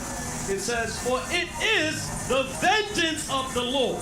Take vengeance upon her, as she had done, do unto her. So Jeremiah is saying the same thing that John the Revelator said, right? Cut off the sower from Babylon, and him that handleth the sickle in the time of harvest. Talking about the farmers, right? For fear of the oppressing sword, they shall turn everyone to his people. It's going to be a time of nationalism. You see it now how they got these new evangelical nationalists. Every nation is going to return to their own people. All that interracial stuff is going to end because it's not of the Lord, right? For fear of the oppressing sword, they shall turn everyone to his people, and they shall flee everyone to his own land. Right. Israel is a scattered sheep. Yep. The lions have driven him away. First, the king of Assyria had devoured him. So the Assyrians devoured the northern kingdom. And last, this Nebuchadnezzar, king of Babylon, hath broken his bones. And Nebuchadnezzar broke our bones. Okay? Verse 18. Therefore, thus saith the Lord of hosts, the God of Israel, behold, I will punish the king of Babylon and his land, as I have punished the king of Assyria. Right. And I will bring Israel again to his habitation. So that happened during Cyrus time. Right? And he shall feed on Carmel and Bashan, and his soul shall be satisfied upon Mount Ephraim and Gilead. Watch this. In those days and in that time, saith the Lord, The iniquity of Israel shall be sought for, and there shall be none. Stop. That didn't happen yet. Because when we went back to the land, when you read Nehemiah and Ezra, it was all kind of sin we was committing. And in particularly with interracial. So read verse 20 again. I want you to see how Jeremiah is going from one time period to the next. Verse 20 is going future-wise towards the kingdom. Verse 20. In those days and in that time, saith the Lord, the iniquity of Israel shall be sought for, and there shall be none. No iniquity. Go ahead. And the sins of Judah, and they shall not be found. So there will be no sin found in Israel nor in Judah. Go ahead. For I will pardon them whom I reserve. You see that? For I will pardon. That, you know, that goes with Romans 8 and 1. Book of Romans chapter 8 and verse 1. There is therefore now no condemnation to them which are in Christ Jesus, who walk not after the flesh, but after the Spirit. So if we walk in Christ, it says there's therefore now no condemnation. Now get Revelation 14 and 5. Revelation chapter 14 and verse 5. And in their mouth was found no guile, for they are without fault before the throne of God. See that? In their mouth was found no guile, no deceit, for they are without fault before the throne of God.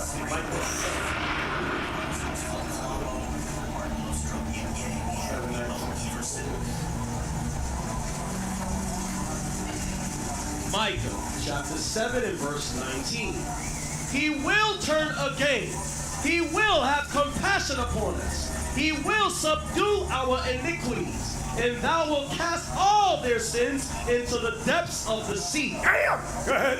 Thou wilt perform the truth to Jacob, and the mercy to Abraham, which thou hast sworn unto our fathers from the days of old. That's right. So let's go back to Jeremiah 50 and verse 20. Jeremiah chapter 50 and verse 20. In those days and in that time, saith the Lord, the iniquity of Israel shall be sought for, and there shall be none. There shall be none. Okay. And the sins of Judah, and they shall not be found. They shall not be found. For I will pardon them. God's going to pardon us. Go ahead. Whom I reserve. Whom I reserve. That's Isaiah 14 and 1. Keep that one open. Isaiah 14 and 1. Isaiah chapter 14 and verse 1. For the Lord will have mercy on Jacob, and will yet choose Israel. Yeah? They say he's going to have mercy on us and will yet choose us. Because we're in the midst of sin. We all wicked. We always confounded. We always in some struggle. He's our yet choose. And nobody got nothing to say about it. Everybody understand that? Go back. So he ain't having mercy on all nations on the planet. He ain't pardoning all nations on the planet. Good. Yeah. Verse 21. Go up against the land of Merathaim. Write this down as Babylon, another name for Babylon. Right? Even against it, and against the inhabitants of Pekah. That's Chaldees. Right? Waste and utterly destroy after them, saith the Lord, and do according to all that I have commanded thee. Watch this. A sound of battle is in the land, and of great destruction. How is the hammer of the whole earth cut asunder and broken? How is Babylon become a desolation among the nations? See, it's called in Babylon, which is the United States of America, the hammer of the whole earth. See that video? America is the hammer of the whole earth. Put the video up. Put the video up. Can we put the video up? It was a massive display of Oh, force. but stop. You're starting in the middle. Go back to the beginning. Wow. It was a massive display of force and a series of firsts. The largest ever operational deployment of American B-2 bombers, armed for the first time with 14 of these most powerful bunker-busting bombs. Operation Midnight Hammer involved 7 B-2 bombers. See what they call it? The Midnight Hammer. They know America is the hammer of the earth. We go back a little bit. Okay. Operation Midnight Hammer involved 7 B-2 bombers. 125 warplanes in total, as well as warships and submarines that hurled as many as 75 precision weapons at Iran's nuclear facilities in just 25 minutes. The Pentagon saying the first B-2 dropped its massive ordnance penetrator, or MOP, in the early hours of the morning. As the president stated last night, the remaining bombers then hit their targets as well, with a total of 14 MOPs dropped against 2 nuclear target areas. One was Natanz, Iran's largest uranium enrichment facility, already damaged by Israeli raids last week. But the toughest target was Fordo, believed to be Iran's most sophisticated uranium enrichment plant, 60 miles south of Tehran, built in tunnels shielded by 80 meters of mountain above, beyond the reach of even a 13-ton bunker-buster bomb, but not perhaps 12 of them. In this satellite image from before the attack, you can see Fordo's security perimeter and 3 tunnel entrances. Compare that to after the strike, these grey areas, presumably dust and debris from the attack zone here. Take a closer look. This was the mountainside before the raid, and here you can see 2 distinct strike zones, each hit with at least 3 bombs. Analysts suggest these details may be ventilation shots, potential weak points chosen so the bombs carried their explosive payload as deep as possible. So was Donald Trump right to claim Iran's nuclear ambitions have been obliterated? Evidence suggests otherwise. Satellite images support Iran's claims that it removed highly enriched uranium and equipment from Fordo before the attack and filled in its tunnel entrances. Trump's statement that the whole thing has been obliterated implies that yes, Fordo might have been, but the actual material, certainly the knowledge, and many enrichment machines have been moved, and hence that may be a setback for a few months, but it certainly has not wiped out their capability.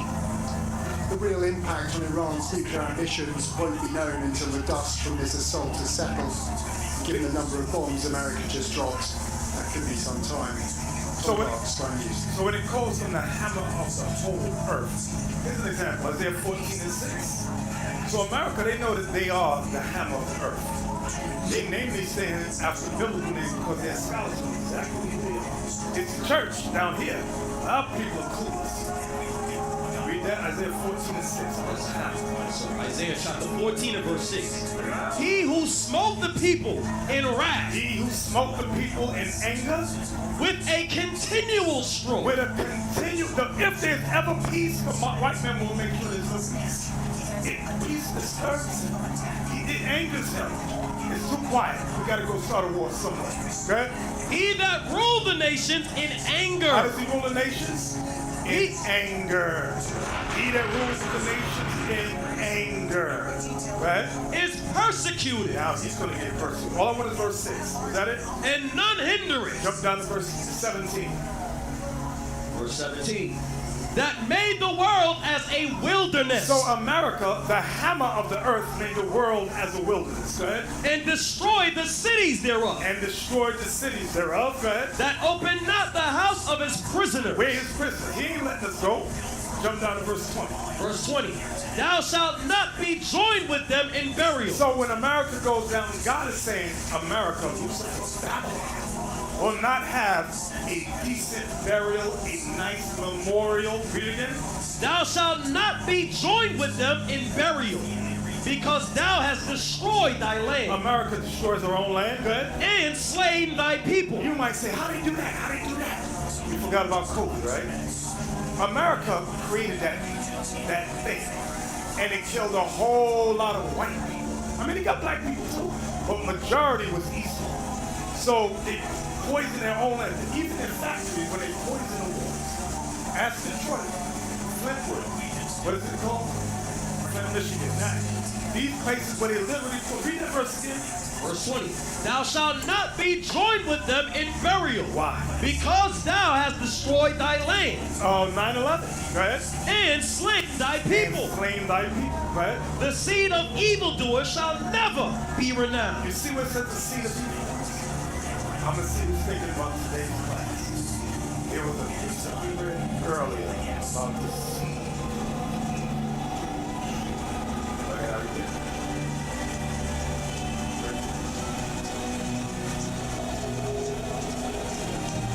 Ephesians 6 and 12. Yeah, that's it right there. Ephesians. Give him a hand. I like the gates of hell too, but that's the one I was thinking. Ephesians 6 and 12. So read 21 and 20 again. I'm sorry. So verse 20. Thou shalt not be joined with them in burial, because thou hast destroyed thy land and slain thy people. The seed of evildoers shall never be renowned. So the seed of evildoers, yes, the gates of hell, but they are that wicked principality. How does it go? Spiritual wickedness in high places. The seed of evildoers. Go ahead. Prepare slaughter for his children. This is what God says. Okay? For the iniquity of their fathers, that they do not rise nor possess the land, nor fill the face of the world with cities. Come on. But I will rise up against them, saith the Lord of hosts, and cut off from Babylon. Cut off from who? From Babylon. Wait. Now, you know what's funny about that? When you read before the verse 12, churches are always talking about Lucifer. But it's telling you from verse, watch this, read verse 4. Verse 4. That thou shalt take up this proverb against the king of Babylon, and say, how hath the oppressor ceased? The golden city ceased. So Babylon is an oppressive system as well as a golden city, meaning it's rich beyond belief. Jump down to 12. Verse 12. How art thou fallen from heaven, O Lucifer? Now God's calling Babylon Lucifer. Go ahead. Son of the morning. Come on, brother. Take it to the screen. Statue of Liberty, IT. Come on. Stuff like that. Go ahead. How art thou cut down to the ground? Which did what? Which didst weaken the nation. So notice it went from Babylon to Lucifer. Now verse 16. Verse 16.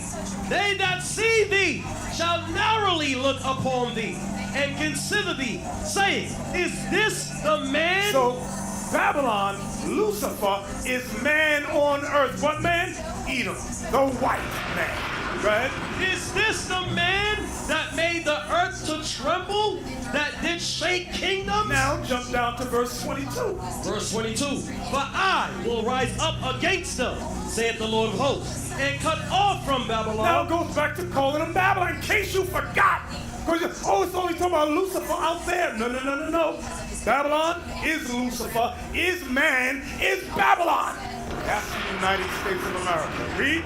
And cut off from Babylon the name, and remnant, and son, and nephew, saith the Lord. Come on. I will also make it a possession for the bittern, and pools of water. And I will sweep Babylon with the besom of destruction, saith the Lord of hosts. That didn't happen during the time of Belshazzar. Any of that. This is yet to come. Go back. Jeremiah 50. What verse were we in? Jeremiah chapter 50, verse 23. How is the hammer of the whole earth cut asunder and broken?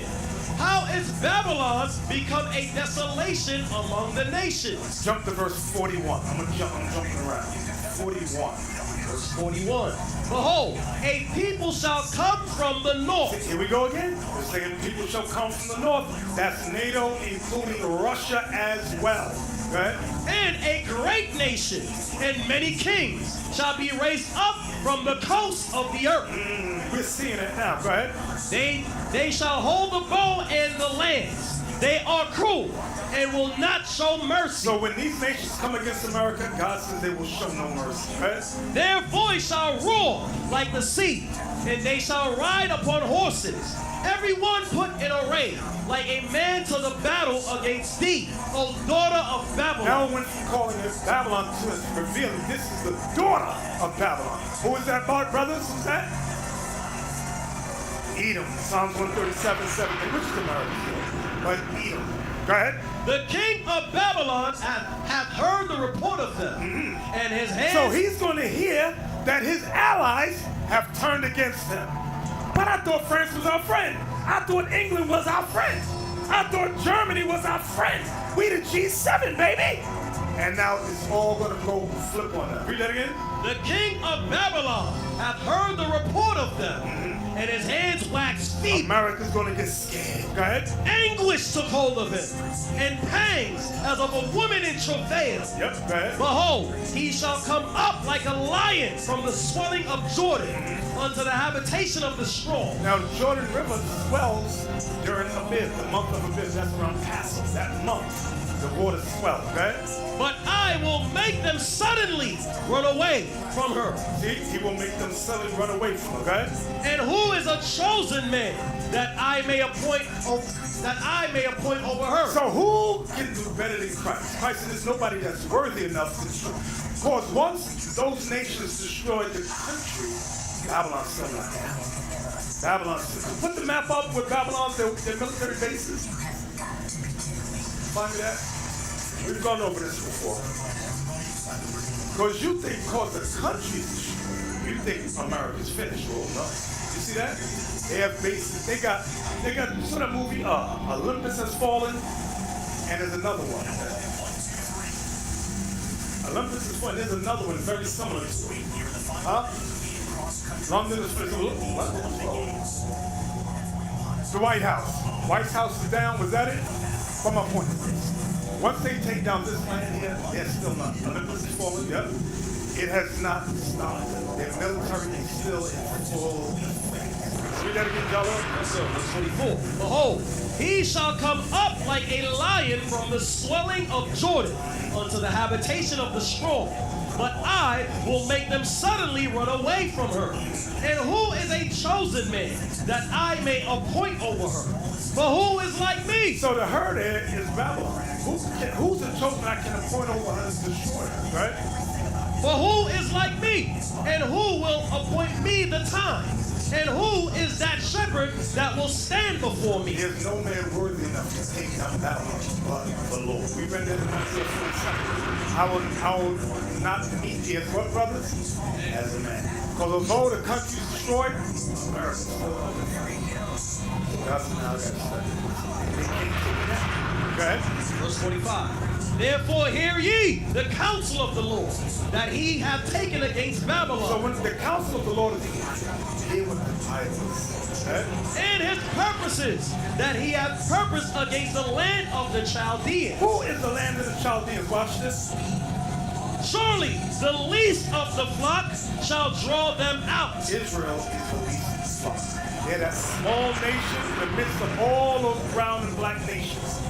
So the land of Israel will draw out Babylon. There's going to be turmoil over there, and Babylon's going to say, look at that. The green is the Arab world, that tiny speck is so-called Israelis. Okay? I've made these small amongst the heathen. Thou art greatly despised. So it's good that these so-called Israelis keep attacking and asking America to bomb everybody, because all the other nations getting pissed off. They're like, you know what? We're getting sick of America, and we're getting sick of the Israelis, especially these Israelis. So read that verse again, 45? Yes, sir, verse 45. Therefore, hear ye the counsel of the Lord, that he had taken against Babylon, and his purposes, that he had purposed against the land of the Chaldeans. Surely the least of the flock shall draw them out. Israelis shall draw out Babylon. Help us. America's going to try to come to their rescue. Okay? Surely he shall make their habitation desolate with them. Make their habitation desolate with them. So just America's going to be desolate. Little Israel over there is going to be wiped out over there. Okay? You going to say something? You'll see an example of that is last week Netanyahu was in Washington DC, right? And after that we see a bunch of destroyer ships going over there over in Iran, right? They are preparing to attack Iran, right? It's the same thing that's going to happen. Arabs and them going to unite over there, there will be war, and America going to run over there to save the Israelis. That's where the military going to get destroyed over there. That's right. Hey, give me that article from The Guardian. That's The Guardian? Okay, read that, Jello. Monday briefing. Israel's bombing of Qatar threatens the fabric of Gulf security. So the Israelis bombed Qatar. Go ahead. And Turkey and Iran was saying, no, remember Saddam Hussein. He said, once they finish with me, they're going to get all the rest of y'all. Because Saddam was trying to unite all the Arabs. So now, nobody listens to Saddam. Now Israel bombed Qatar. Read. In today's newsletter, for decades, Gulf states have believed that a close relationship with the U.S. will guarantee their safety. Qatar was friends with the U.S. They said, we good. Israel said, no, we going to bomb you because we want your land. Okay? That is no longer the case. Raise it up.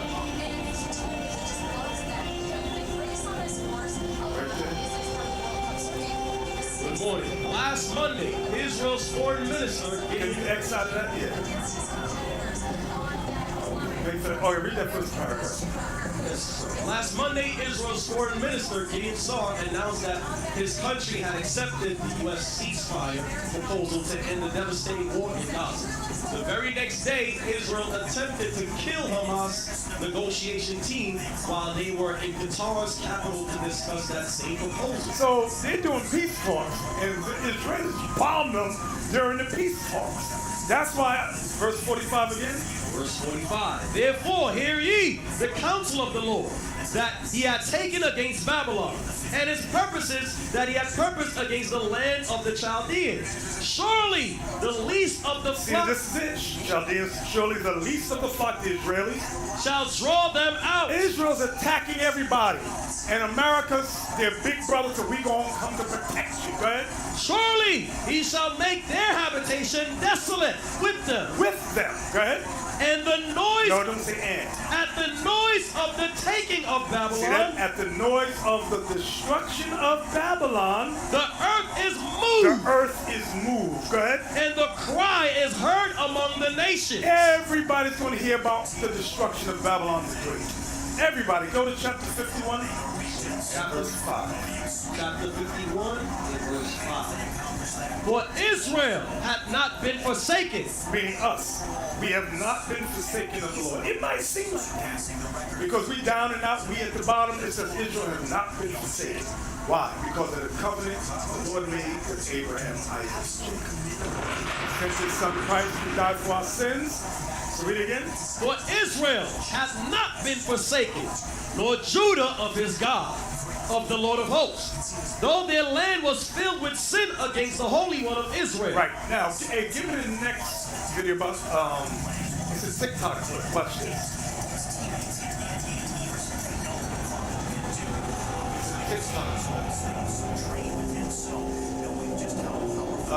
Yes. Listen to this. A new Turkish threat is emerging. I want to be very clear. Turkey and Qatar gained influence in Syria, are seeking influence elsewhere and everywhere throughout the region. And from here, I warn, Turkey is the new Iran. Pause. Y'all know Turkey is north of Israel. Turkey's above. So you have a lot of countries from the north that's going to come down here. Play it again, play it again, play it again. Turkey is the new Iran.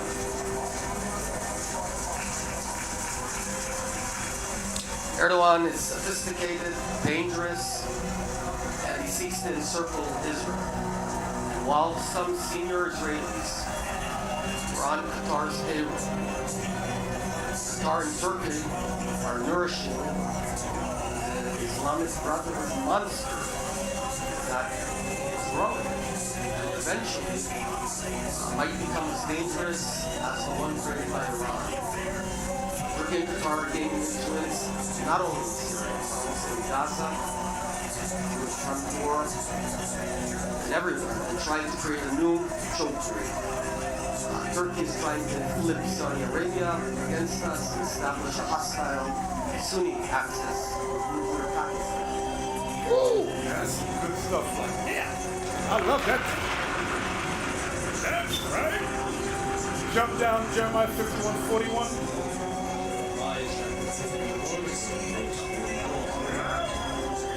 How is Shishak taken? Shishak is another metaphor for Babylon. Write this down, right? And how is the praise of the whole earth surprised? America is the praise of the whole earth. Everybody got God bless America. This is the praise of the whole earth, right? How is Babylon become an astonishment among the nations? All the nations will be astonished. Shocked as Alice when she go down, right? The sea is come up upon Babylon. On the nations, right? She is covered with the multitude of the waves thereof. Come on. Her cities are a desolation. Wait, get Ezekiel 26.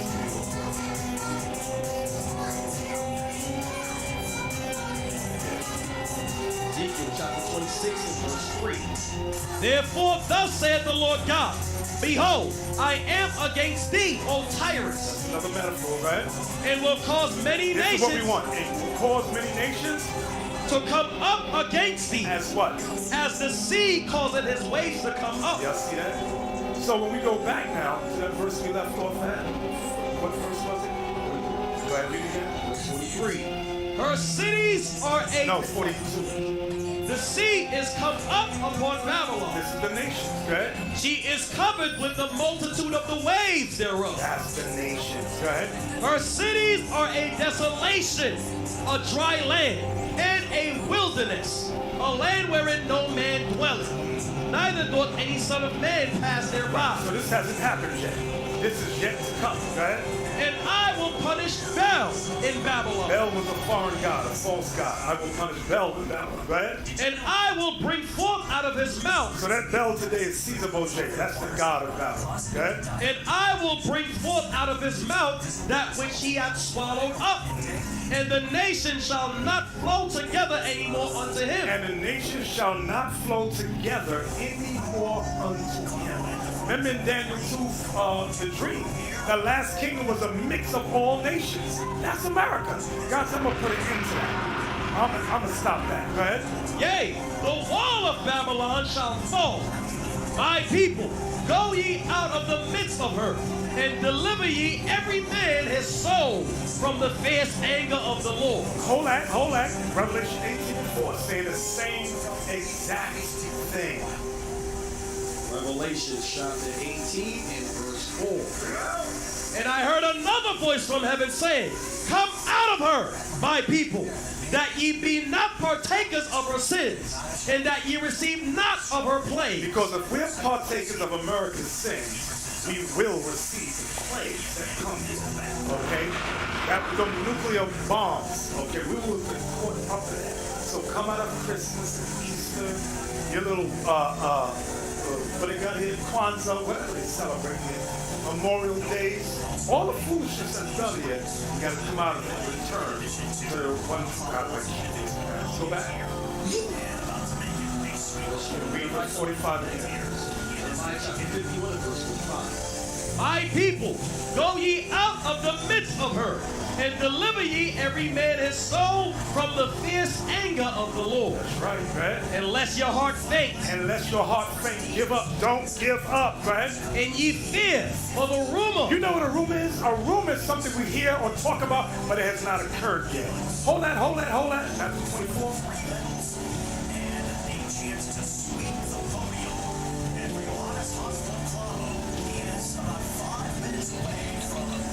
And reverses it. Chapter 24 and verse 6. And ye shall hear of wars and rumors of wars. So we're in that part now. Wars and rumors of wars, right? See that ye be not troubled. For all these things must come to pass, but the end is not yet. So now we near the end now. Go back to verse 46 again. Chapter 51 verse 46. Unless your heart faint, and ye fear for the rumor that shall be heard in the land. That's supposed to encourage us, because we know this place must come to an end. We brothers and sisters, we must go home.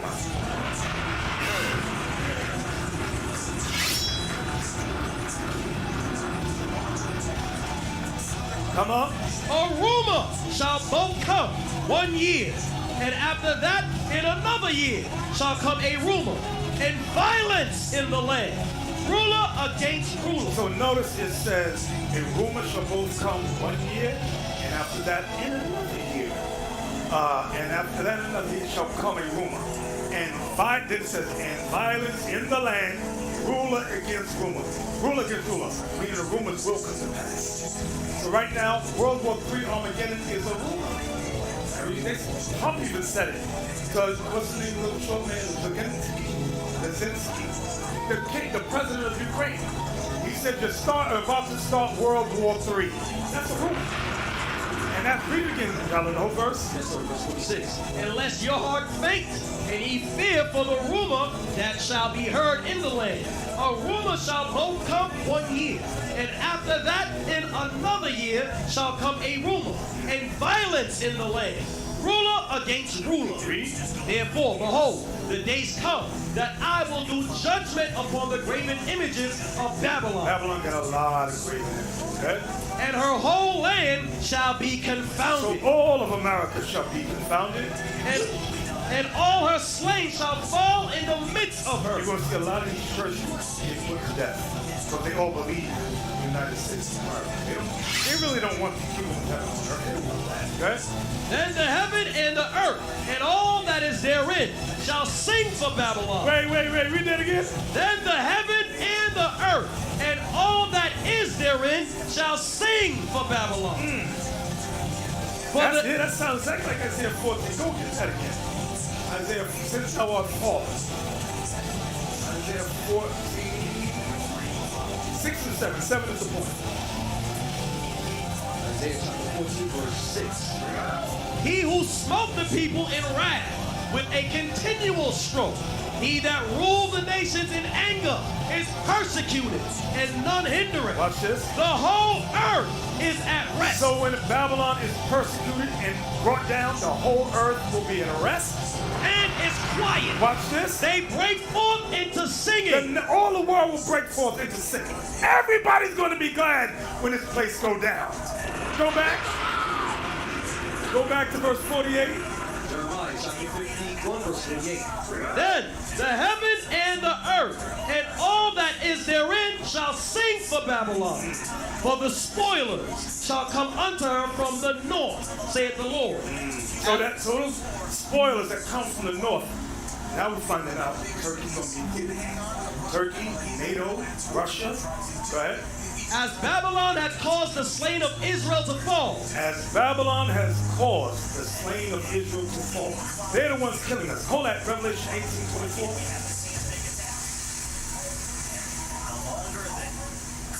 Revelation chapter 18. And in her Babylon. Where is Babylon? Right? And in her was found the blood of prophets and of saints and of all that were slain upon the earth. Go back. Jeremiah 51:49. Jeremiah chapter 51 verse 49. As Babylon hath caused the slain of Israel to fall, so at Babylon shall fall the slain of all the earth. So now, what's going to happen? Yes. This year, Turkey is trying to make an alliance with Saudi Arabia, making an alliance with Israel. And give me Isaiah 21. For everyone who talks about doing that right there, but never does that thing, takes us for Isaiah chapter 21 and verse 1. The burden of the desert of the sea, as whirlwinds in the south pass through, so it cometh from the desert, from a terrible land. Now we're going to find out who he's talking about, okay? A grievous vision is declared unto me. The treacherous dealer dealeth treacherously. This is America. America will ask you to come and have a peace talk and then bomb your country. Y'all didn't see that? That's what they did to Iran. Now they're telling all the nations, take the deal. You better take the deal. And it's a terrible deal. The deal is only white folk have nuclear weapons, but you brown people, no weapons for you. Take the deal or we're going to end you. What kind of deal is that? Read that again. A grievous vision is declared unto me. The treacherous dealer dealeth treacherously, and the spoiler spoileth. Right, he's going to identify him now, right? Go up, O Elam. Go up, O Elam. Put a map up. Where Elam is. That is Iran. That includes Pakistan, India, that whole section of it. Can we get a map?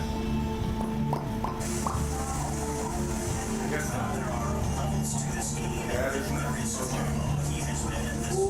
you got Iran. I don't see India.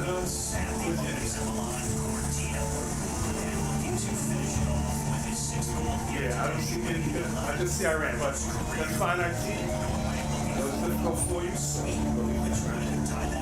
So go back. What you said? A grievous vision is declared unto me. The treacherous dealer dealeth treacherously, and the spoiler spoileth. Go up, O Elam. Now God says, go up, O Elam. Besiege, O Media. Now it says, besiege, O Media. So this is Iran, Pakistan, India, that whole section over there. Good?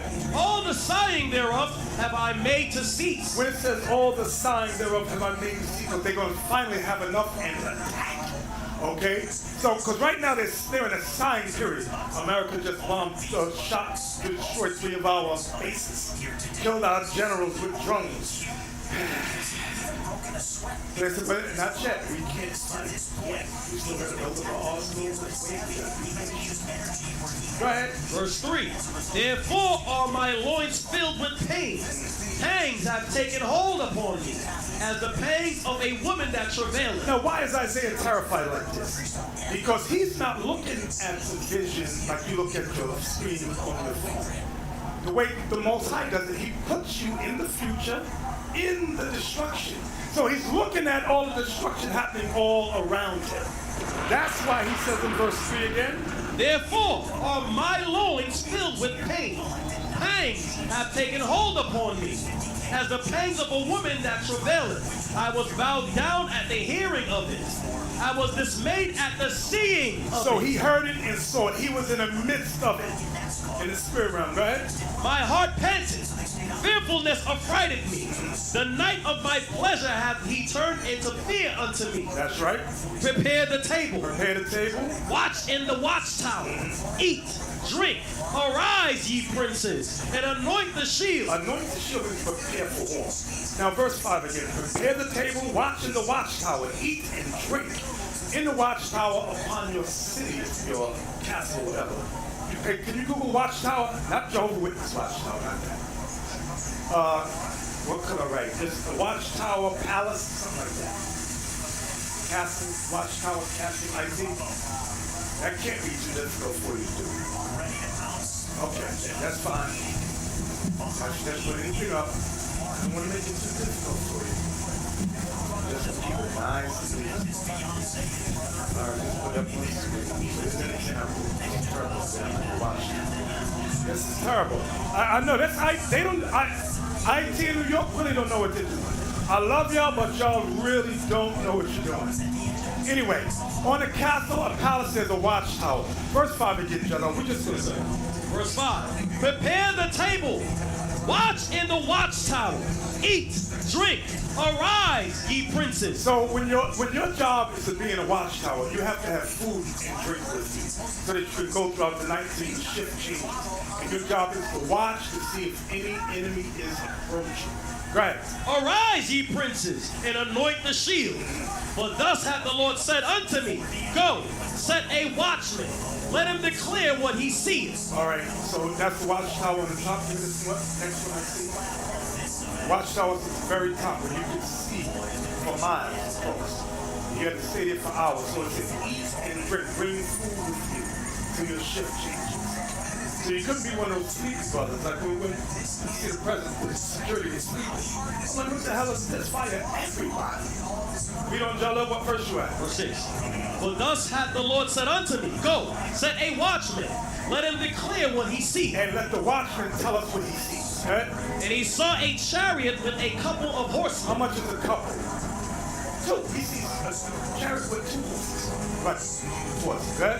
A chariot of asses and a chariot of camels. And he hearkened diligently with much heat. Come on. And he cried, a lion. And he cried like a lion. Right. My Lord, I stand continually upon the watchtower in the daytime, and I am set in my ward whole night. So now he's screaming what he sees. He sees a couple of horses with some people running towards coming from the battle, right? And behold, here cometh a chariot of men with a couple of horsemen. And he answered and said, Babylon is fallen, is fallen. So now the people that just came back are screaming, Babylon is destroyed. We just heard America is finished. That's what it's saying. Go ahead. And when it says it's fallen because Israel's going to fall too. The Israelis going to be wiped out over this. Go ahead. And all the graven images of our gods he had broken unto the ground. That's Caesar Borgia, that's Santa Claus, that's your turkeys on Thanksgiving, that's your damn Easter bunny, that's your Zeus god, those Greek statues they got everywhere. All that's going to be finished. Read it again. Verse 9. And behold, there cometh a chariot of men with a couple of horsemen. And he answered and said, Babylon is fallen, it's fallen. And all the graven images of her gods he hath broken unto the ground. Come on. O my threshing, and the corn of my floor, that which I have heard of the Lord of hosts, the God of Israel, have I declared unto you. Watch this. The burden of Duma. The burden of Duma. Give me Genesis 25:14. As they come around this corner, they will begin the signature climb. Genesis chapter 25 and verse 12 and then verse 12. Now these are the generations of Ishmael, Abraham's son, whom Hagar the Egyptian, Sarah's handmaid, bare unto Abraham. Jump down. 14. Verse 14. These are the kids he has. And Mishma. No, just read from 13. Verse 13. And these are the names of the son of Ishmael by their names, according to their generations. The firstborn of Ishmael, Nebajoth, and Kedar, and Adbeel, and Mibsam, and Mishma, and Duma. See, Duma right there. That's what we want to Duma right there. Go ahead. And Masah, Hadar, and Tema, Jator, Naphish, and Kedema. These are the sons of Ishmael, and these are their names by their towns and by their castles. 12 princes according to their nations. Let's go back. Now we're in verse 11 again. Verse 11. Isaiah chapter 21 and verse 11. The burden of Duma. So this is one of Ishmael's sons, okay? He calleth to me out of Seir. Because Ishmael is in, today Seir is where they call it, what's the name of that place? Petra. You have Arabs over there, right? Watchman, what of the night? Watchman, what of the night? The watchman said, the morning cometh, and also the night. If ye will inquire, inquire ye. Return, come. Watch this. The burden upon Arabia. So this Arabia is Saudi Arabia, right? In the forest in Arabia shall ye lodge, O ye traveling companies of Dedanim. Dedanim. Give me Genesis 25 and 3. Sorry, what? Genesis chapter 25 and verse 4. Then again Abraham took a wife, and her name was Keturah, and she bare him Zimran, and Jokshan, and Medan, and Midian, and Ishbak, and Shur, and Jokshan begat Sheba, and Dedan. See that? That's what we're reading about here. Dedan, right? And the sons of Dedan were Ashura, and Letusha, and Lehumim. That's all. We'll go back to Isaiah 21 and 13 again. Isaiah chapter 21 and verse 13. The burden upon Arabia. In the forest in Arabia shall ye lodge, O ye traveling companies of Dedanim, the inhabitants of the land of Tema. Tema, go back to Genesis 25 again. Genesis verse 15. Genesis chapter 25, verse 15. Hadar and Tema. Tema, right? Jetur and Naphish and Kedema. These are the sons of Ishmael. So these are the Arabs. Can you put up Ishmael on the, yeah, that's good. Put up, how do you know Ishmael in the Bible dictionary, I think? You know what I want, right? Ishmaelite. From the Donovan Bible Dictionary. It's for the people at home. And Ishmaelite. The Donovan Bible Dictionary. The podium sweep gives Norway a record 40 total medals at these. You look up Ishmaelite at the top. Jalo, read the very top. It says Ishmaelite. Now raise it up. Read that.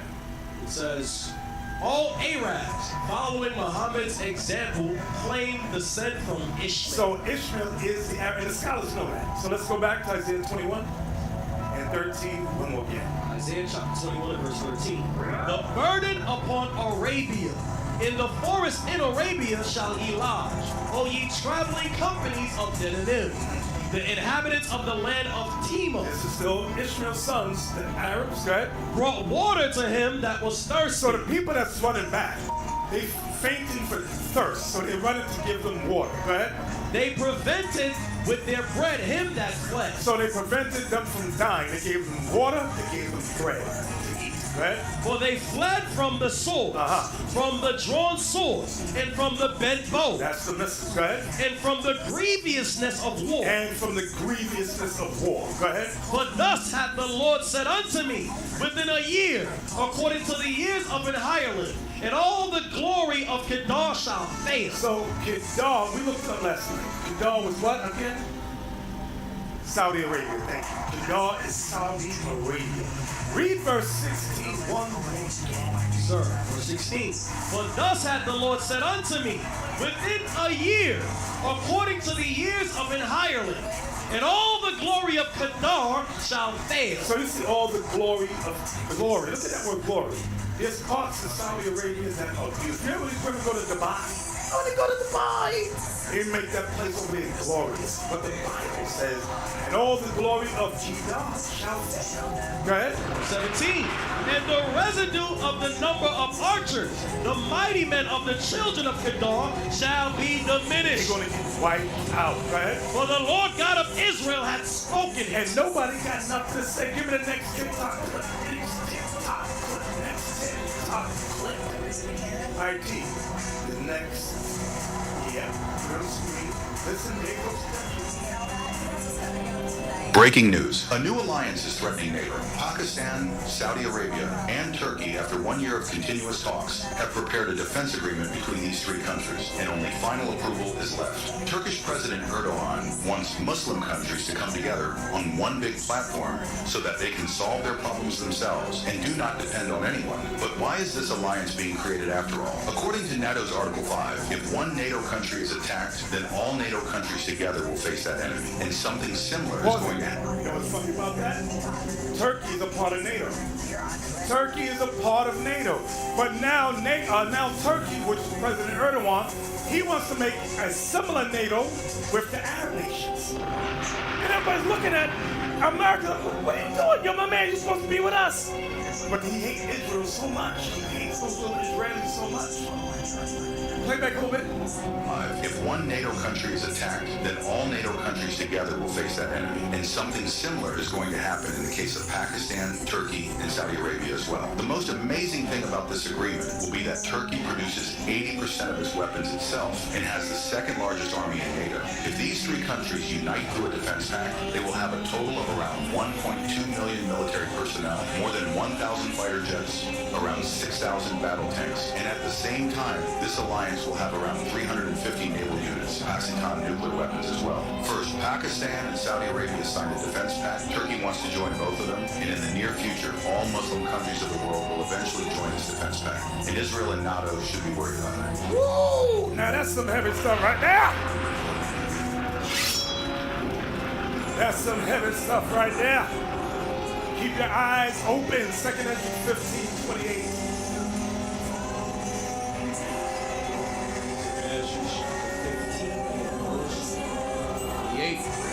Behold, and a horrible vision, and the appearance thereof from the east, where the nations of the dragons of Arabia shall come out with many chariots, and the multitude of them shall be carried as the wind upon earth, that all they which hear them may fear and tremble. Right. Also the Carmanians. Carmanians of the Iranians, that's Iran. Right? Raging in wrath shall go forth as the wild boars of the wood, and with great power shall they come and join battle with them. So Iran's going to join with the Arabs, right? And shall waste a portion of the land of the Assyrians. So that Assyrian right there is talking about the Israelis. That's what it's talking about, right? And then shall the dragons have the upper hand. So the dragons again in verse 29? Verse 29. Where the nations of the dragons of Arabia. Go back to 31. Verse 31. And then shall the dragons have the upper hand. So for a moment, they're going to have the upper hand, right? Remembering their nature. Remembering their nature. What's their nature here in Genesis? 1611. Remember, because right now, the Arabs is kissing America's butt. But now they're joining with Turkey because Qatar got bombed by the Israelis. And Erdogan, President Erdogan says, didn't I tell you? Didn't Saddam Hussein tell all of us, look, they just bombed Qatar. Qatar's friends with America. The Israelis don't care. We must unite. So now it's started. So now the Lord's given us. While that's happening, keep yourselves together, brothers and sisters. All of us. Read that.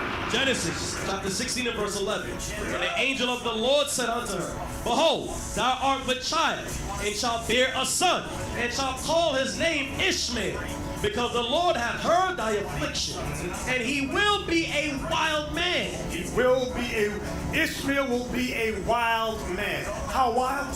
He'll have people run into a crowded room with a C4 strapped to his chest, promise 72 virgins, and kill everybody.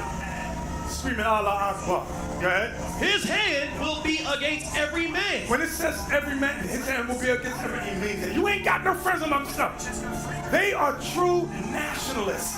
It's only black people that's not nationalists.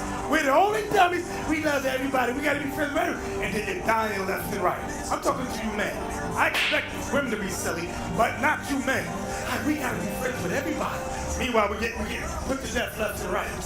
Stop being stupid. Now you got Ibrahim Traoré trying to nationalize Mali, Niger, and Burkina Faso. Everybody mad. Why black people got to try to unite for? All right? So the Spirit's going out into the world. Don't think the Word of God has none effect. It has effect. I would have never thought the three African nations would come together. Because they were the most docile. God was showing Africa. God said the Spirit of life. Brothers over in Africa is doing a great job teaching and preaching day after day. And it's stirring up the spirits. John, read that again. Verse 12. And he will be a wild man. His hand will be against every man, and every man's hand against him. Yep. And he shall dwell in the presence of all his brethren. All his brothers, all the 12 princes are together from Saudi Arabia, that whole region over there. Okay? Give me that next Instagram. What's it we already look at? Let me look. I'll tell you in a second. We just looked at it. Nope, we didn't look at it. Give me that Instagram. Yep, that's it. I can't hear nothing. I can't hear. I can't hear. I still can't hear. I see, we can't hear. Hey, brothers and brothers, if you are not a nationalist, that means that the greatest commandment that God tells us to love our God and to love our brother. If you're not a nationalist is somebody that loves their nation, that loves their people. That's what it means to be a nationalist. Okay, so don't let nobody fool you and try to label you. Oh, you're a nationalist. No.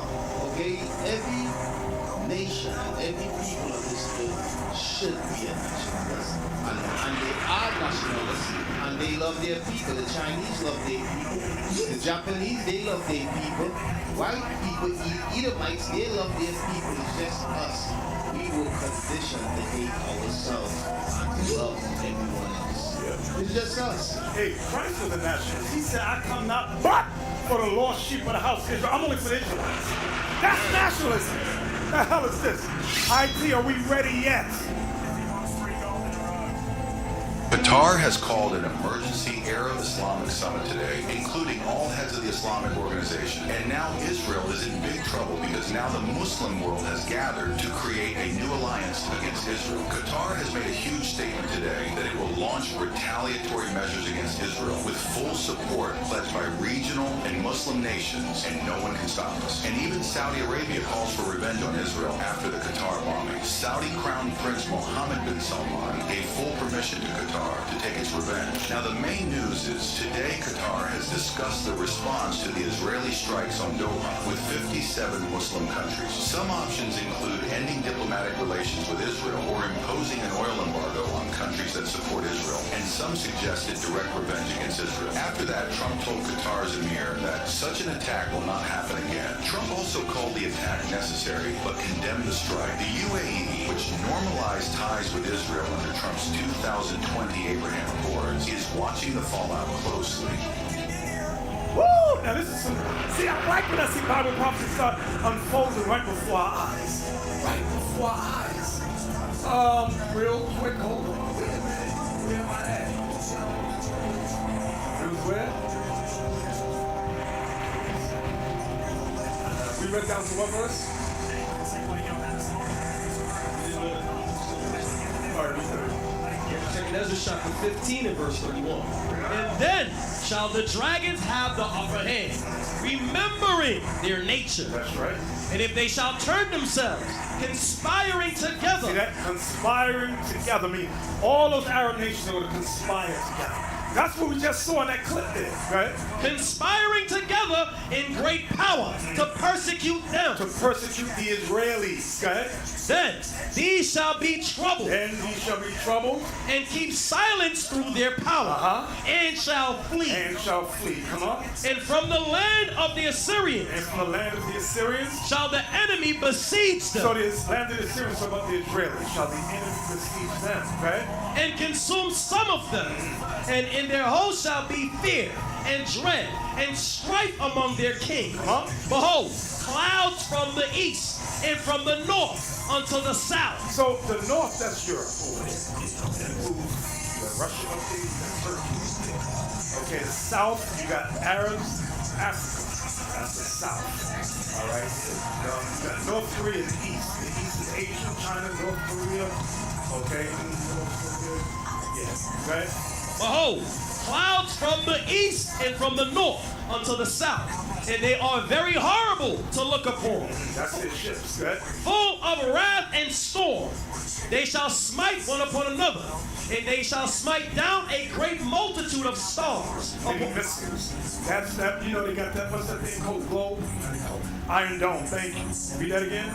They shall smite one upon another, and they shall smite down a great multitude of stars. So the stars is talking about their missiles, right? Upon the earth. Even their own stars. Even their own stars, their missiles, right? And blood shall be from the sword unto the belly. Come on. And dung of men unto the camel's hoe. Dung of men, right? And there shall be great fearfulness and trembling upon earth. And they that see the wrath shall be afraid, and trembling shall come upon them. And then shall there come great storms from the south. That's the Arabs and Africa. And from the north. That's Russia and Europe and Turkey. And another part from the west. That's America and Canada, right? And strong winds shall arise from the east, and shall open it. And the cloud which he raised up in wrath, and the star stirred to cause fear toward the east. So this is going to cause fear toward the east. And west wind. And west wind, right? Shall be destroyed. Destroyed, right? The great and mighty clouds shall be lifted up. So these are the ships, right? Full of wrath. The star and the star, that they may make all the earth afraid. They may make all the earth afraid, right? And them that dwell therein. And they shall pour out over every high and eminent place and horrible star. These are the ICBM missiles. Notice when it says a horrible star. That's different from the stars we read about. The other ones we read about said their own star, a star, a star.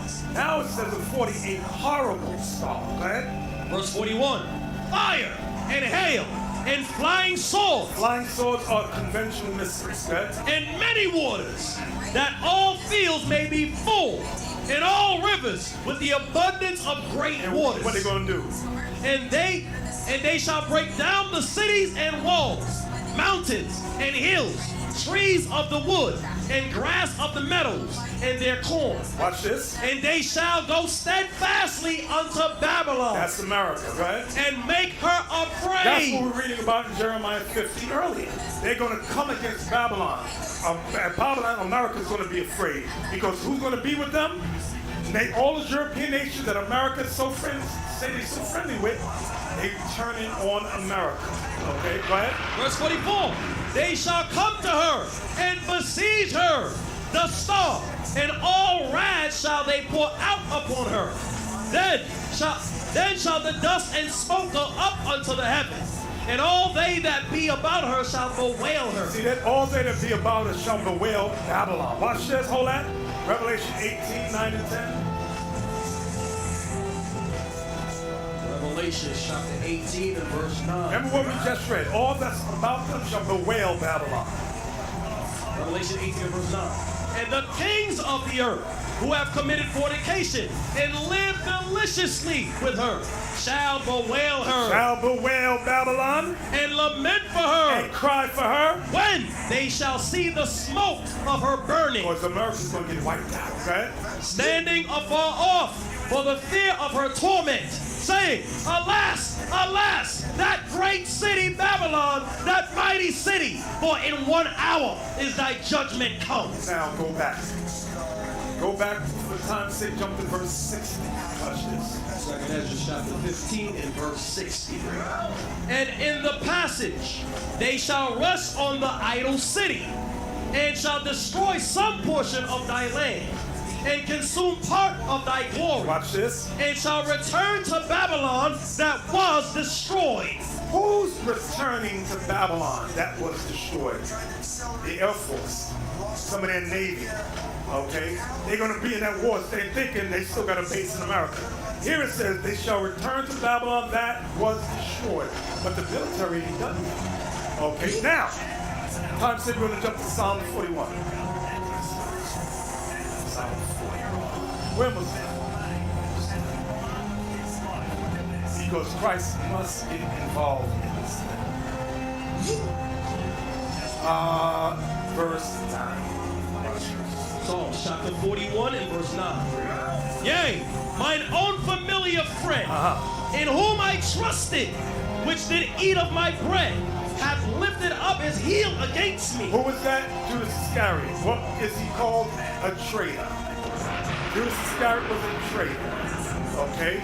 I told, remember, he wasn't at the, where were we at the other day last week? Austin, you weren't there. I told, this is the way I set up the deacons.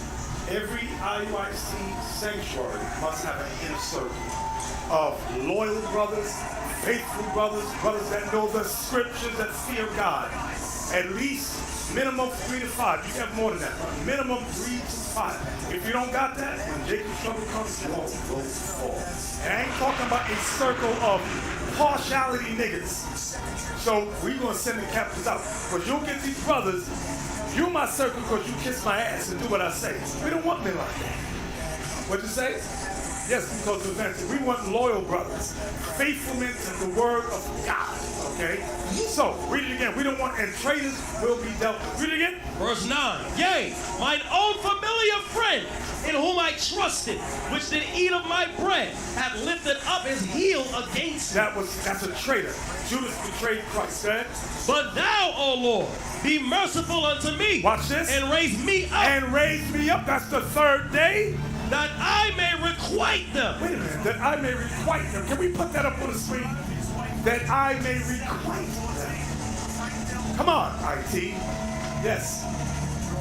Definition of requite. He says, make appropriate return for a favor, service, or wrongdoing. You see that? So when Christ prayed, he said, raise me up so I could get what? Vengeance. Vengeance. That's some good, beautiful stuff right there. Yeah, read on.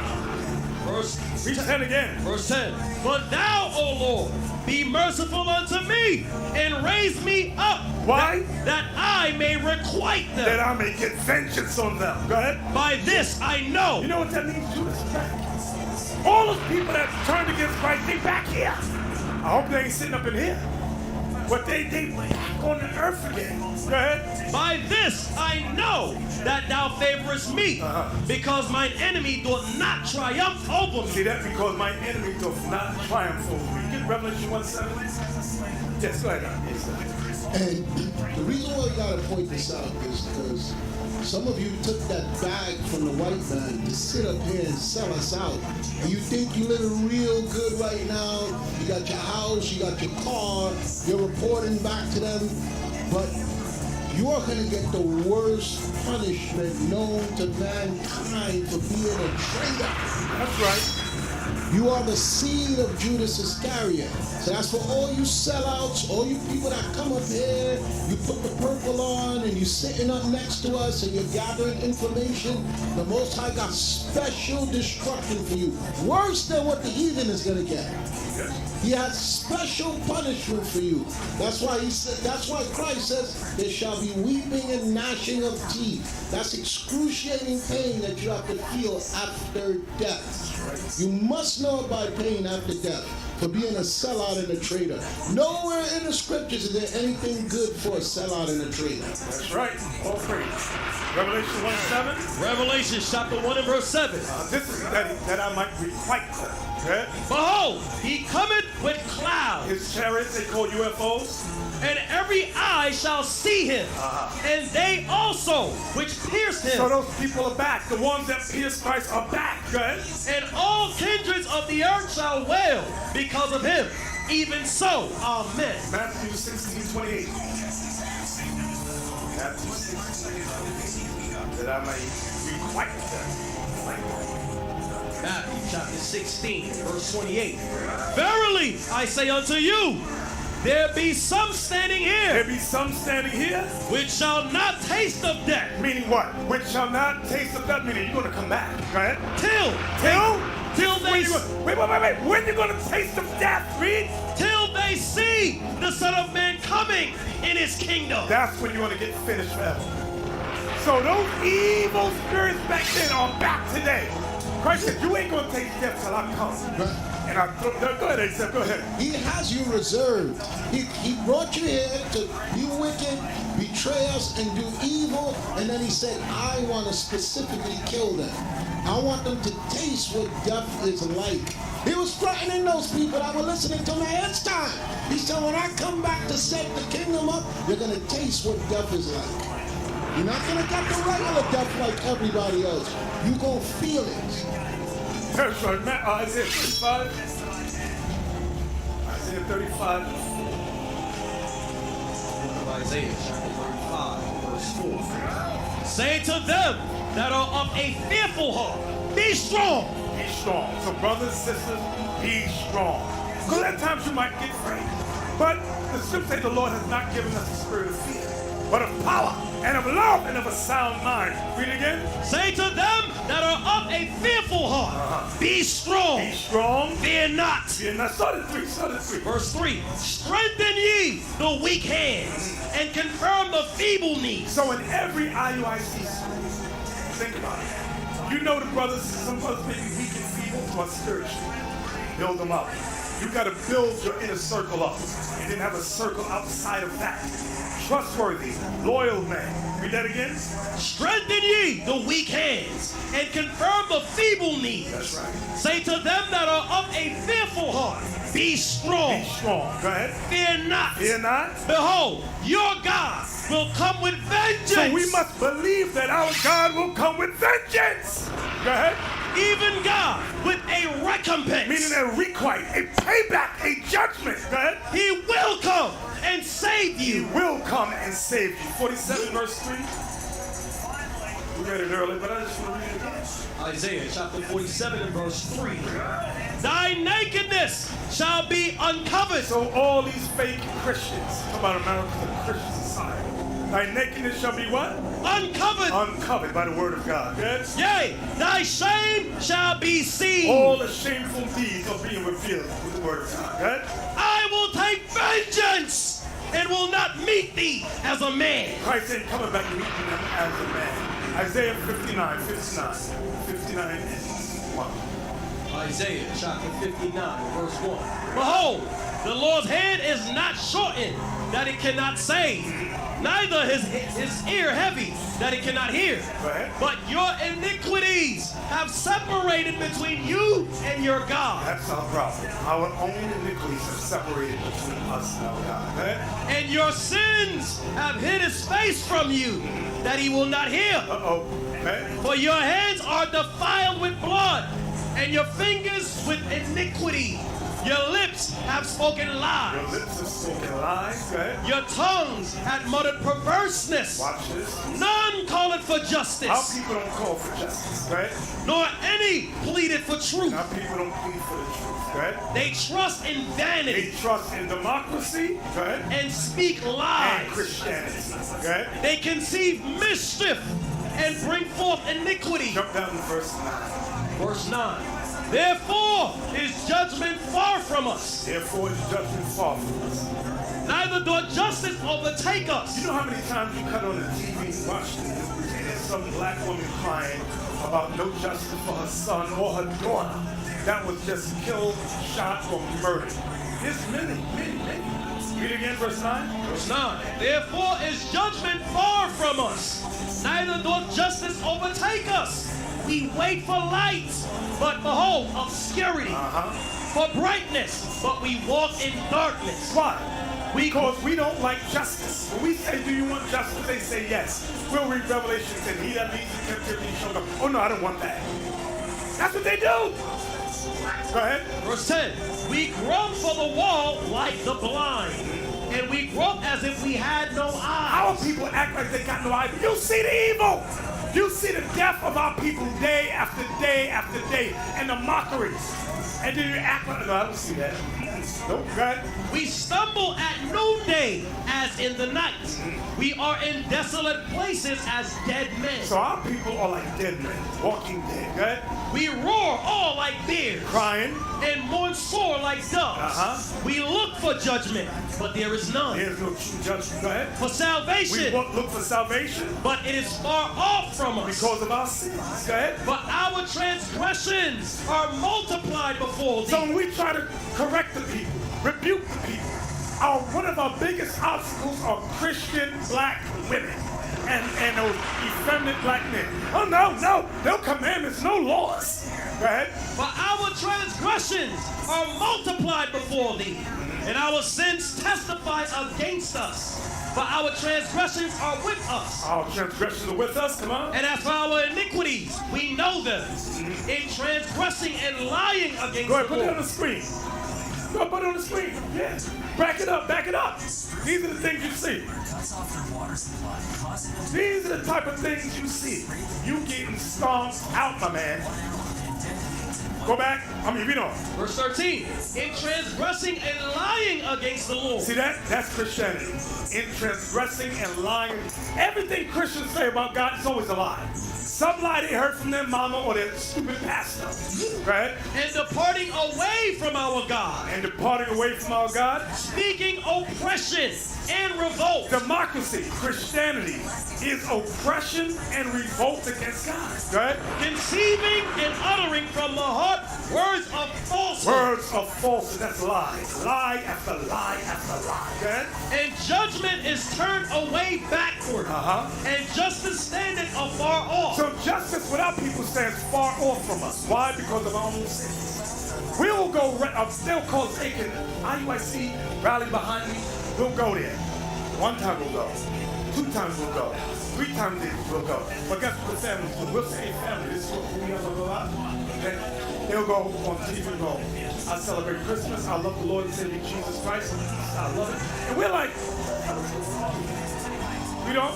And judgment is turned away backward, and justice standeth afar off.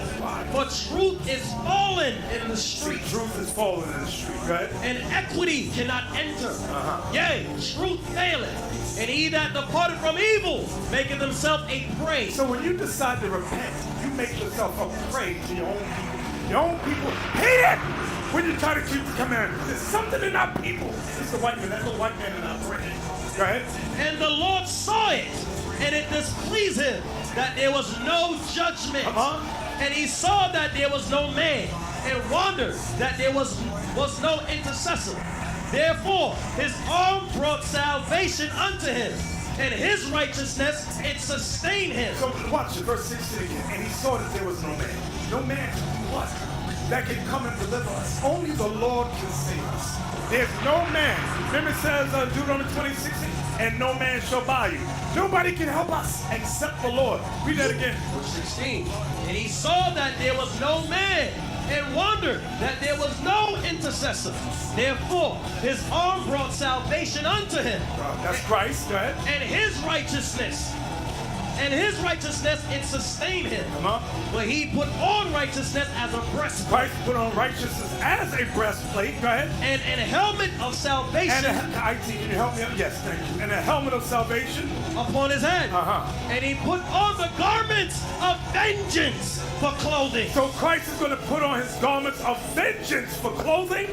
And was clad with zeal as a cloak. Clad with zeal as a cape. A cloak is a cape. Go ahead. According to their deeds. According to the deeds of the people. Accordingly, he will repay. Christ ain't coming back to play with none of us. Go ahead. Fury. Fury. To his adversaries. To his adversaries. Recompense. Judgment. To his enemies.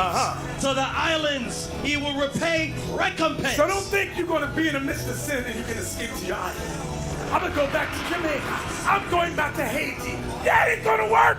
Christ, I'm going to find you too. And I'm going to kill you because you ain't right. Read on. So shall they fear the name of the Lord from the west. Guess what, brothers? We live in the west. So shall they fear the name of the Lord from the west, the western hemisphere. Right? And his glory from the rising of the sun. That's our brothers in the east. That's England and Africa over there, the eastern hemisphere. Right? When the enemy shall come in like a flood, the Spirit of the Lord shall lift up a standard against them. So Isaiah sees the enemy coming against us like a flood, but the Spirit of the Lord shall lift up a standard against him. The Lord's only going to allow Esau to do so much. Watch this, Revelation 12:15. Revelation 12:15. Revelation chapter 12 and verse 15. We're going there because it says, when the enemy shall come in like a flood, the Spirit of the Lord shall lift up a standard against him. Read. Revelation chapter 12 and verse 15. And the serpent cast out of his mouth water as a flood. Lies after lies after lies. Okay? After the woman. We are the woman. We are the bride of Christ. Go ahead. That he might cause her to be carried away of the flood. His job is to cause as many Israelites to fall away as possible. In the midst of sin, lies, adultery, fornication, let you fall. Go ahead. And the earth. And false religions. Go ahead. And the earth helped the woman. The earth helped the woman. That's the prophecy with the word of God. Okay? And the earth opened her mouth and swallowed up the flood. Only the Bible can swallow up every lie that comes out of Esau's mouth. Because Esau's that serpent, okay? And the earth opened her mouth and swallowed up the flood, which the dragon cast out of his mouth. Watch this. And the dragon was wroth with the woman. So he's getting madder. His lies out of his mouth didn't do no good. So now he's more mad. Go ahead. And went to make war with the remnant of her seed. That's physical. That's physical. That's persecution. That's talking about Jacob's time of trouble. That's tribulation. Go ahead. And went to make war with the remnant of her seed, which keep the commandments of God and have the testimony of Jesus Christ. That's who they're focusing on. All these other Israelites out there on the street talking about rape, talking about concubines, talking about multiple hoes. White men ain't dealing with them, and he ain't worried about them. He said, no, it's their group teaching the commandments. Because that's changing people's lives. Go back. Right. Hey, Bishop. Yes. And that's why a lot of the Israelite camps now, the new theme is that the other nations can be saved. Because the Lord is not dealing with them. So now they're changing the doctrine. Right. Now they're not making money no more. Now nobody's listening to them. Now they're trying to turn Christian and say we can save the nations. Cannot save the nations. Right? Isaiah chapter 59 and verse 19. Wait. Hold that. You're coming back here. Since Asaph said that. Jeremiah 25.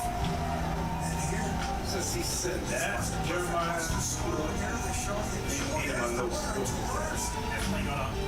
Jeremiah 25 and 29.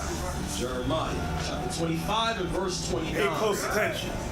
For lo, I begin to bring evil on the city. The city of Jerusalem. Which is called by my name. And should ye be utterly unpunished? And should you other nations be utterly unpunished? Go ahead. Ye shall not be unpunished. You shall not be unpunished. For I will call for a sword upon all the inhabitants of the earth, saith the Lord of hosts. So you see that verse? God said, if I punish my own people, what makes you think you're going to be unpunished? Talking about America, England, Japan, Australia. All these nations going to get it. If we got it, they're going to get it. So you can't save them. You say, oh no, they're good and God can save them. It ain't happening. That's not Bible. God wouldn't be just if he just lets them off the hook. Exactly. He says vengeance is mine. He says I will repay. So now you people out there, what you did to us, now you're like, no, don't do it back to them. You don't believe in God. You black Christians, you don't believe in God. That's why that white man told you, shut up. Break your church down and shut up. Yeah. And come learn from a good white man. Go back to Isaiah 59. Isaiah chapter 59 and verse 19. So shall they fear the name of the Lord from the west, and his glory from the rising of the sun. When the enemy shall come in like a flood, the Spirit of the Lord shall lift up a standard against him, and the Redeemer shall come to Zion, and unto them that turn from transgression in Jacob. See that? And unto them that turn from transgression in Jacob. It ain't talking about all nations. Christ is looking for the seed of Jacob to turn from transgression. Go ahead. Saith the Lord, as for me, this is my covenant with them. This is God's covenant with us. Go ahead. Saith the Lord, my spirit that is upon thee, and my words which I have put in thy mouth. So God's spirit which is on us, that's that Holy Spirit. The words that's in our mouth is the words of the Bible. Read that again. At verse 21, as for me, this is my covenant with them, saith the Lord. My spirit that is upon thee, and my words which I have put in thy mouth shall not depart out of thy mouth, nor out of thy mouth, shall not depart out of thy mouth, nor out of the mouth of thy seed. That's our children. Nor out of the mouth of thy seed. Our children's children. Go ahead. Saith the Lord, from henceforth and forever. Wisdom of Solomon 5. We're almost done. Wisdom of Solomon 5:15.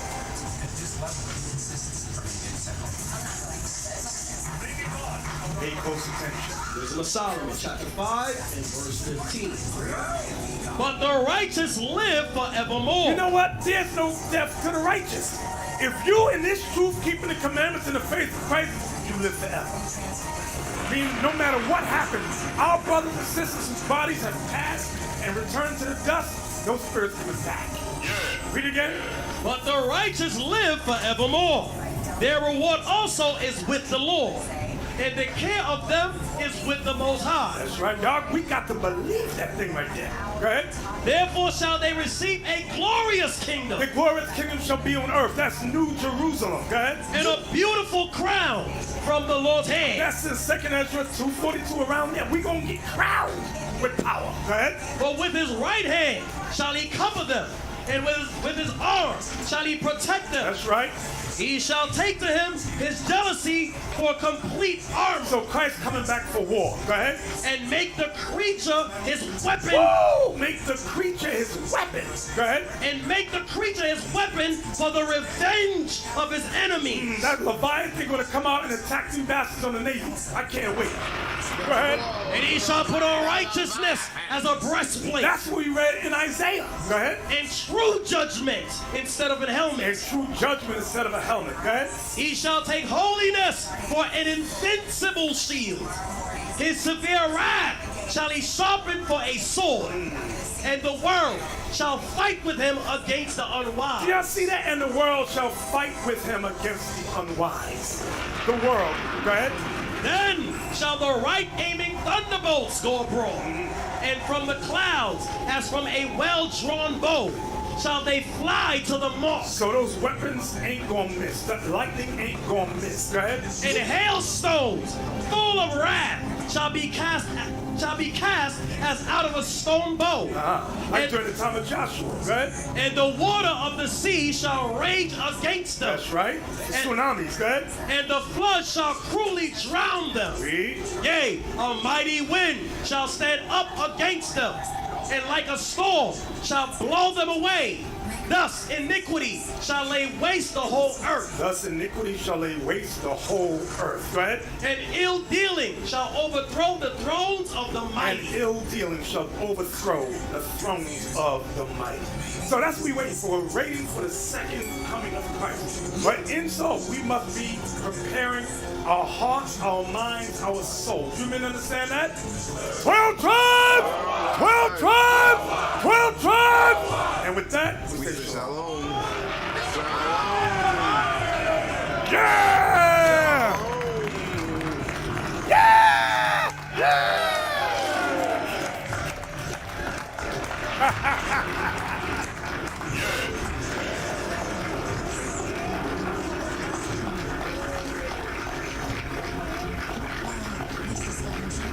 You see it? All praises. Only pay for what you need. Take your home out of hibernation mode with Kohl's. Add a pop of color here, a cozy upgrade there, and suddenly spring has arrived. Plus, Kohl's rewards members save 15% on home purchases at Kohl's and Kohl's.com.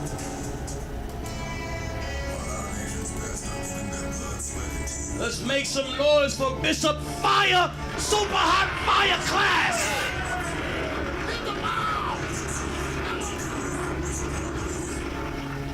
We will now begin this evening's announcement. Play the first promo.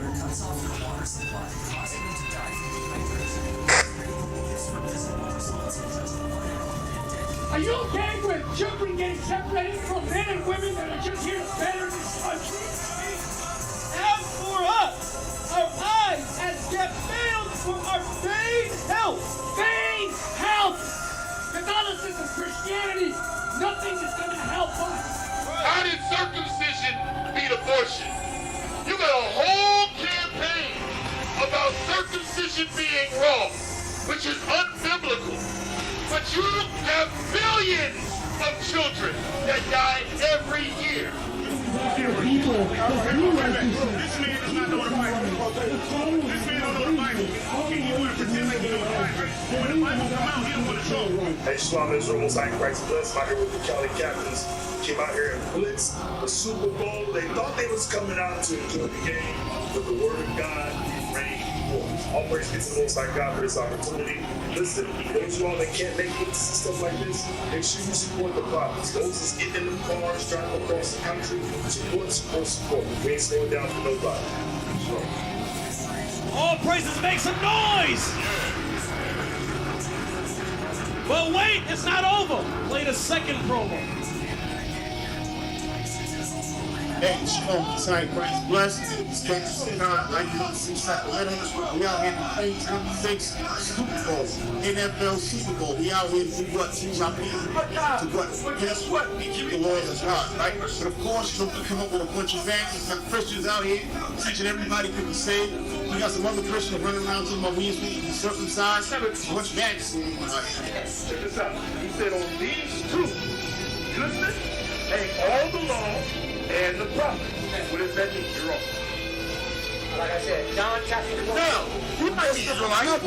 He's a women Israelite. You don't talk about it on the nigga to the children. They found it like that, running up at it in the order. You don't make it out. There's just racist. The word needs to be spread because all this black and brown shit that is causing conflict and people not understanding that we are supposed to be together because we went through the same struggle, that's what's killing us. And you letting, like I said, you being a sheep, you letting the government, you letting the pen and the county separate us when we've been through the same struggle. All praises to the Most High. Make some noise for Deacon Abiel, Captain Hananiah, Captain Zakai, all the mighty captains, all the mighty officers that was there blitzing the Super Bowl. The mighty men of the Lord blazed Super Bowl. Super Bowl LX. It shook the West Coast with the word of the Lord. Ungodly imaginations were cast down, the people edified, and the Most High in Christ got the glory. All praises to the Most High. Move on to the next program. We're out here at B101.9. Just had a segment with Mr. B Notes, and it's going to stay on multiple radio stations. This particular station, old school R&B station, only good video. Because then we go for notes to the rest of that time to making that community better. Handouts of the special guest, Israel United in Christ. That's what we come with God's word. We don't say what we just interpret the scriptures. What impact have you seen the organization make for a lot of the things that I see in my community and constantly every heard in the West Corridor of Charlotte? We see the same struggle. Look at your people. I see people out here strung out on drugs. To the youth and try to catch them before something happens. Our wives talk to the youth not to have sex before or marriage. We have community cleanups. missing persons, you know, us as men, we shouldn't be waiting for other people to come into our community to try to fix, you know, what we can fix as men. That is today's episode of Community Connections, filled with my good brothers, believers united in Christ, and we know a holler connection. All praises to the Most High. Mighty works. Make some noise for Captain Deshaun and the mighty officers of IUIC Gastonia. IUIC Gastonia sat down with B101.9 to talk about the real issues affecting our community. That discussion led to ongoing segments on two of Charlotte's largest radio platforms. All praises to the Most High with a truth going out. Let's move on to the next one. Landed on the women's side. The house was the 12-foot. Make some noise for the new move! It sounds so excited, man. Make some noise for the new move, man! Oh! Coming up March 3rd at sundown. Put up the next one.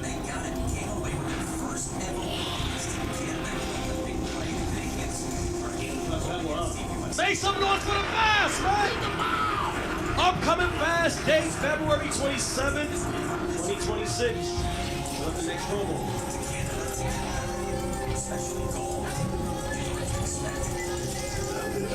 Radio des sentinelles, avec sur le peuple, on fait dans le fiel. RDS, message essentiel, c'est que droit de cette mission officielle. Créer la vérité par la mode, ni le buzz. On avertit nos frères avant que le feu se pose. RDS, toujours fidèle. Watch pleine dans la foi, énergie éternelle. Dieu est plein, le cœur en exil. Mais la voix du très haut traverse les vies. Pas de repentance, pas de réveil, pas mensonge dans nos sons. Comme du soleil, veut l'eau, on veut le royaume. La justice coule dans nos chromosomes. On n'a pas pour flex, on va vous sauver. Chaque mot qu'on drop, c'est un frère relevé. Radio des sentinelles, branche céleste, pas d'autotune pour les démons. All praises, make some noise, Captain, get in! We have hit a new milestone. All praises to the Most High. Radio Descendant is now reaching new heights by streaming on all major podcast platforms, including Amazon Music, Apple Podcasts, iHeartRadio, and Spotify. Celebrate with us by subscribing and sharing Israel's very first French radio show that brings the truth to our people of Rome. All praises to the Most High. Next ad.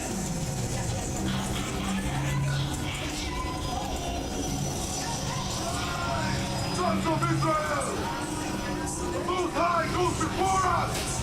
Praise, Sons of Israel!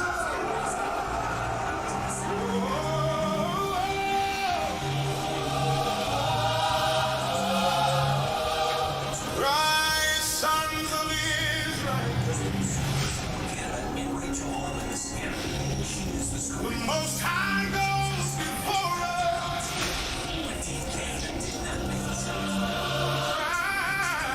Rise, sons of Israel.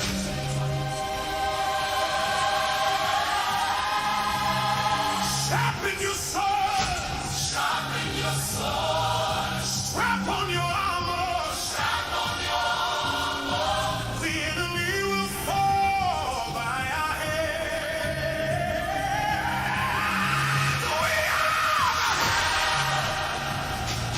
We are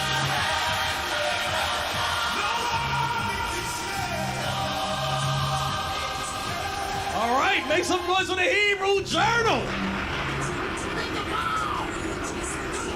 Hey, that's real gospel music.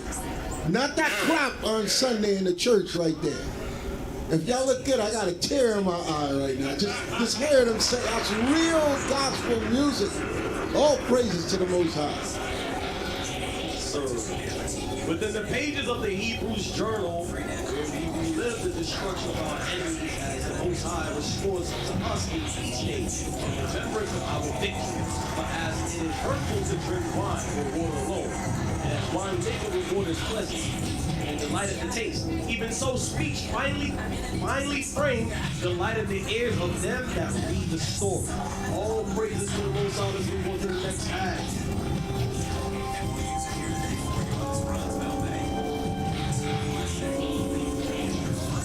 According to the Bible, God calls Liberians.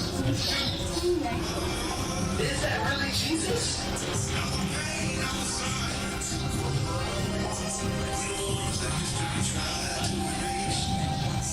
You're rising up for white man.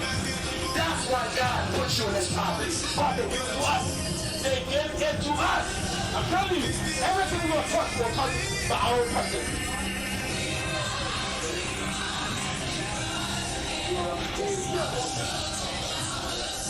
All praise to the Most High. Make some noise to Captain Young, Captain Joel. Make some noise to the Isaiah 11 and 11 Ministries. Subscribe now to IUIC Diaspora 2.0. If you would like to join this great mission, email us now at iuic.diaspora@israelunite.org. That's iuic.diaspora@israelunite.org. Well, tribes!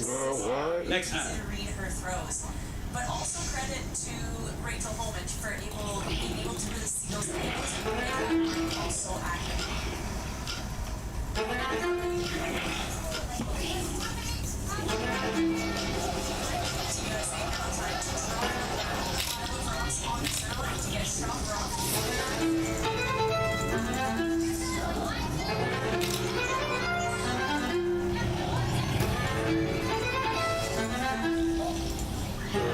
Hey, Shalom Israel, Moses and Christ bless. I'm Officer Josiah with IUIC Jamaica Spanish Town. And with me is Officer Jonah and Soldier Paul. So we came down in downtown Kingston today to set an example for people by cleaning up the community. We had camp here yesterday and we are back again today to clean up the streets.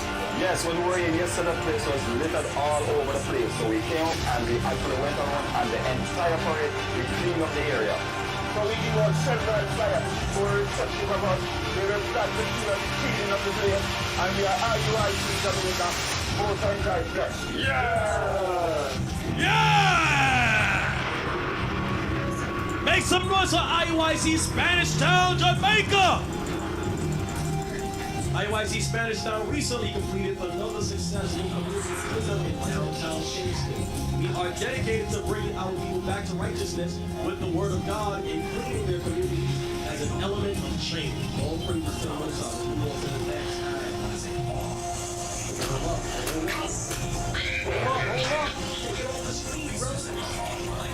Raise your hand if you listen to original royalty music. Make some noise if you listen to original royalty music. Make some noise if you like fire music. Well, tonight we got some super hot fire coming all the way from across the sea. IUIC London. Are you ready? Run that!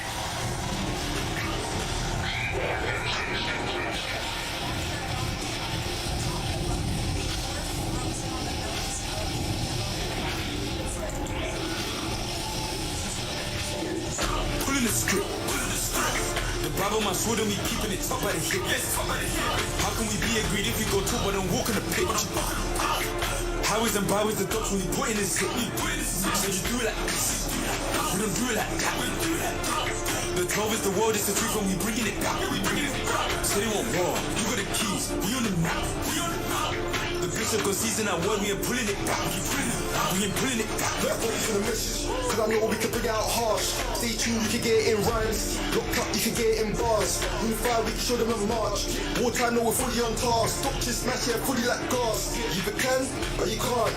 I can, yeah, something like Nas. Drop where we can hit it with axe. No doubt I can finish with Psalms. Build up, gotta put in them arms. Don't try to see fully in charge. For the lost, we'll get on them planes. Pull up in boats, pull up in cars. Prophets of God will pull up and teach. For the Christian churches, pull up and dance. 14-12 on my back, organized nation, yeah, we're bringing it back. 12 tribes rising, yeah, we're finishing that. Ain't on war, don't wanna hear chat. More spiritual, yes, no physical back.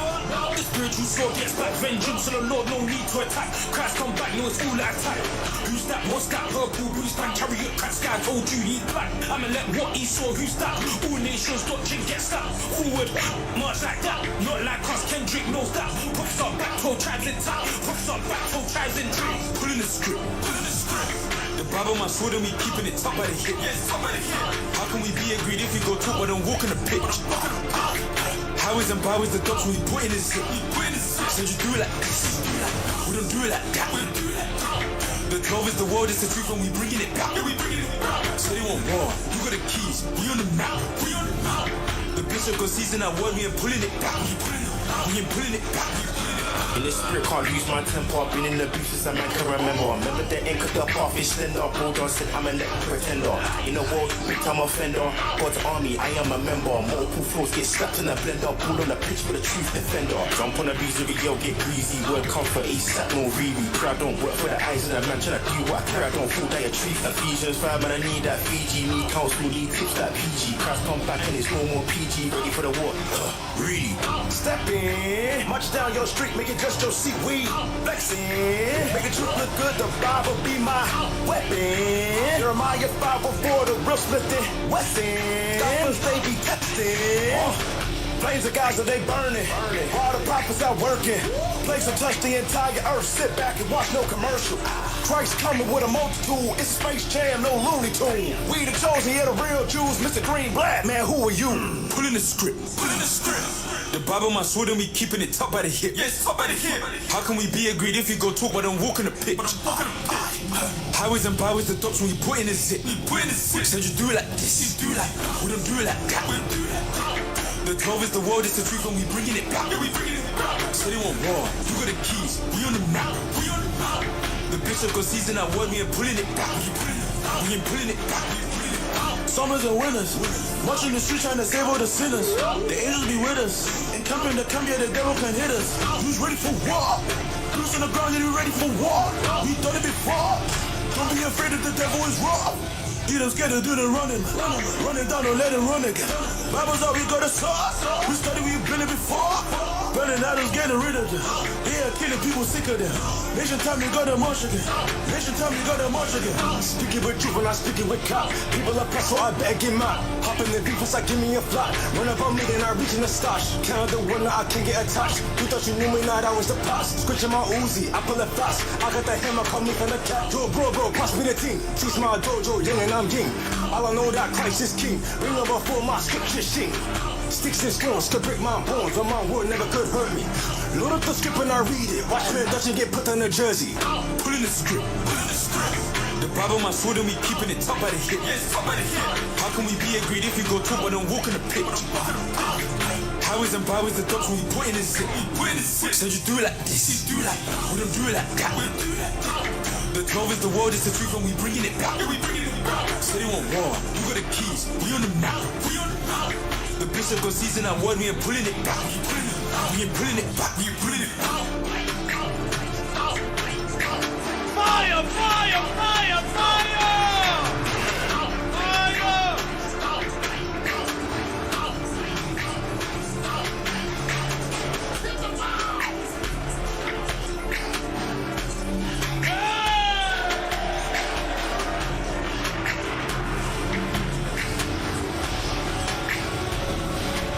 Official! The name of the group is 519. Get it right. 519. Featuring Captain Valentius. Make some noise. Come on, y'all. Featuring also Nimi. See, Nimi just put on the British accent, bro. Saw that, bro. Hey, yo. All praises to Musa. Y'all put up the next. Okay. All praises. So, video is getting released tonight. So y'all support me. So y'all go up there, watch it again. When the album is released, y'all download it, support. Next time. You can't rap, you can't sing, but you got your third album. How does that feel? All praise to the Most High. Listen, Second Center started.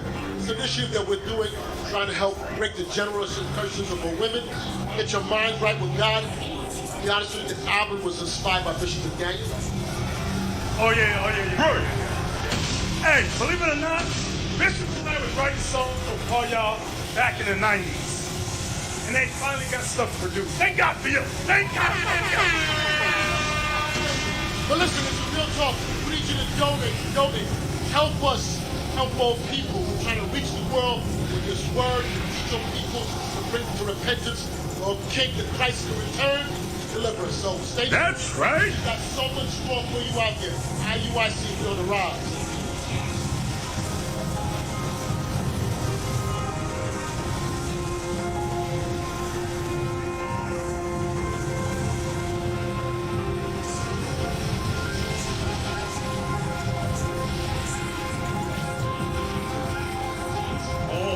praises to the Most High. Make some noise, y'all. But wait, it's not over. Play the second promo. The concept, I guess, the conception of it was Bishop Daniel. We actually to write a song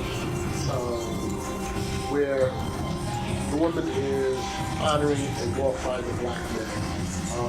And that was the genesis. I decided I want to do an album. I want an all-female artist on it. I want songs that people can react to. I want to invoke a change, to make them cry, make them happy, make them learn something from it. So when you write, that's the lane I try to follow. So our mind is being renewed. We're trying to break generational curses. And the only way to do it is to filter through the scriptures. The scriptures is the key to us being pure. I think the music is one of the avenues we can take because we're musical people. We hear a good beat, we're going to vibe to it. And then the words, if they have meaning to it, it'll still instruction in your mind. I hope it'll change.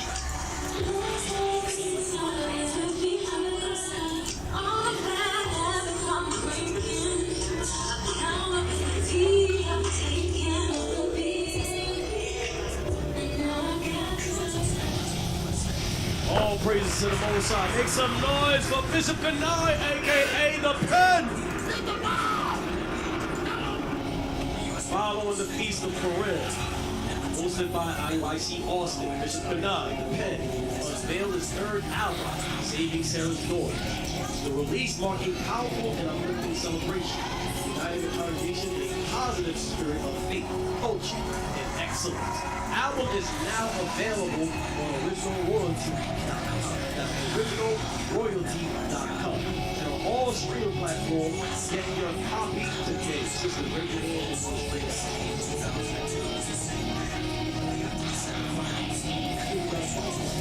Sisters, support the album. Raise your hand if you're going to support the album starting tonight. Damn! Come on! 1/3 of them raise their hand and agree to do it. Let's move on to the next act.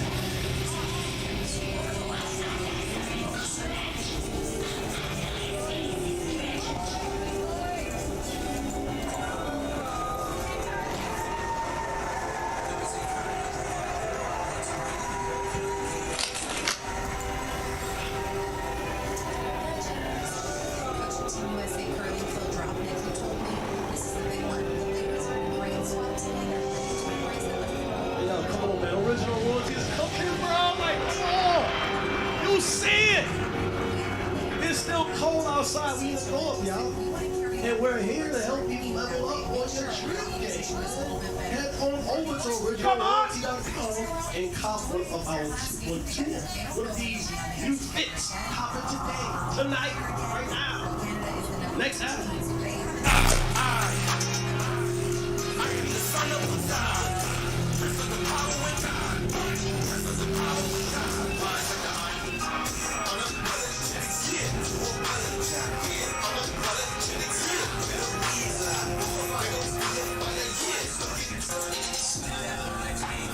Watching me, I look to the hand of my heavenly brethren. It's not a lie, see, it's the angels of God, yo.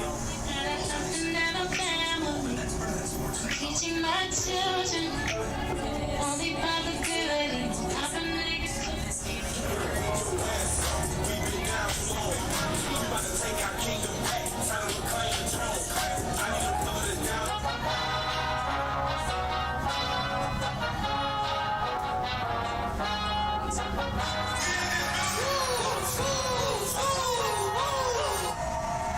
All praise to the Most High. Make some noise for Israel Live Top 5.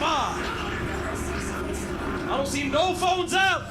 Take out your phones and scan the QR code to cast your vote for next week's episode. Do that now. Leave it up for the 30 seconds. You don't have a big margin for error at all. The weight needs to be perfect and the line needs to be perfect. You can't afford to chop off and roll at all. All right, let's move on to the next ad. Put down by Tabitha Peterson. If you're new to go on your journey, is that what the US would like that? girl, be independent, child. Never depend on man. You'll only let you down. What? Get that money.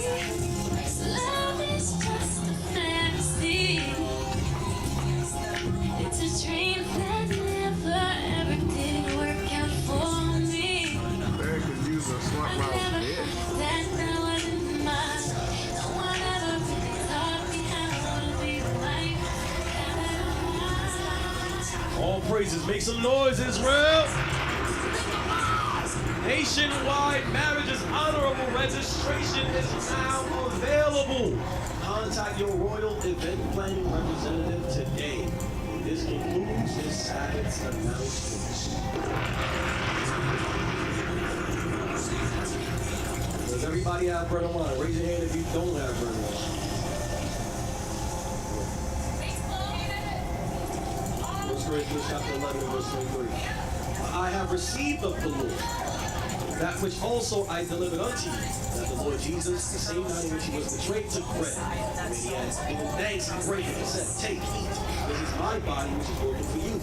This do in remembrance of me. After the same manner also he took the cup, when he had supped, saying, this cup is the New Testament in my blood.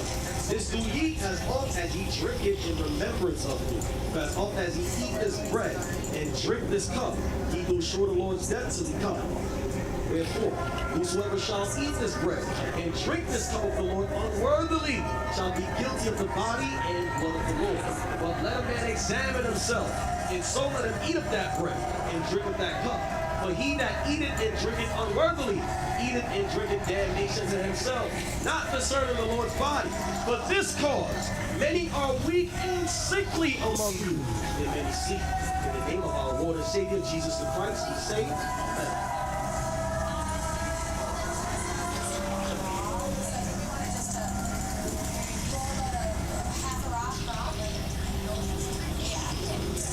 Come on!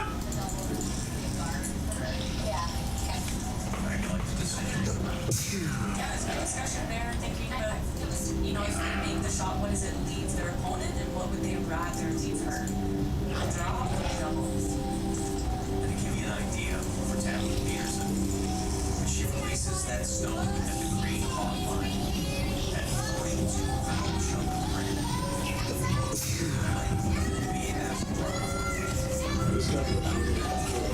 Sister made the bread. All praise, fire bread, sister. Let's clap it up for the general for bringing a fire class and prophecy. Giving all praise. Men of Israel, are you ready? Are you ready? We are. We are. What time is it? What time is it? Who's the king? Who's the king? What color is he? What color is he? Who am I? Who am I? 12 tribes. 12 tribes. Unity. Unity. Never give up. Never give up. Now finally, my brethren, be strong in the Lord. It's what? It's what? It's what? It's what?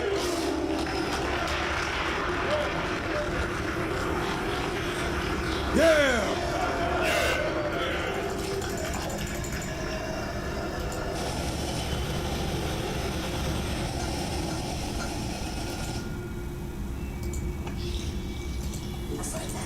Rachel Owens has said she knows that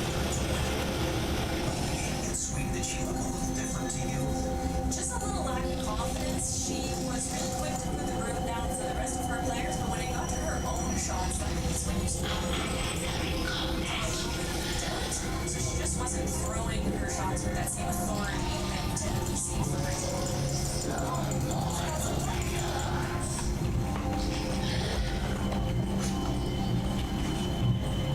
Final run for the U.S. Tammy Peterson.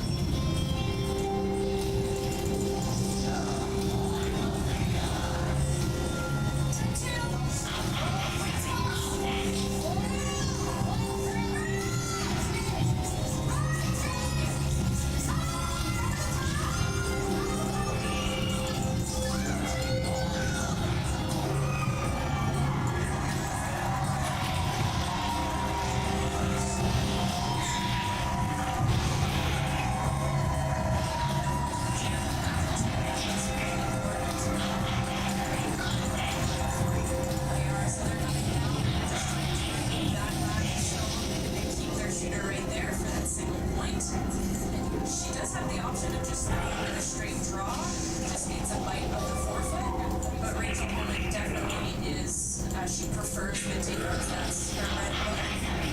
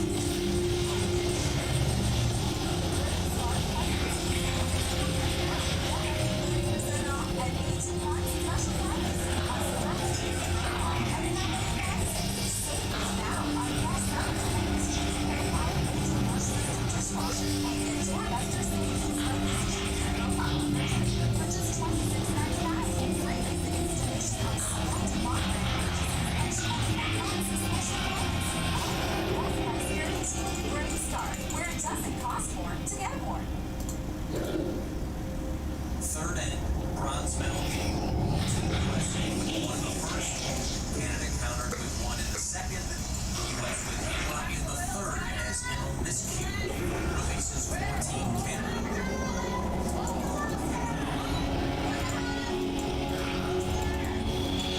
Canada just looking to replace that card. That was peeled off from the second.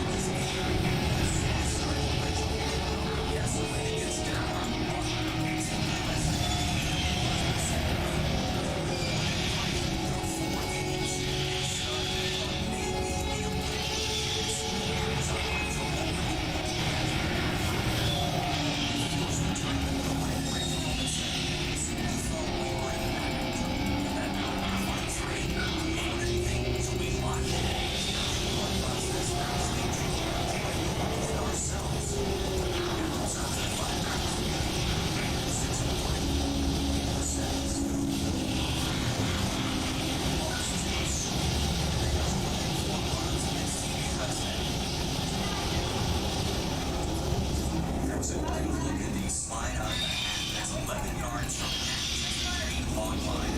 As the Canadians release that stone.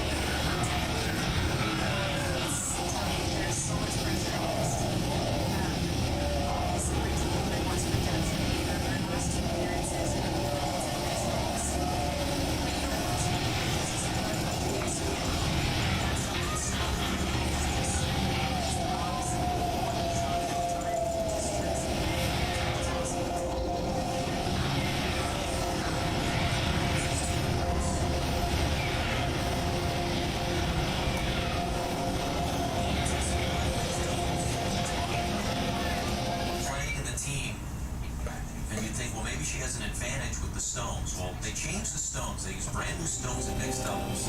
First time in tournament play. After mixed doubles, they changed all the rocks.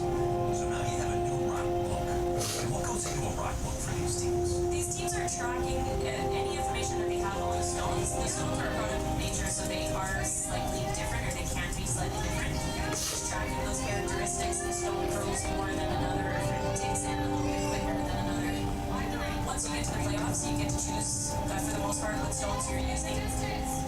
So you might pick a game where you throw really well, your shooting percentages were very high, and you might choose to throw with those same percentages.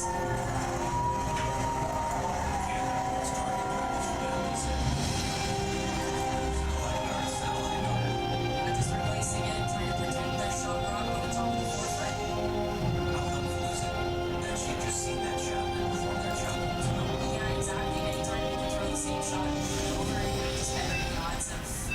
lots of execution.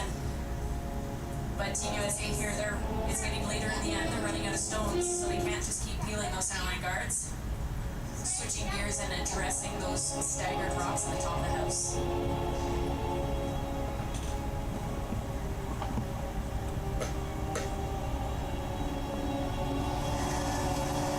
Final ride for Corey TC. Joined the team in 2023. Trying to do something no woman has. That's how he feels he can be in boxing. He's born in New York, but he's of Jamaican parents and Jamaican lineage, and he says, You know, this is going to be an interesting fight. I'm not going to lie. I think that Black has enough experience. He's been in there with some high-quality opponents. Like Joey Spencer. He went the distance with Joey Spencer. He's already been able to land a couple of shots on the temple of Akeem Black. And you see now the right uppercut. I've worked on staying sharp. He may hit me with the shot, but he won't hit me with it again. And that's the key for me, is to continue my growth and to look impressive tonight. You know, I told Jahai, I said, you know, what you got, what you have inside, man, is something that you can't teach. Excuse me, sir. You've been dressed up like a psychologist today. There's a right hand of Jahai Tucker that shakes Akeem Black. A lot of those movements are unrehearsed. I'm letting you know that right now. Unrehearsed. Natural ability from Jahai Tucker. Nice right uppercut from Tucker after Black landed a nice overhand right. And Jahai told us, you get this good by fighting the best in sparring. He's like, I was 14 years old. I would go 40 rounds of sparring, and it was nothing to us. I mean, come on, man. That is a lot of work. Oh, what a right hand from Jahai Tucker. Now a left to the temple as referee Mark Nelson tells Akeem Black, protect yourself. And there goes Akeem Black down to the canvas on a combination from Jahai Tucker.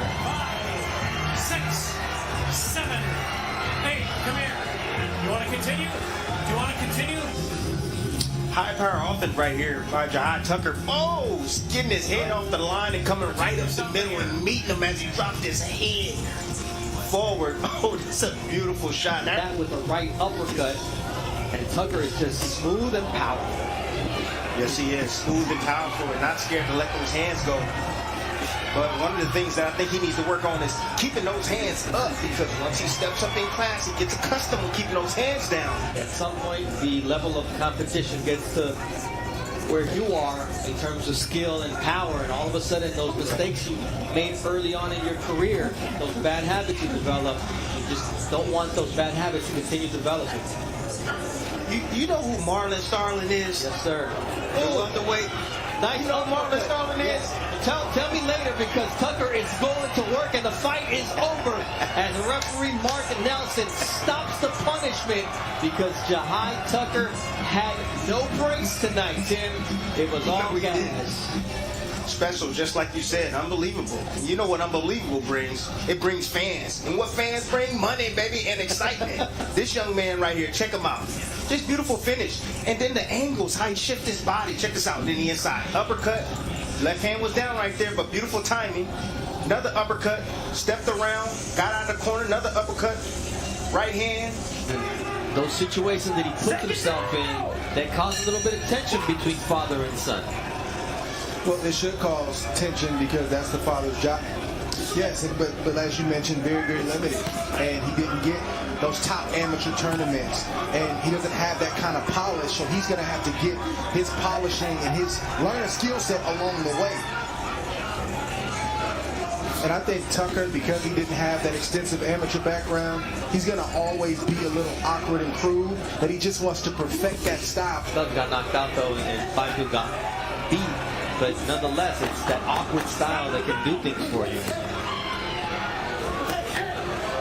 Round one is in the books here at the Hulu Theater in Madison Square Garden with a nice flurry from defensive gear, round number 2. Well, he's trying to read Jahai Tucker, that awkwardness we talked about. That's what he's trying to figure out. He's trying to compute where he was a lot more under control than we've seen in his last couple of fights. He's looking good in this second round, too. And he's under control of that counter right hand. Now it's a lead right hand from Jahai Tucker. And then he goes downstairs trying to land a combination. But Tucker finding a rhythm here.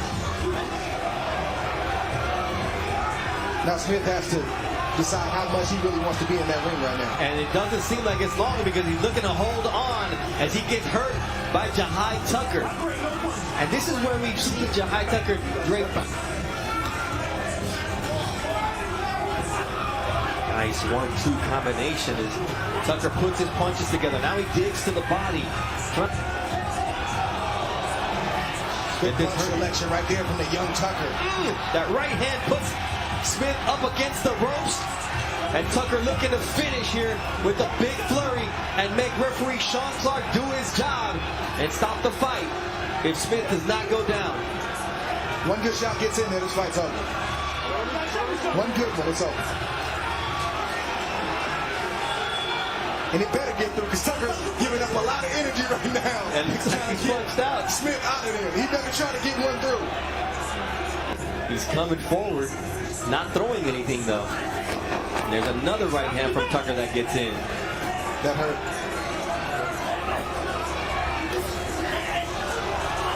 Oh, good shot right there from Tucker. Did for DeAndre Smith's recuperative powers. His only loss was in the bubble, September 2020 against Benjamin Whitaker, a 6-round unanimous decision. Since then, it's 3 wins, the most impressive one. His last fight against 47-fight veteran Dallas Prescott. And now Tucker goes to the body. Why don't you fight your way through? Don't just take punishment and accept what Jahai Tucker is offering. Tucker's offering a left hook and trying to set up that right hand. There's a right to the body for appreciate Tucker going to the body this whole fight. Very, very impressive from him. I see a big improvement mentally and with his fight game. It's all about a growth process, and there defensively his right hand was where it was supposed to be. We've seen Tucker drop his hands, be defensively careless, and a lot of those flaws have been fixed at least early in these first 3 rounds. Right, here he goes on the offense once again. Oh, what a nice right uppercut from Jahai Tucker. And he's got Smith in trouble, but Smith.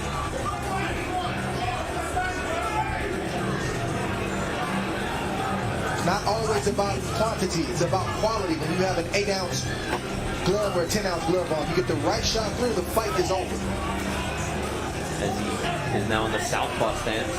But here comes Jahai Tucker. I think he found the key to hurt Smith, and that's a right uppercut, and he's trying to find the angle for it once again. That's also the beauty of being 19 years old and you're Jahai Tucker. You can punch yourself out and get everything back in less than 60 seconds. Said like a real veteran. All right, good not stopping. That's a fact. Make sure that you're in control of this fight, which he is, and don't let the showboating take you away from your business. Tucker throwing some looping shots now. Not so much setting him up, but he's finding a home for them on. Realized that he didn't want to try to win anymore. He just wanted to try to survive, and that's what you see. You see a guy who's been in the ring long enough to know Tucker wants to go downstairs to the body and come right back upstairs. He's had the most success when he mixes in the body attack with the headshots. That right uppercut for Jahai Tucker. And now Smith is reminded that those body shots do hurt. Let me throw one at you.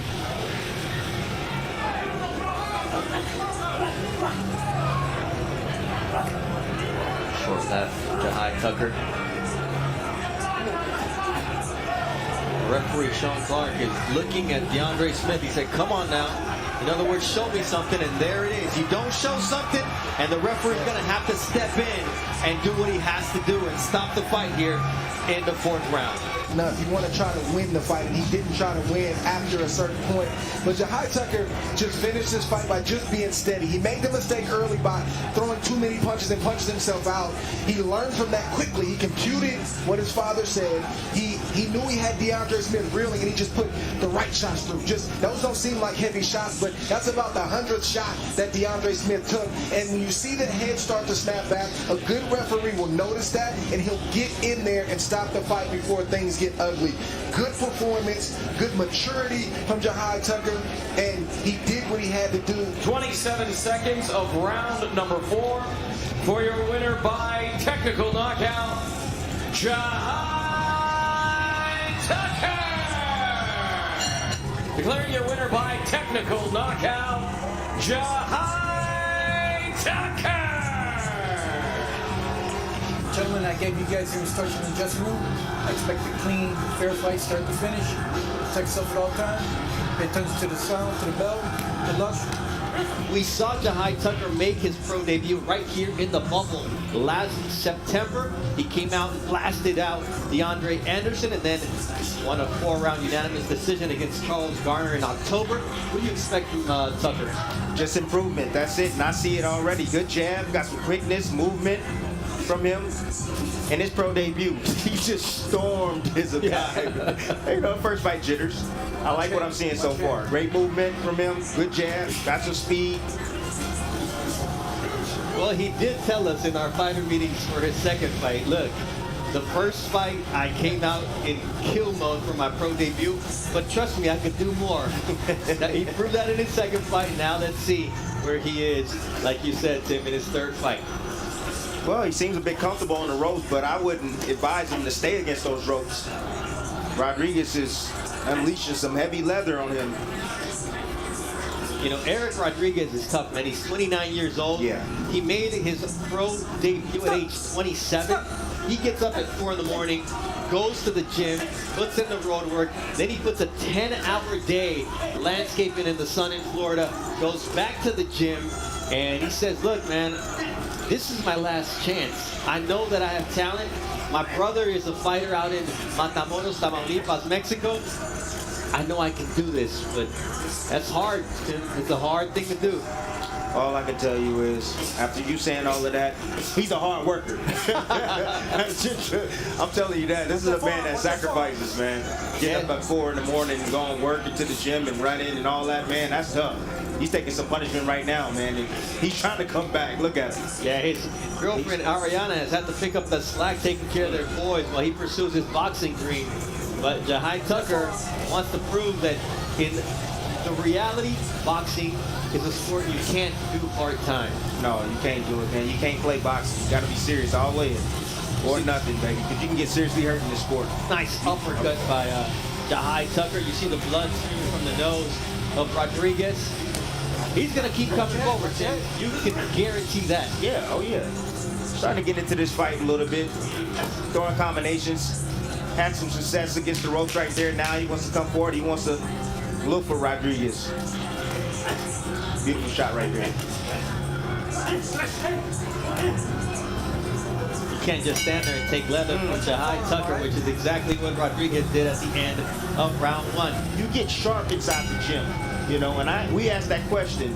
We said, how did he look in the gym? Was he tentative? Was he a bit different? And what did coach say? No, it was like he never left. Jahai Tucker in the black trunks trimmed in white, taking on Eric Rodriguez in the white trunks trimmed in gold. See how easy it is when Tucker's on the outside and shooting his jab? Sets up that left uppercut. He gets caught there, though, by Rodriguez, who's going to be throwing punches and punches regardless. There he is again, got hit with a jab, trying to shoot a left uppercut. Yeah, he's reaching a little bit here. Another thing, young fighter, pick up your hands, especially when you get it along the ropes. Anytime your fighter gets close to you, got to pick those hands up.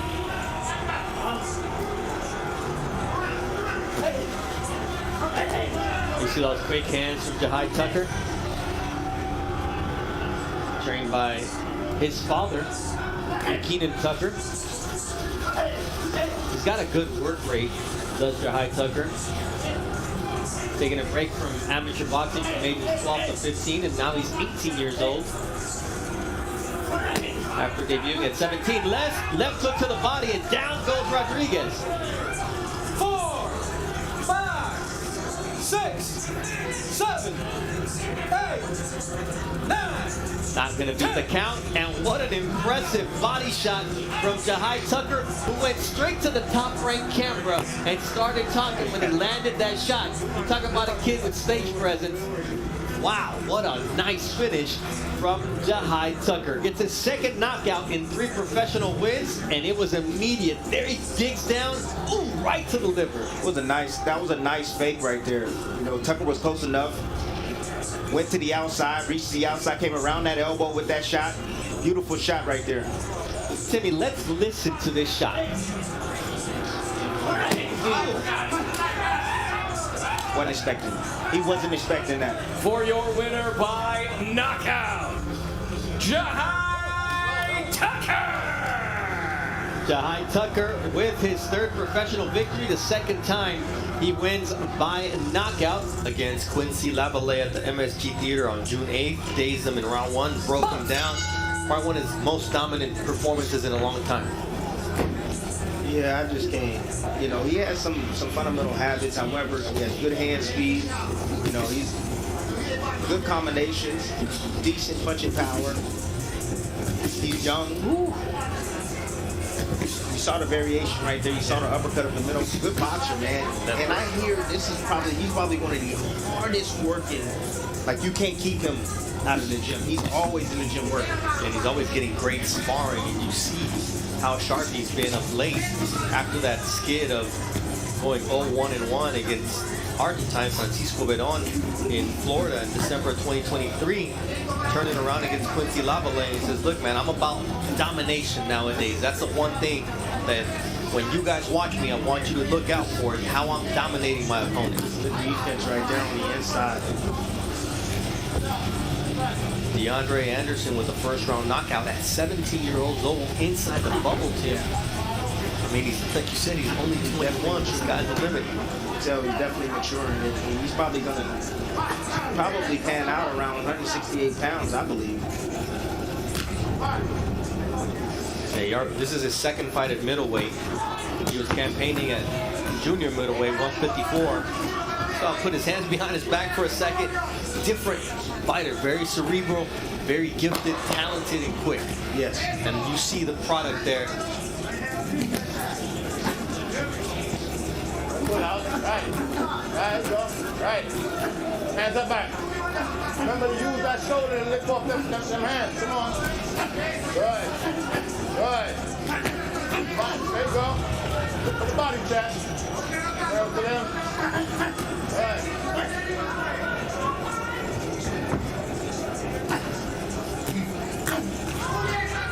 You go down there, bring that left hand up. Right. Right. Don't give him no gap. Don't give him no gap, you heard it. Nice score, right hand. There you go, off the rope. Good. Round the corner. Good. There you go. Ah, yeah. On him again. Good. Now he's getting wide, so look the rope punches. Never change it, boy. Never change it, boy. There you go. I see it, yeah? On the gun side, don't pull out.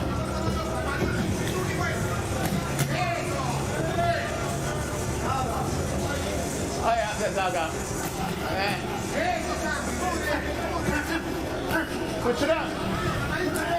Right, there you go. Right. You touch that body. That's right. That's right. Don't go away from that.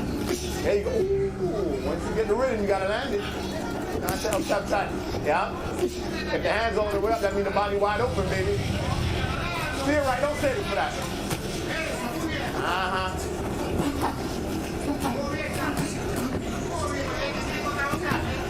Right. Oh, I like it. Oh, I like the face. I like the face. Use the elbow. All right. Go ahead off the line. Yeah? Good head off the line. Body. Ooh, double. Double. I like the jab, though.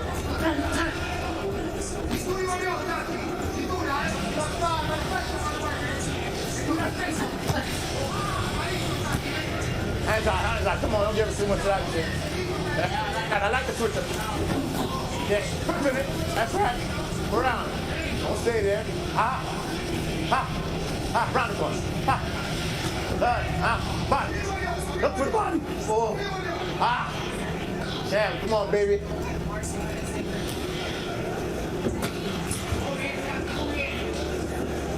Come on, man. A good man, Rob would say. Give me an email sometime. Oh, roll that punching gun, champ. Let's go.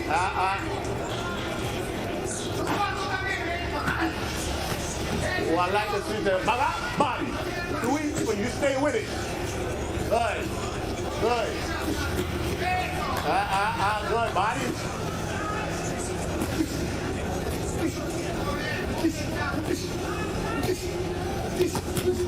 Now, I'll count that one. Nope. Twice. Come on. I hear you.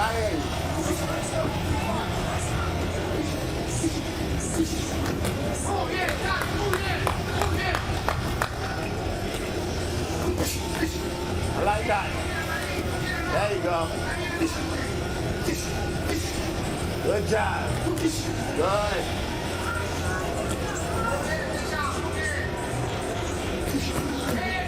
I told you about that stupid left hook you got.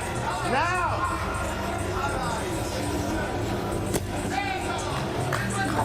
Good shot. Whoa. Grab that one, Chad.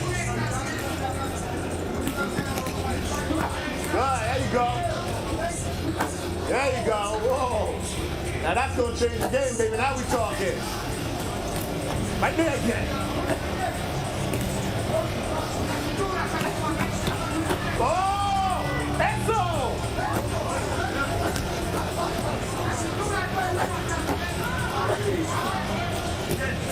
Now he's going wildly. Again, the body again, champ. Break him down, baby. Bend them knees, give me something. Don't give it back. Double. All right. Where's the job, though? There you go. That's right. Oh, that's supposed to be a 3. There you go. Yeah. All right. Woo. All right, stay sharp for the defense. Yeah, good job. Oh, hey. Stay with it. There you go. Back downstairs again. There you go. There we go. Around. Yeah. Look for the body shots after you finish punching. Good. Bend the knees. Woo. Keep that the left up. You don't like those. Body and left side too, boy. Woo. That's all right. Don't jump up. I know. Doesn't matter. Don't jump up. But I know you're aware. There you go. Oh, Baba. Woo! Yeah! There's up. And he comes around. There you go. On the one right there. He's on the rope. Up and down. Up and down. Up and down. Up and down. Run him off. Oh, yeah. Yeah. Stomping right now. Let's see a good round. Now that's it. Oh. Right there, why you let him off the hook?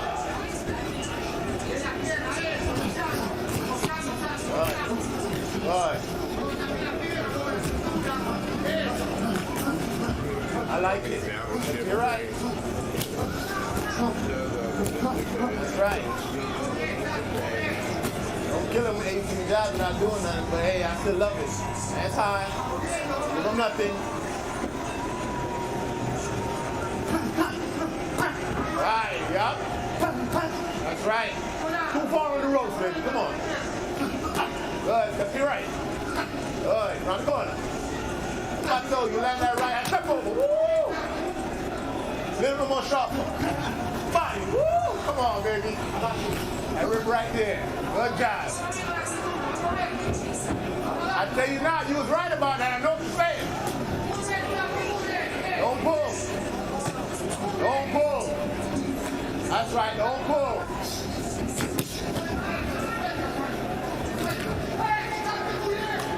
Right. Step back.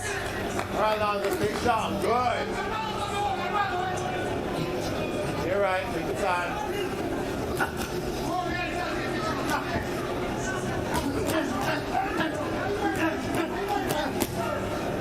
Oh, nice.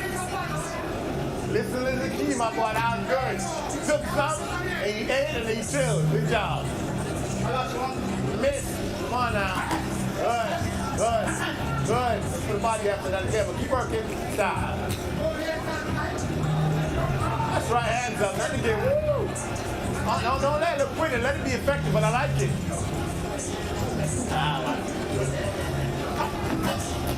Don't pull out. Let's go on awareness. Nice. Plays with it sometimes, he gets to bring it back up, and that right hand has been sneaking through for him throughout the course of this match. That was a left hook from Fernandez, who feinted with the right. Oh, big shot right there. Punch in between your shots. That was a slapping left hook right there from Hernandez.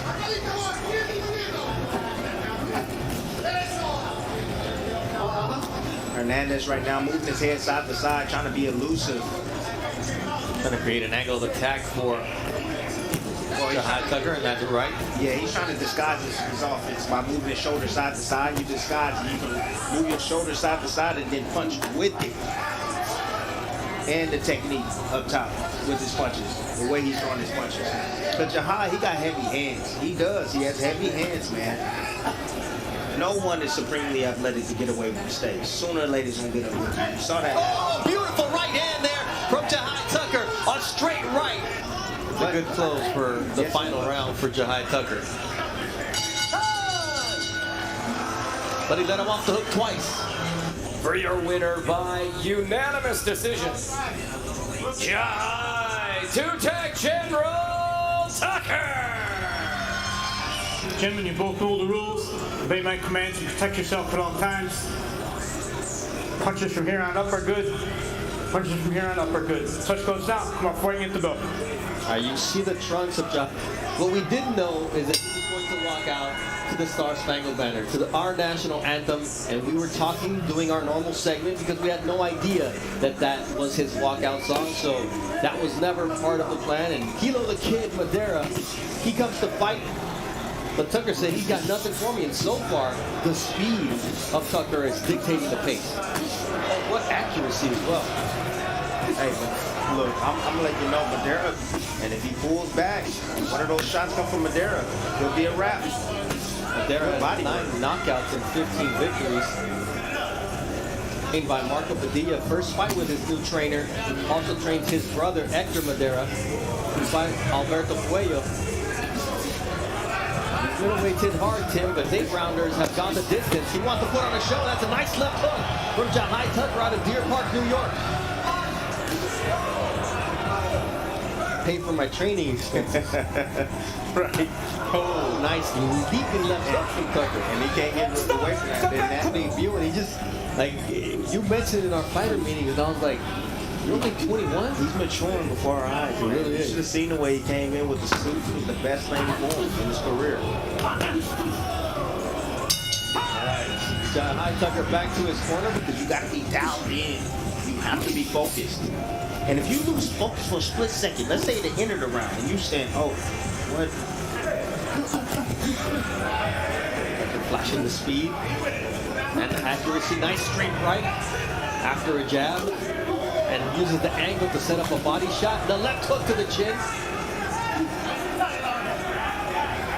One hit move. You want to make Tucker make mistakes. Use that reach on the outside. Nice right uppercut when Madera tried to surprise him with the left hook. But again, I don't like the hands down of Tucker. You know? Right now, he's getting away with it right now. But again, if he gets clipped, he'll get has 20 fights in front of you, because he will figure you out like he did there with the overhand. See how he get clipped? And I think Tucker's coming back, and he doesn't feel spooked by the punching power. But again, you develop these habits over and over and over. You get accustomed to fighting these fat ball shots like that. Ooh, nice counter. What a counter. What a counter. Again, those eyes. He's spinning him around. Three-punch combination. Another solid round for Jahai Tucker as Tom Schreck. A combined 3,265 fights coming in. So plenty of experience, Tim, with those three judges. Boxing, but one thing that I believe boxing can take from tennis is you have the officials. They need to be up. bring them up. I think that'll help because then the referee, yeah, he might get in the way here and there, but you're going to be able to see the punches from the top. Be good. There's our overhead See, shot. look at that. That just give you that. Exactly. I mean, I like watching fights from the overhead.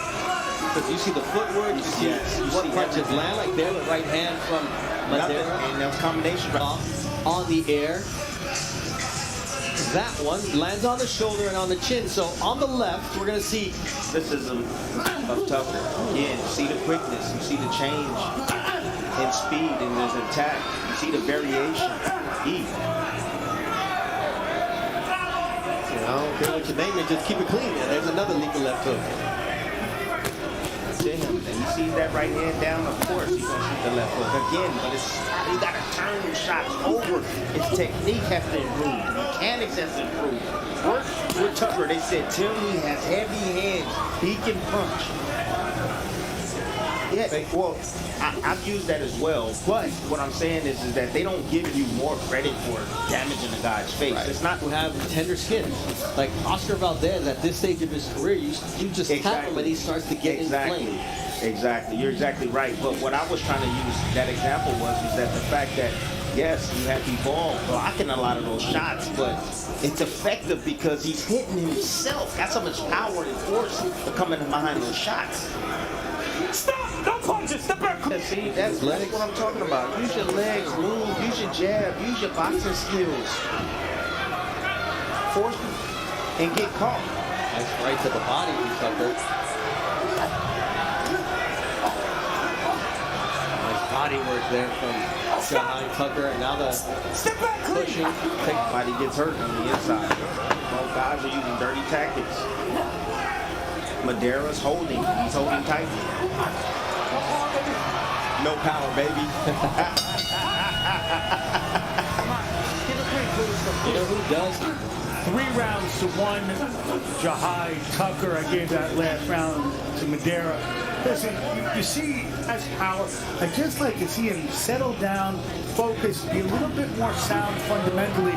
Because you get the sense that for all of his talent, he can be taken out of his game. With things and the same mistakes over and over and over, you gotta bring in somebody that knows better. Bring another set of eyes inside your camp. That will help his son tremendously.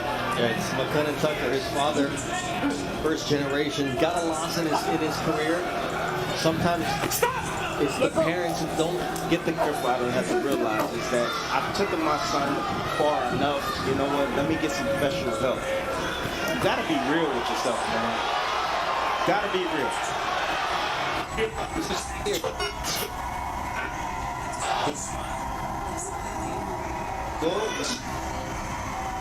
The no shit fighter.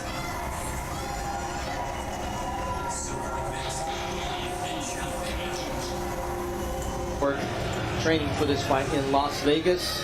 Round 1 of a scheduled 6-rounder between Jahai Tucker and Tracy Magruder. Flashy. Fought twice in 2021. Go ahead, Ray. Yeah, Bernardo, you got to be able to fight. You come in the ring like that. Like, your outfit can't outweigh your skill set. Yeah. You ain't lying on that. I mean, you got to be a bad man to wear that. He's going to try to prove it. He's 1-1 since starting his career 5-0. Fighter out of Rochester, New York. So, 2 upstate New York fighters. Jahai Tucker, great technical fighter. He was a #1 ranked amateur at 138 pounds in the United States. Takes a nice jab from Magruder here. People don't realize that. Even though the headgear was removed in the amateurs some years ago, it's just a different crowd, different energy. The lights are brighter. The young fighter Tucker, even though he's been successful thus far, he's still getting his feet under him and learning these programs. Jahai Tucker. Just being disciplined, dropping his hands when he's along the ropes, that is a bad sign and dangerous, extremely dangerous. Nice left hook there from Jahai Tucker, but he's always open for that counter, as you mentioned, Tim. But at some point in your career, the fighters start to be just as quick as you. They hit just as hard as you do, and that's when those bad habits come home to roost. Or just have good timing. And Magruder seems to have good timing. He stays under his feet, meaning he's always in position to punch. And he will take some shots, but then he's always under his feet to try to land a shot. And we've seen him do that a few times in his first round. And I love the creativity that Tucker has with his offense. You know, he'll shoot the jab, he'll come around the guard with the left hook.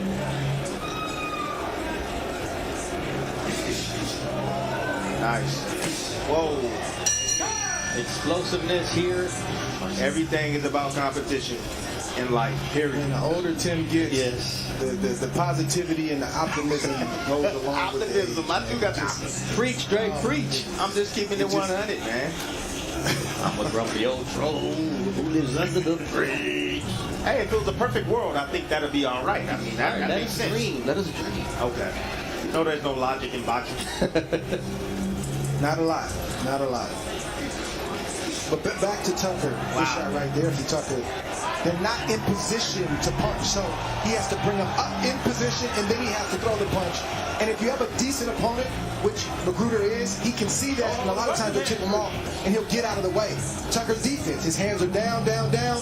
Magruder throws a quick shot. Oh, I didn't get my hands up in time. So placement and the hand discipline means that the fighter has to have the punches and the arms on the runway. Tucker has to learn that. Yes, he has to learn that as the competition gets stiffer. Technique. Technique. The most important element in boxing. Technique. Just as you said, if the technique is right, the power's gonna be there. The speed's gonna be there. You know, it's not no loose ends there. So when you're swinging, having to lift your arms up, guess what? That's taking more out of you. Having to lift your arms up high to shoot a shot. Imagine if he's throwing them right from the chin. A lot quicker, less energy. Magruder actually has better hand placement and discipline than Tucker. Yep. Doesn't do a lot of movement. He keeps that right hand up by his chin to block against the left hook and to fire a right hand. Magruder's a more technical fighter, but Tucker, at just 19 years old, has the speed, the quickness. The fans are getting a little... Yeah. This is a real good matchup right here. A test for Tucker. You know, he's hit the guy on the chin multiple times. He ain't going anywhere. Most of the time when he hits guys, they go down. Berlanga, he's in the wheelhouse to get hit, so I don't think he's going to be throwing to the body as freely as he did against that guy. But if he starts to get a rhythm, starts to land some shots on Berlanga and gets confident, he may feel comfortable. The comfort zone against Berlanga could be a dangerous place to be in as well, because there's always something coming back at you. And Tucker's in his comfort zone, feeling himself. His hands are up a little bit more here in round number 3. I'm just looking, honestly, I'm just worried. I'm looking at the psychology of Tucker. You know, he's hit this guy many times, Magruder many times with hard shots, and he hasn't went anywhere. And sometimes a fighter can get discouraged when he hits a guy. Most of the time he's inside the ring. So right now I want to see what type of new skill are we going to see from Tucker. Even though Tucker's the bigger name, Magruder has an amateur pedigree. He's 6-1. He's a good fighter. He's not just some guy off the street. Won a couple of majority decisions in his pro career in his home state of Alabama. And here he gets flipped with a nice shot from Jahai Tucker. Let him go. Work your hands. Magruder holding, gets clipped with a short left hook. Magruder might just felt offended. Yeah, I would have felt offended too. His slap is worse than a good punch landing. Come on, man. Hey, slapping hurt too. Don't get me wrong. You don't be seeing them videos where them dudes be slapping each other and they get knocked out. Ooh. Magruder put everything behind that shot. Partially blocked and partially landed.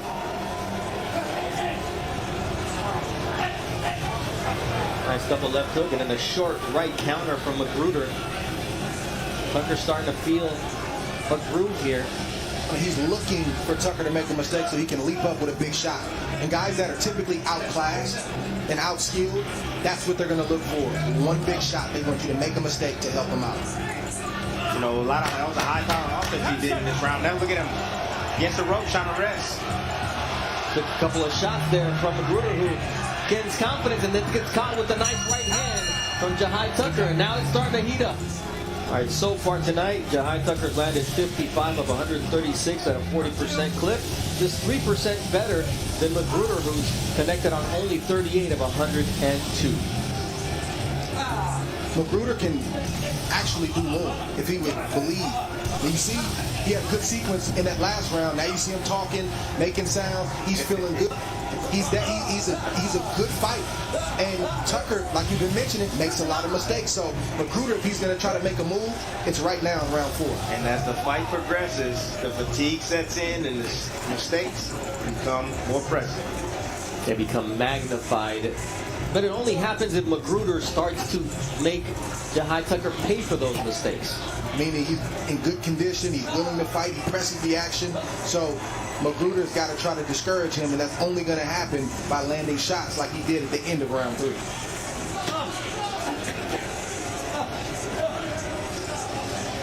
If I'm in Magruder's corner, what I'm telling Magruder is, go down to this young man's body. 19 years old. We got to take something out of him. You know, he's fading a little bit. Let off the gas a bit. Now it's time to punish him down to the body. You know, whether you come into a fight as the A side, the guy who's supposed to win, or the B side, the guy who's probably not going to win, you have to make up your mind what you're willing to accept. And for Magruder, he's got to make up his mind. He's in his home state right now. He's from Rochester. Did you come here to win, or did you come here just to be a part of this event? And if he wants to win, again, this is the time for him to make his move. We've mentioned it over the last few weeks that it's a reality of boxing that there's hometown fighters, and sometimes they get hometown decisions. Magruder needs to understand that and be realistic about that, and there's only one way to win, and that's fighting Jahai Tucker. And so far, he's just stepping back every single time. That's the part that's missing in the instructions of Tucker, because right now I'm seeing the same rhythm and the same approach from Tucker. To be honest with you, this doesn't look like the Tucker that I'm familiar with seeing. You know, that explosion is not there. Yeah, it could be because, you know, he's in there with a guy that actually know how to fight back. Yeah. But still, he's not explosive as I normally see him. The level of competition is somewhat improving. He's got a competent opponent inside the ring against him tonight. He's now working to the body. Now he's going down to the body.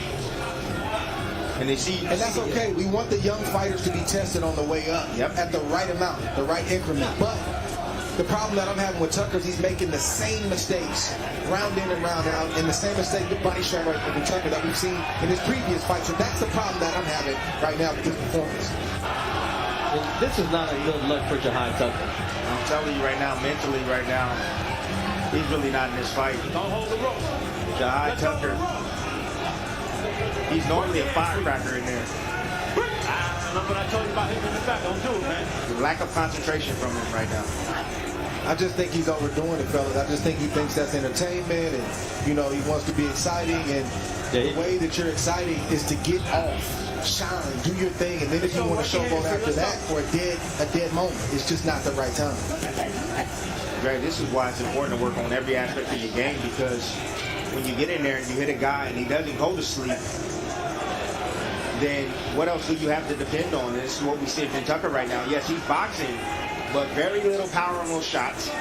Moving a lot, making a lot of mistakes, as you alluded to.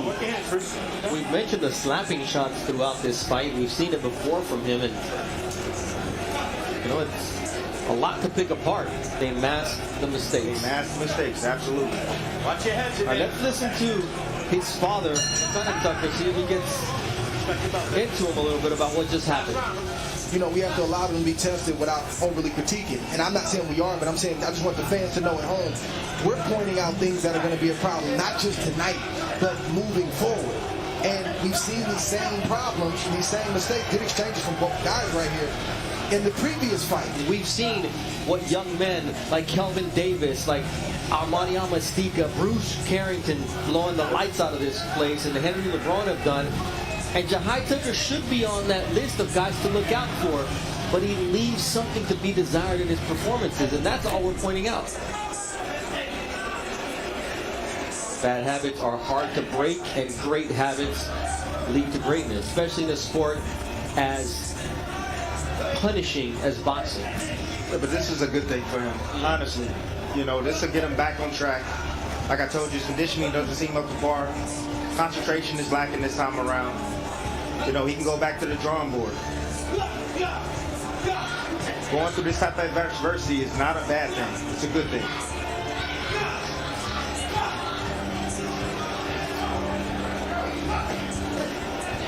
Because if you're not tested on the way up, eventually you will be tested and you won't be ready.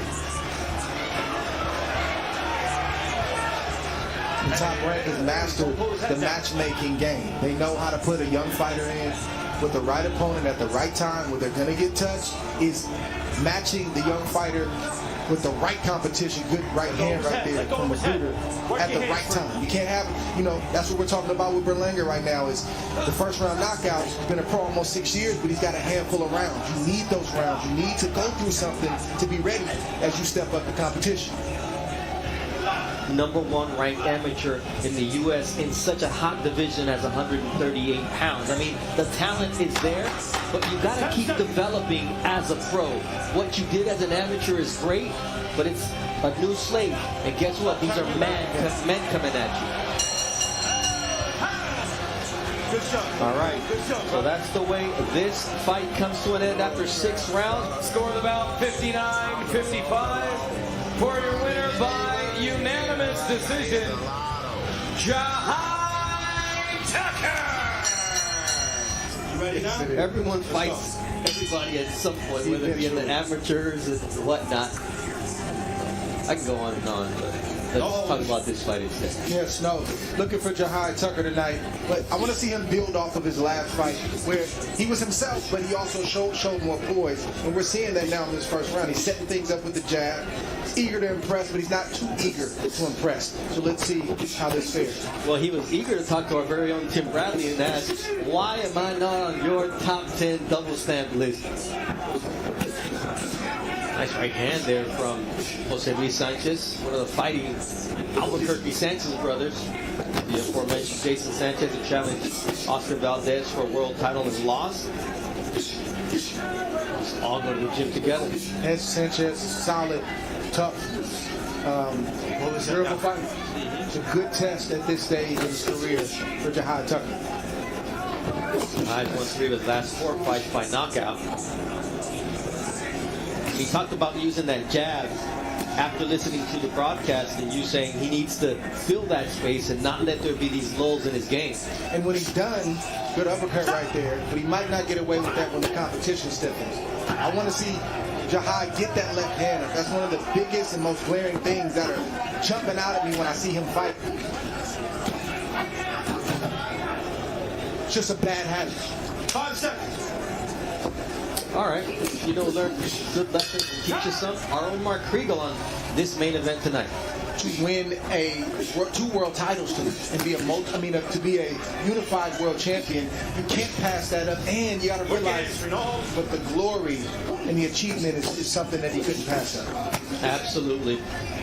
So we will have a main event tonight. That'll be at 10 Eastern on ESPN. Keyshawn Davis, one of the brightest young stars in the game. And here we see Jahai Tucker dig into the body, but Sanchez has good return fire for him. Work your hands, let him go. Pull it all out. Let him go. Quick hands and power from Jahai Tucker. Jahai Tucker slowed down the work rate of this fighter. Ooh, nice short right hand from Jahai Tucker as he looked from the angle and connected. My uncle, Andre Rozier, made those trumps. Have it, baby. Have it. Work your hands free. Work it out. If I'm Sanchez, I'm trying to land an overhand right myself. Because that's the weakness of Jahai Tucker at this stage in his career. When he's trying to punch and when he's trying to get out of the way. Sanchez able to land a looping left there and a right hand. Now he digs to the body. 4 shots for Jose Luis Sanchez. Making Tucker work here in round 2. Good body work from Sanchez. He needs to stay in the body of Jahai Tucker.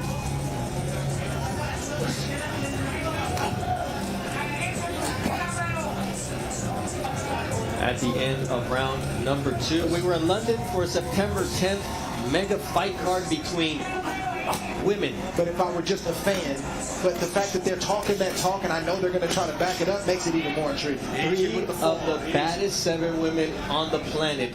If Jahai Tucker can get more discipline with that left hand, keep it in position so when he punches, doesn't come from a down position. It comes from being on the runway. headshots, and you will see Sanchez fight. He's not even using that lead hand, the closest hand to the opponent, because it's down at his waist. It's the left hand being down and the right side, the left side of his face being exposed. That's the problem. Well, Jahai landed a nice left uppercut there. Expectations, and when you're undefeated, 8-0 with 5 knockouts, we're not worried about what he's going to do against the Jose Luis Sanchez's of the world. Right, but the Sanchez's of the world are necessary to show him where he's weak and to cause him to go back to the gym and to get better and to shore up those areas. And show me where I'm strong and show me where I'm weak. There's a nice right uppercut once again from Jahai Tucker. And they say Keon, the youngest, is maybe the most talented of the three. Yeah. That's saying something. Yeah, it is. He can't match the speed of Tucker, so he has to be more creative and work to his strengths, and that's pulling on the inside, using his physical strength, and whipping to the body. Ooh, nice overhand right. Good time shot. Ooh, nice left from Sanchez, but Tucker was able to roll with it. Absolutely. Triple jab. Not everything landed clean, and he tried to finish it off with the right.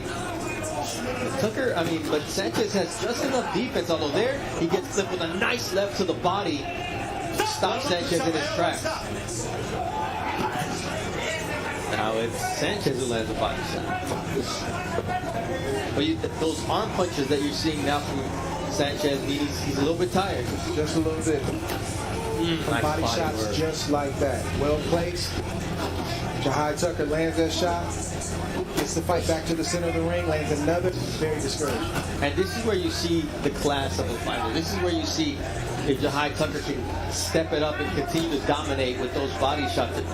Can he recognize that these shots are hurting Sanchez and pick his spots on when to step it up?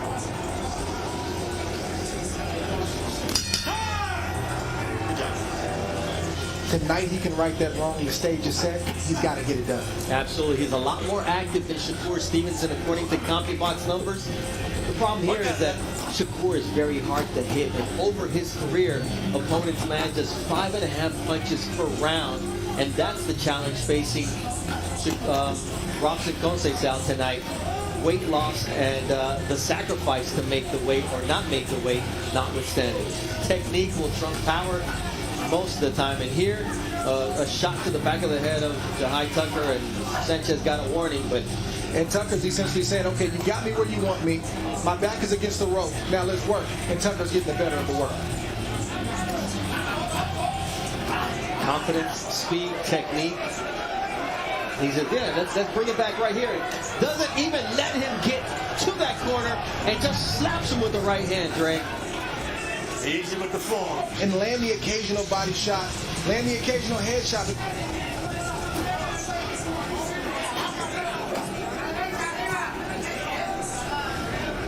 Miguel Mariaga to come join him in the corner. And that body work. My goodness. And that's one thing, Dre. A lot of guys can take a headshot. You got to take advantage, and you got to stay downstairs until the fight is over, or they throw in the towel, or,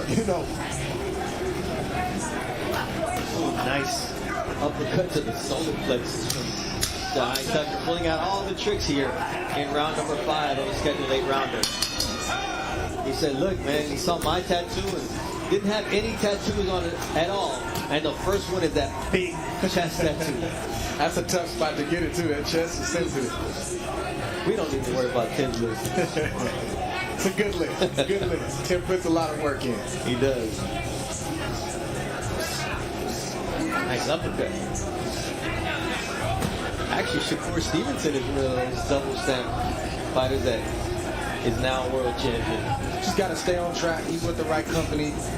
They have the best matchmakers in the game. They've proven that. All he has to do is stay focused, come prepared, and keep getting better. Double snapping right hand from Jahai Tucker. He just kept raining down punches, and he can really do what he wants to do right now. I think he's trying to allow Sanchez to open himself up so he can land a clean shot. All right, you want Tim Bradley's response to Jahai? Tucker looks great with this unorthodox rhythm and style plus patience. So, patience, kid, you'll be on that list in no time. Bad part is somebody got to be off that list when we get in.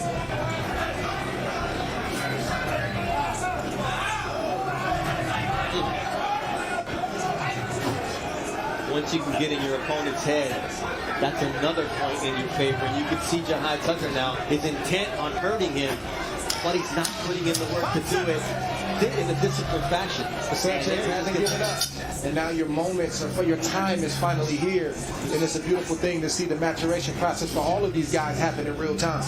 And we did see Shakur Stevenson get some sparring rounds in with one Jared Anderson. I'm sure there was a little bit of pre-fight talk of, hey, take it easy, man. Then they give a hug after. Like, I can't explain it. I don't know how we're wired to do that, but I'm sure they did something similar to that. Absolutely. You see Jahai Tucker's mind working. He's trying to figure out how to get Sanchez out of there. Just trying to find a way to get the job done in a different kind of way. Let's see if he can do it. Sanchez, to his credit, keeps coming forward. He's got no quit in him. He hasn't backed down. His will and his ability is top-notch. Well, Luis Sanchez, he tested Xander Zayas in that heat in Tucson, September 2021. Inflammation under the left eye of Jose Luis Sanchez. Jahai Tucker playing with his food sometimes, right? And now he's just toying with Jose Luis Sanchez here in the 7th round. I think he took a round off. I want to see how he closes in the 8th. Last round.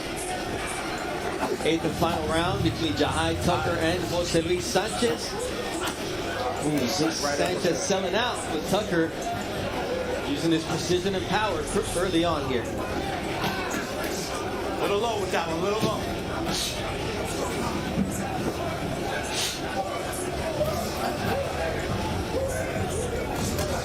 Nice left hook from Sanchez.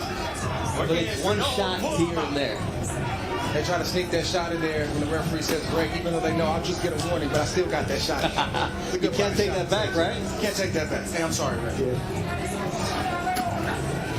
Good body shot right there from Sanchez. The first one landed. And at this point, you can tell what Sanchez is trying to do. He says, look, this is what I got left in the tank. And Jahai Tucker trying to take it out of the tank with those body shots and that left to the chin, followed by a nice right cross. From Jahai Tucker. That body work from Sanchez. He won't win them all, but you'll know that he was in the fight. He definitely had moments in every fight. Had his moments again. Sanchez is the kind of guy that don't prepare, and if you do overlook him, he'll beat you. Unfortunately for Jahai Tucker, he was prepared tonight. Oh yeah. He's precise.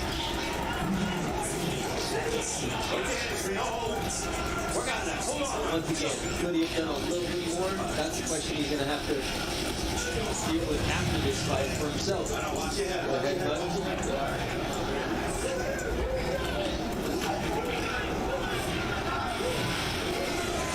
Brandon says, get off the ropes, you're not going to get on my list being lazy like that.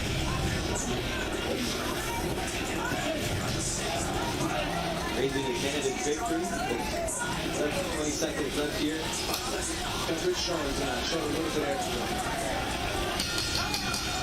Jahai Tucker on his way to his 9th professional win. Luis Sanchez, as expected, gave a workman-like performance, came in here and made the young prospect work. All in favor of your winner by unanimous decision, Jahai Tucker. Protect yourself at all times. He comes again, he's a little high. Just keep a mile right there. That's gloves, it's good work. He's in the gym. Great shape is Jahai Tucker, but so is Nicolas Seknashvili. And he says, win. We'll see what happens here between these young men. That's body work from Seknashvili, but then he gets clipped by Tucker. This is the type of war that Seknashvili wants, and he lands a nice overhand right on Jahai Tucker, an uppercut from Seknashvili. 154, Shekiah putting in some serious weight behind those punches. Left, right, but you see the young man. And this is the style that Senac really wants. Look at that body work by Senac really. You gotta be careful what you ask for, Tim. Ooh, look at that left. Senac really out of the southpaw stand. Tucker gets his bearings, but then gets clipped by a left. Trying to do the right thing, trying to stay relaxed. You see him basically fighting against not wanting to go down.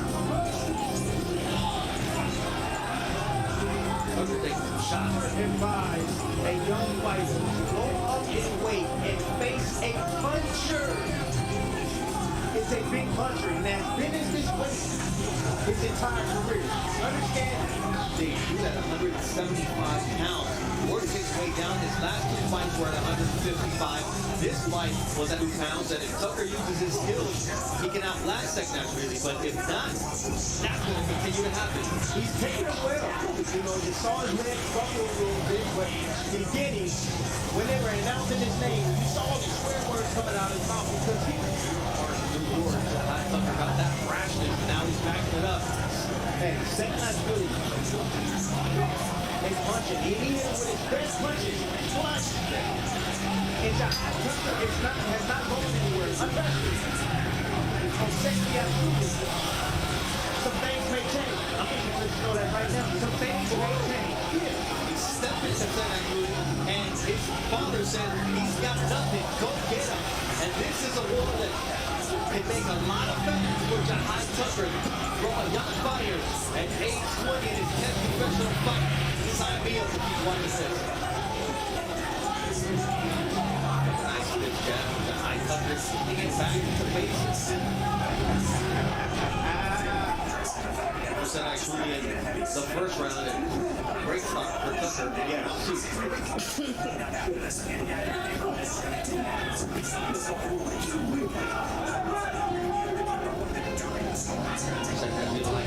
front foot, attacking it.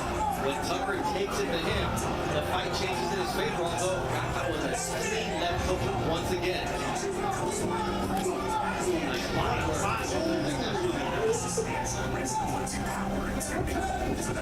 Nice angle right there from Jahai Tucker. That's that hook.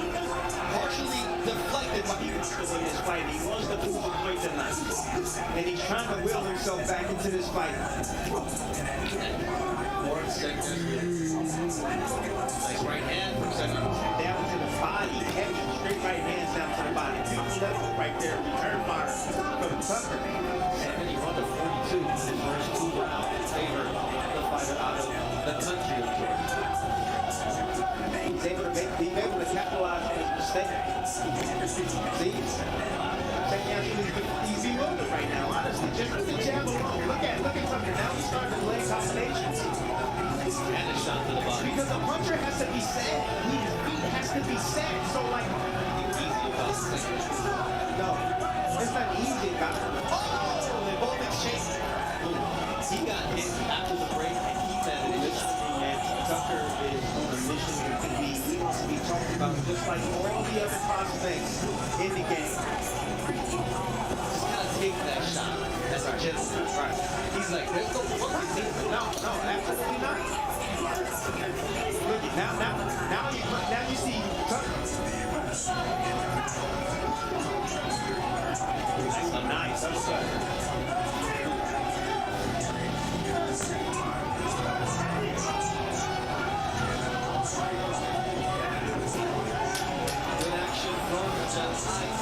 Let's see what kind of action we get here between Jahai Tucker and Nika Sekniashvili. Nice left hook there from Nico, who wants to be called Nico because there's a girl named Nika that started going to the gym at the swim box, and he says, hey, that's a girl's name? Call me Nico. It is what it is. Nice hook from Sekniashvili. Oh, it's a trick. It was a trick. And they keep throwing punches. Hey, full command against Josh Taylor. He respects it. Taylor doesn't. He gets dropped. That's the difference between being undisputed and being a non-champion. Here, Tucker's going to get a punch like this. Yeah, he definitely is. I mean, he's looking beside himself. There it is.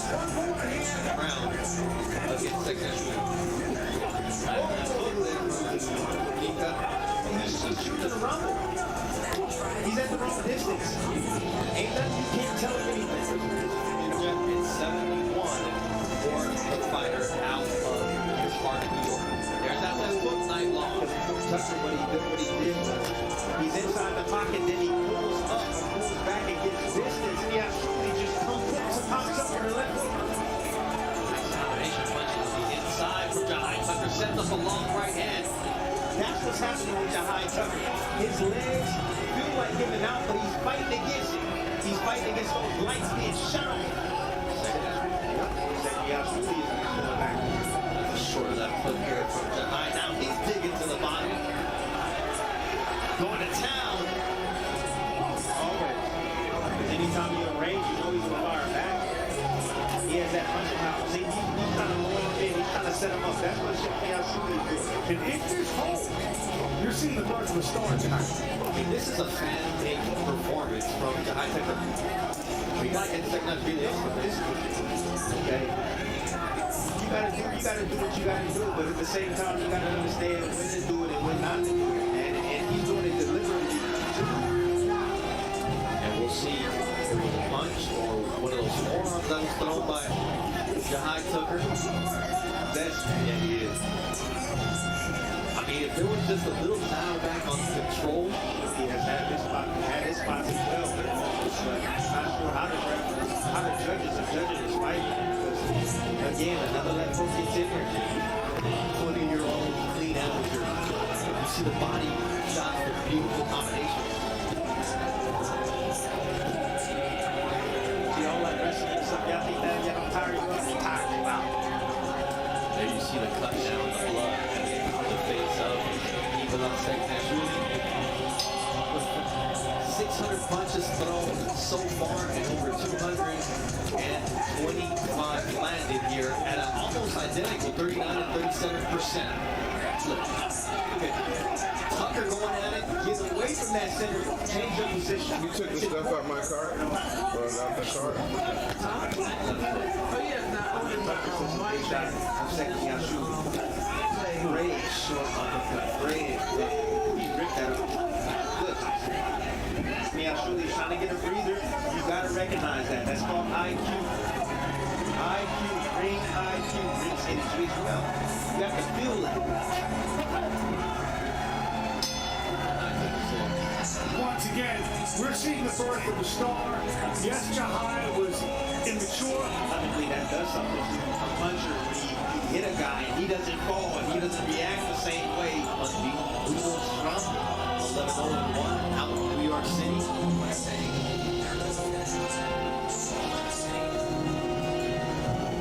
Hey, tech enthusiasts, welcome back to YouTube.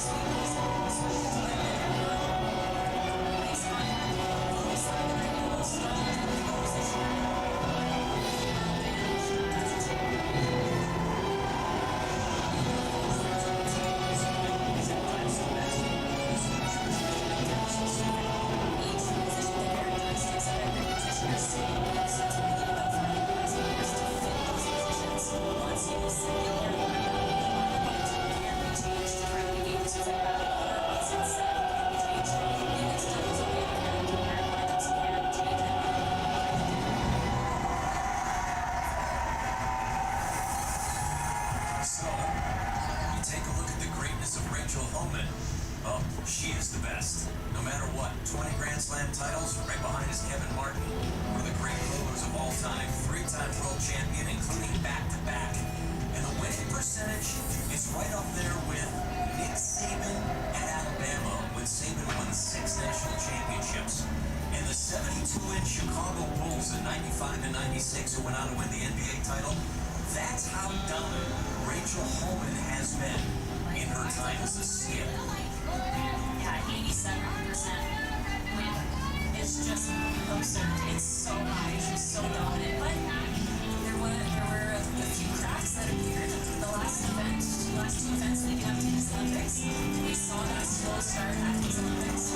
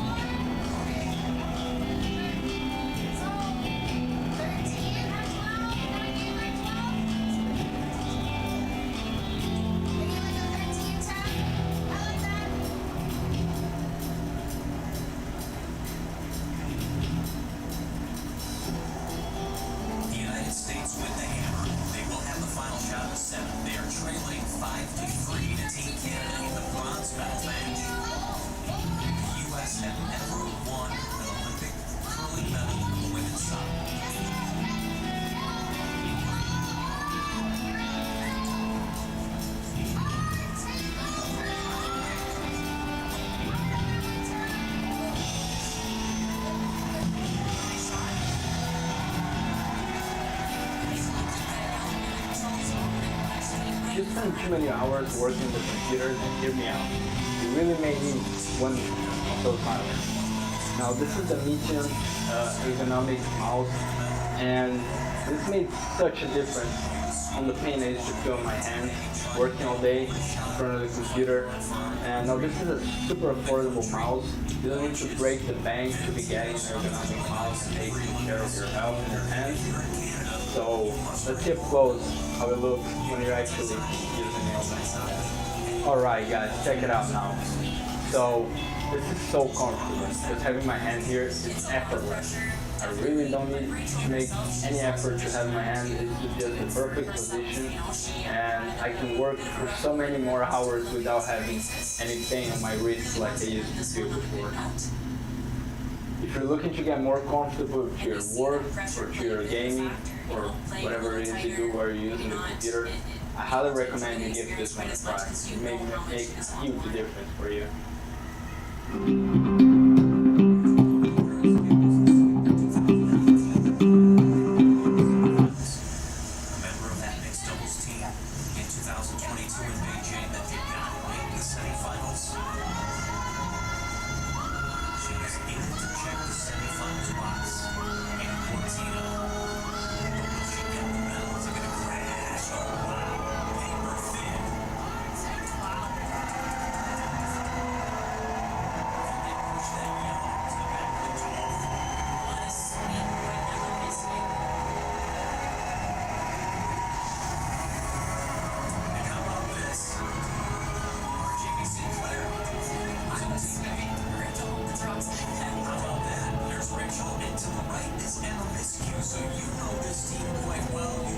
Successful as well. We were playing back in 2007 at the Canada Winter Games, taking home a medal. Do you remember those two at that age? They really showed me what it meant to be competitors out there, to be intense, to really be students of the game. They kind of introduced me to that competitive, really competitive side of the sport. So I looked up to them from that point on. It was a great experience to be with them. And you know, a lot of people look at Rachel as just being super intense on the ice, but off the ice, one of the funniest people in the world. She's hilarious. So interesting between the BC and on the ice. You see as when she's off the ice. So we'll love to celebrate her exhale with a medal. It's a 10 in game. Big shouts to come for Survey That House. Team USA does have an opportunity here to draw around that red that's in the top of the 8. And just based on how much you can see that stone, if she makes this good, there might not be a run back attempt. So she just needs a half shot at the Team Canada, and the potential left middle here is still on the table for Team USA. That would be huge for the United States. It all starts right here from Tampa Peterson. Their skill. A tough miss and a 6 that led to a 3 for Team Canada in their lead. Look at this one.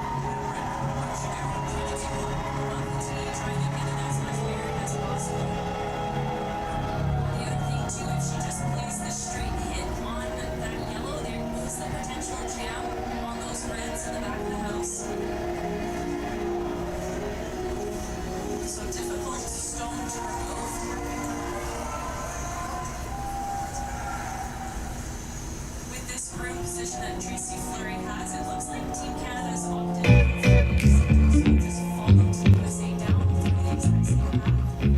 Get their stone and audio stock.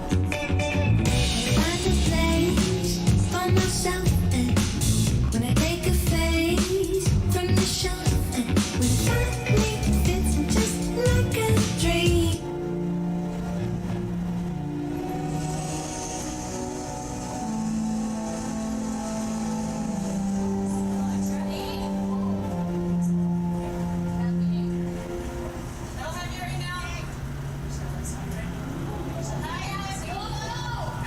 Rachel saying Campy 8 doesn't want this shooter to bounce off at all.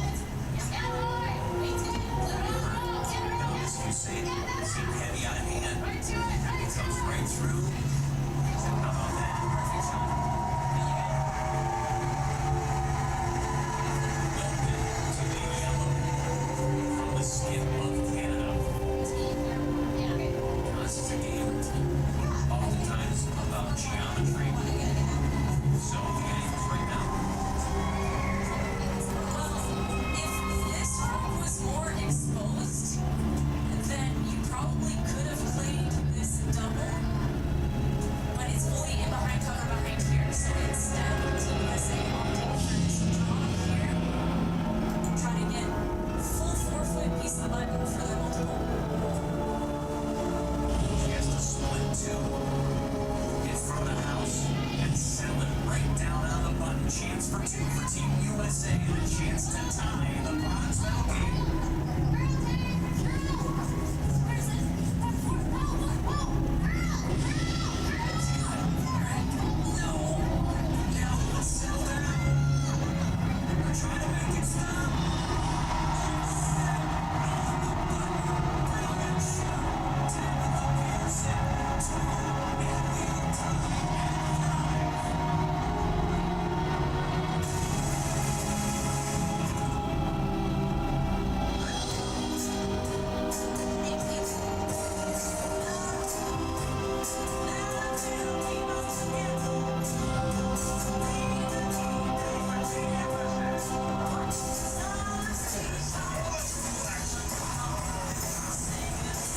For 2 weeks, all of the same team.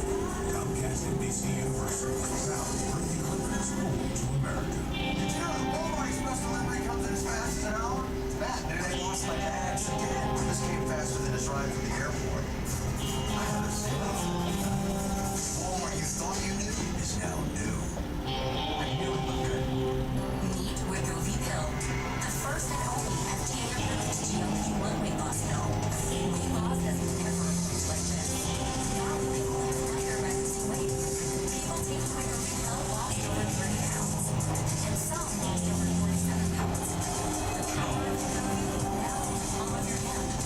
Weight loss with Wegovy isn't a shortcut; it's a way forward. Don't take if you or your family had a TC heavy into or if allergic to it.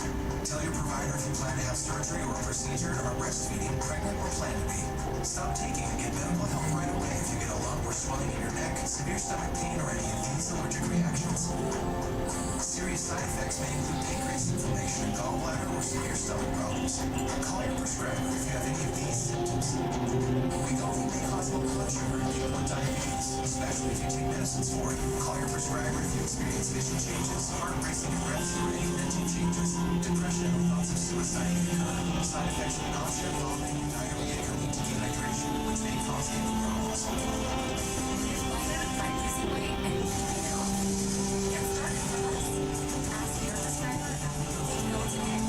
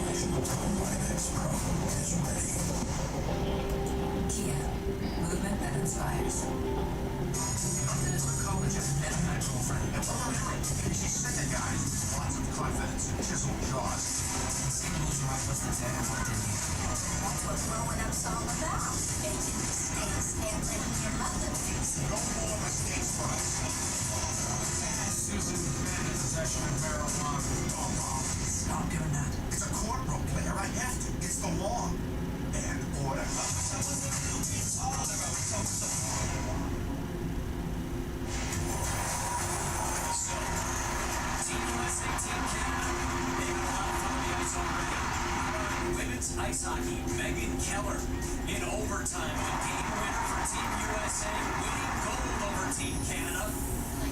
The men's ice hockey on Sunday, Canada and USA playing for gold, and the US and Canada playing for bronze. There's something about the US and Canada and some ice, and something thrilling is about to happen. And what about the response for Team USA? After giving up 3 in the 6th, they come back with 2 in the 7th, and we are tied at 5. It's just been such a good game back and forth. Great execution on both sides, especially in the second half of this game. Tabitha Peterson again coming up with a huge draw to the bottom line. And you know, we talk about the sports psychology and the mental side of this game. If you go back to that 6th end, Tabitha Peterson had a miss with one of her 2 stones that opened the door for Canada to get their 3. Needing to come back the next end with a huge draw to the button for her 2. And it's like that last shot never happened. It's behind you, and I can only focus on this if she can't. Exactly. Sometimes a short memory pays off. Just forget about that one for now, learn from it, but forget about it, and move on. Focus on making the next ones.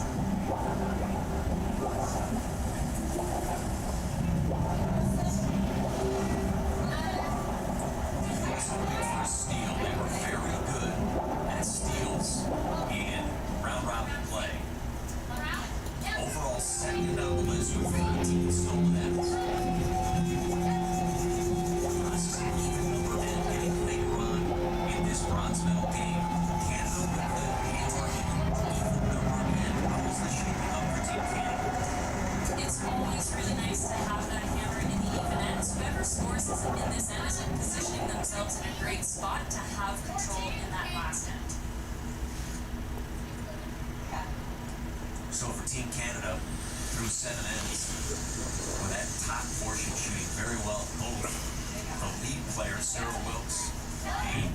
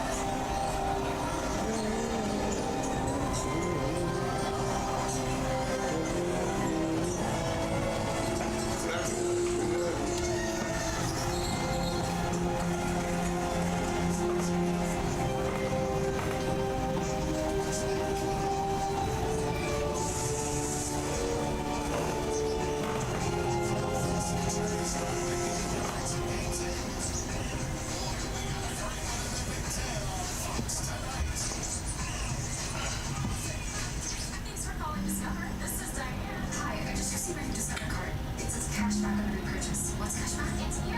Buy what you need, earn a little extra back. Even walkie-talkies, rope, and a baseball bat? You betcha. And 15 pumpkins? That works. Absolutely.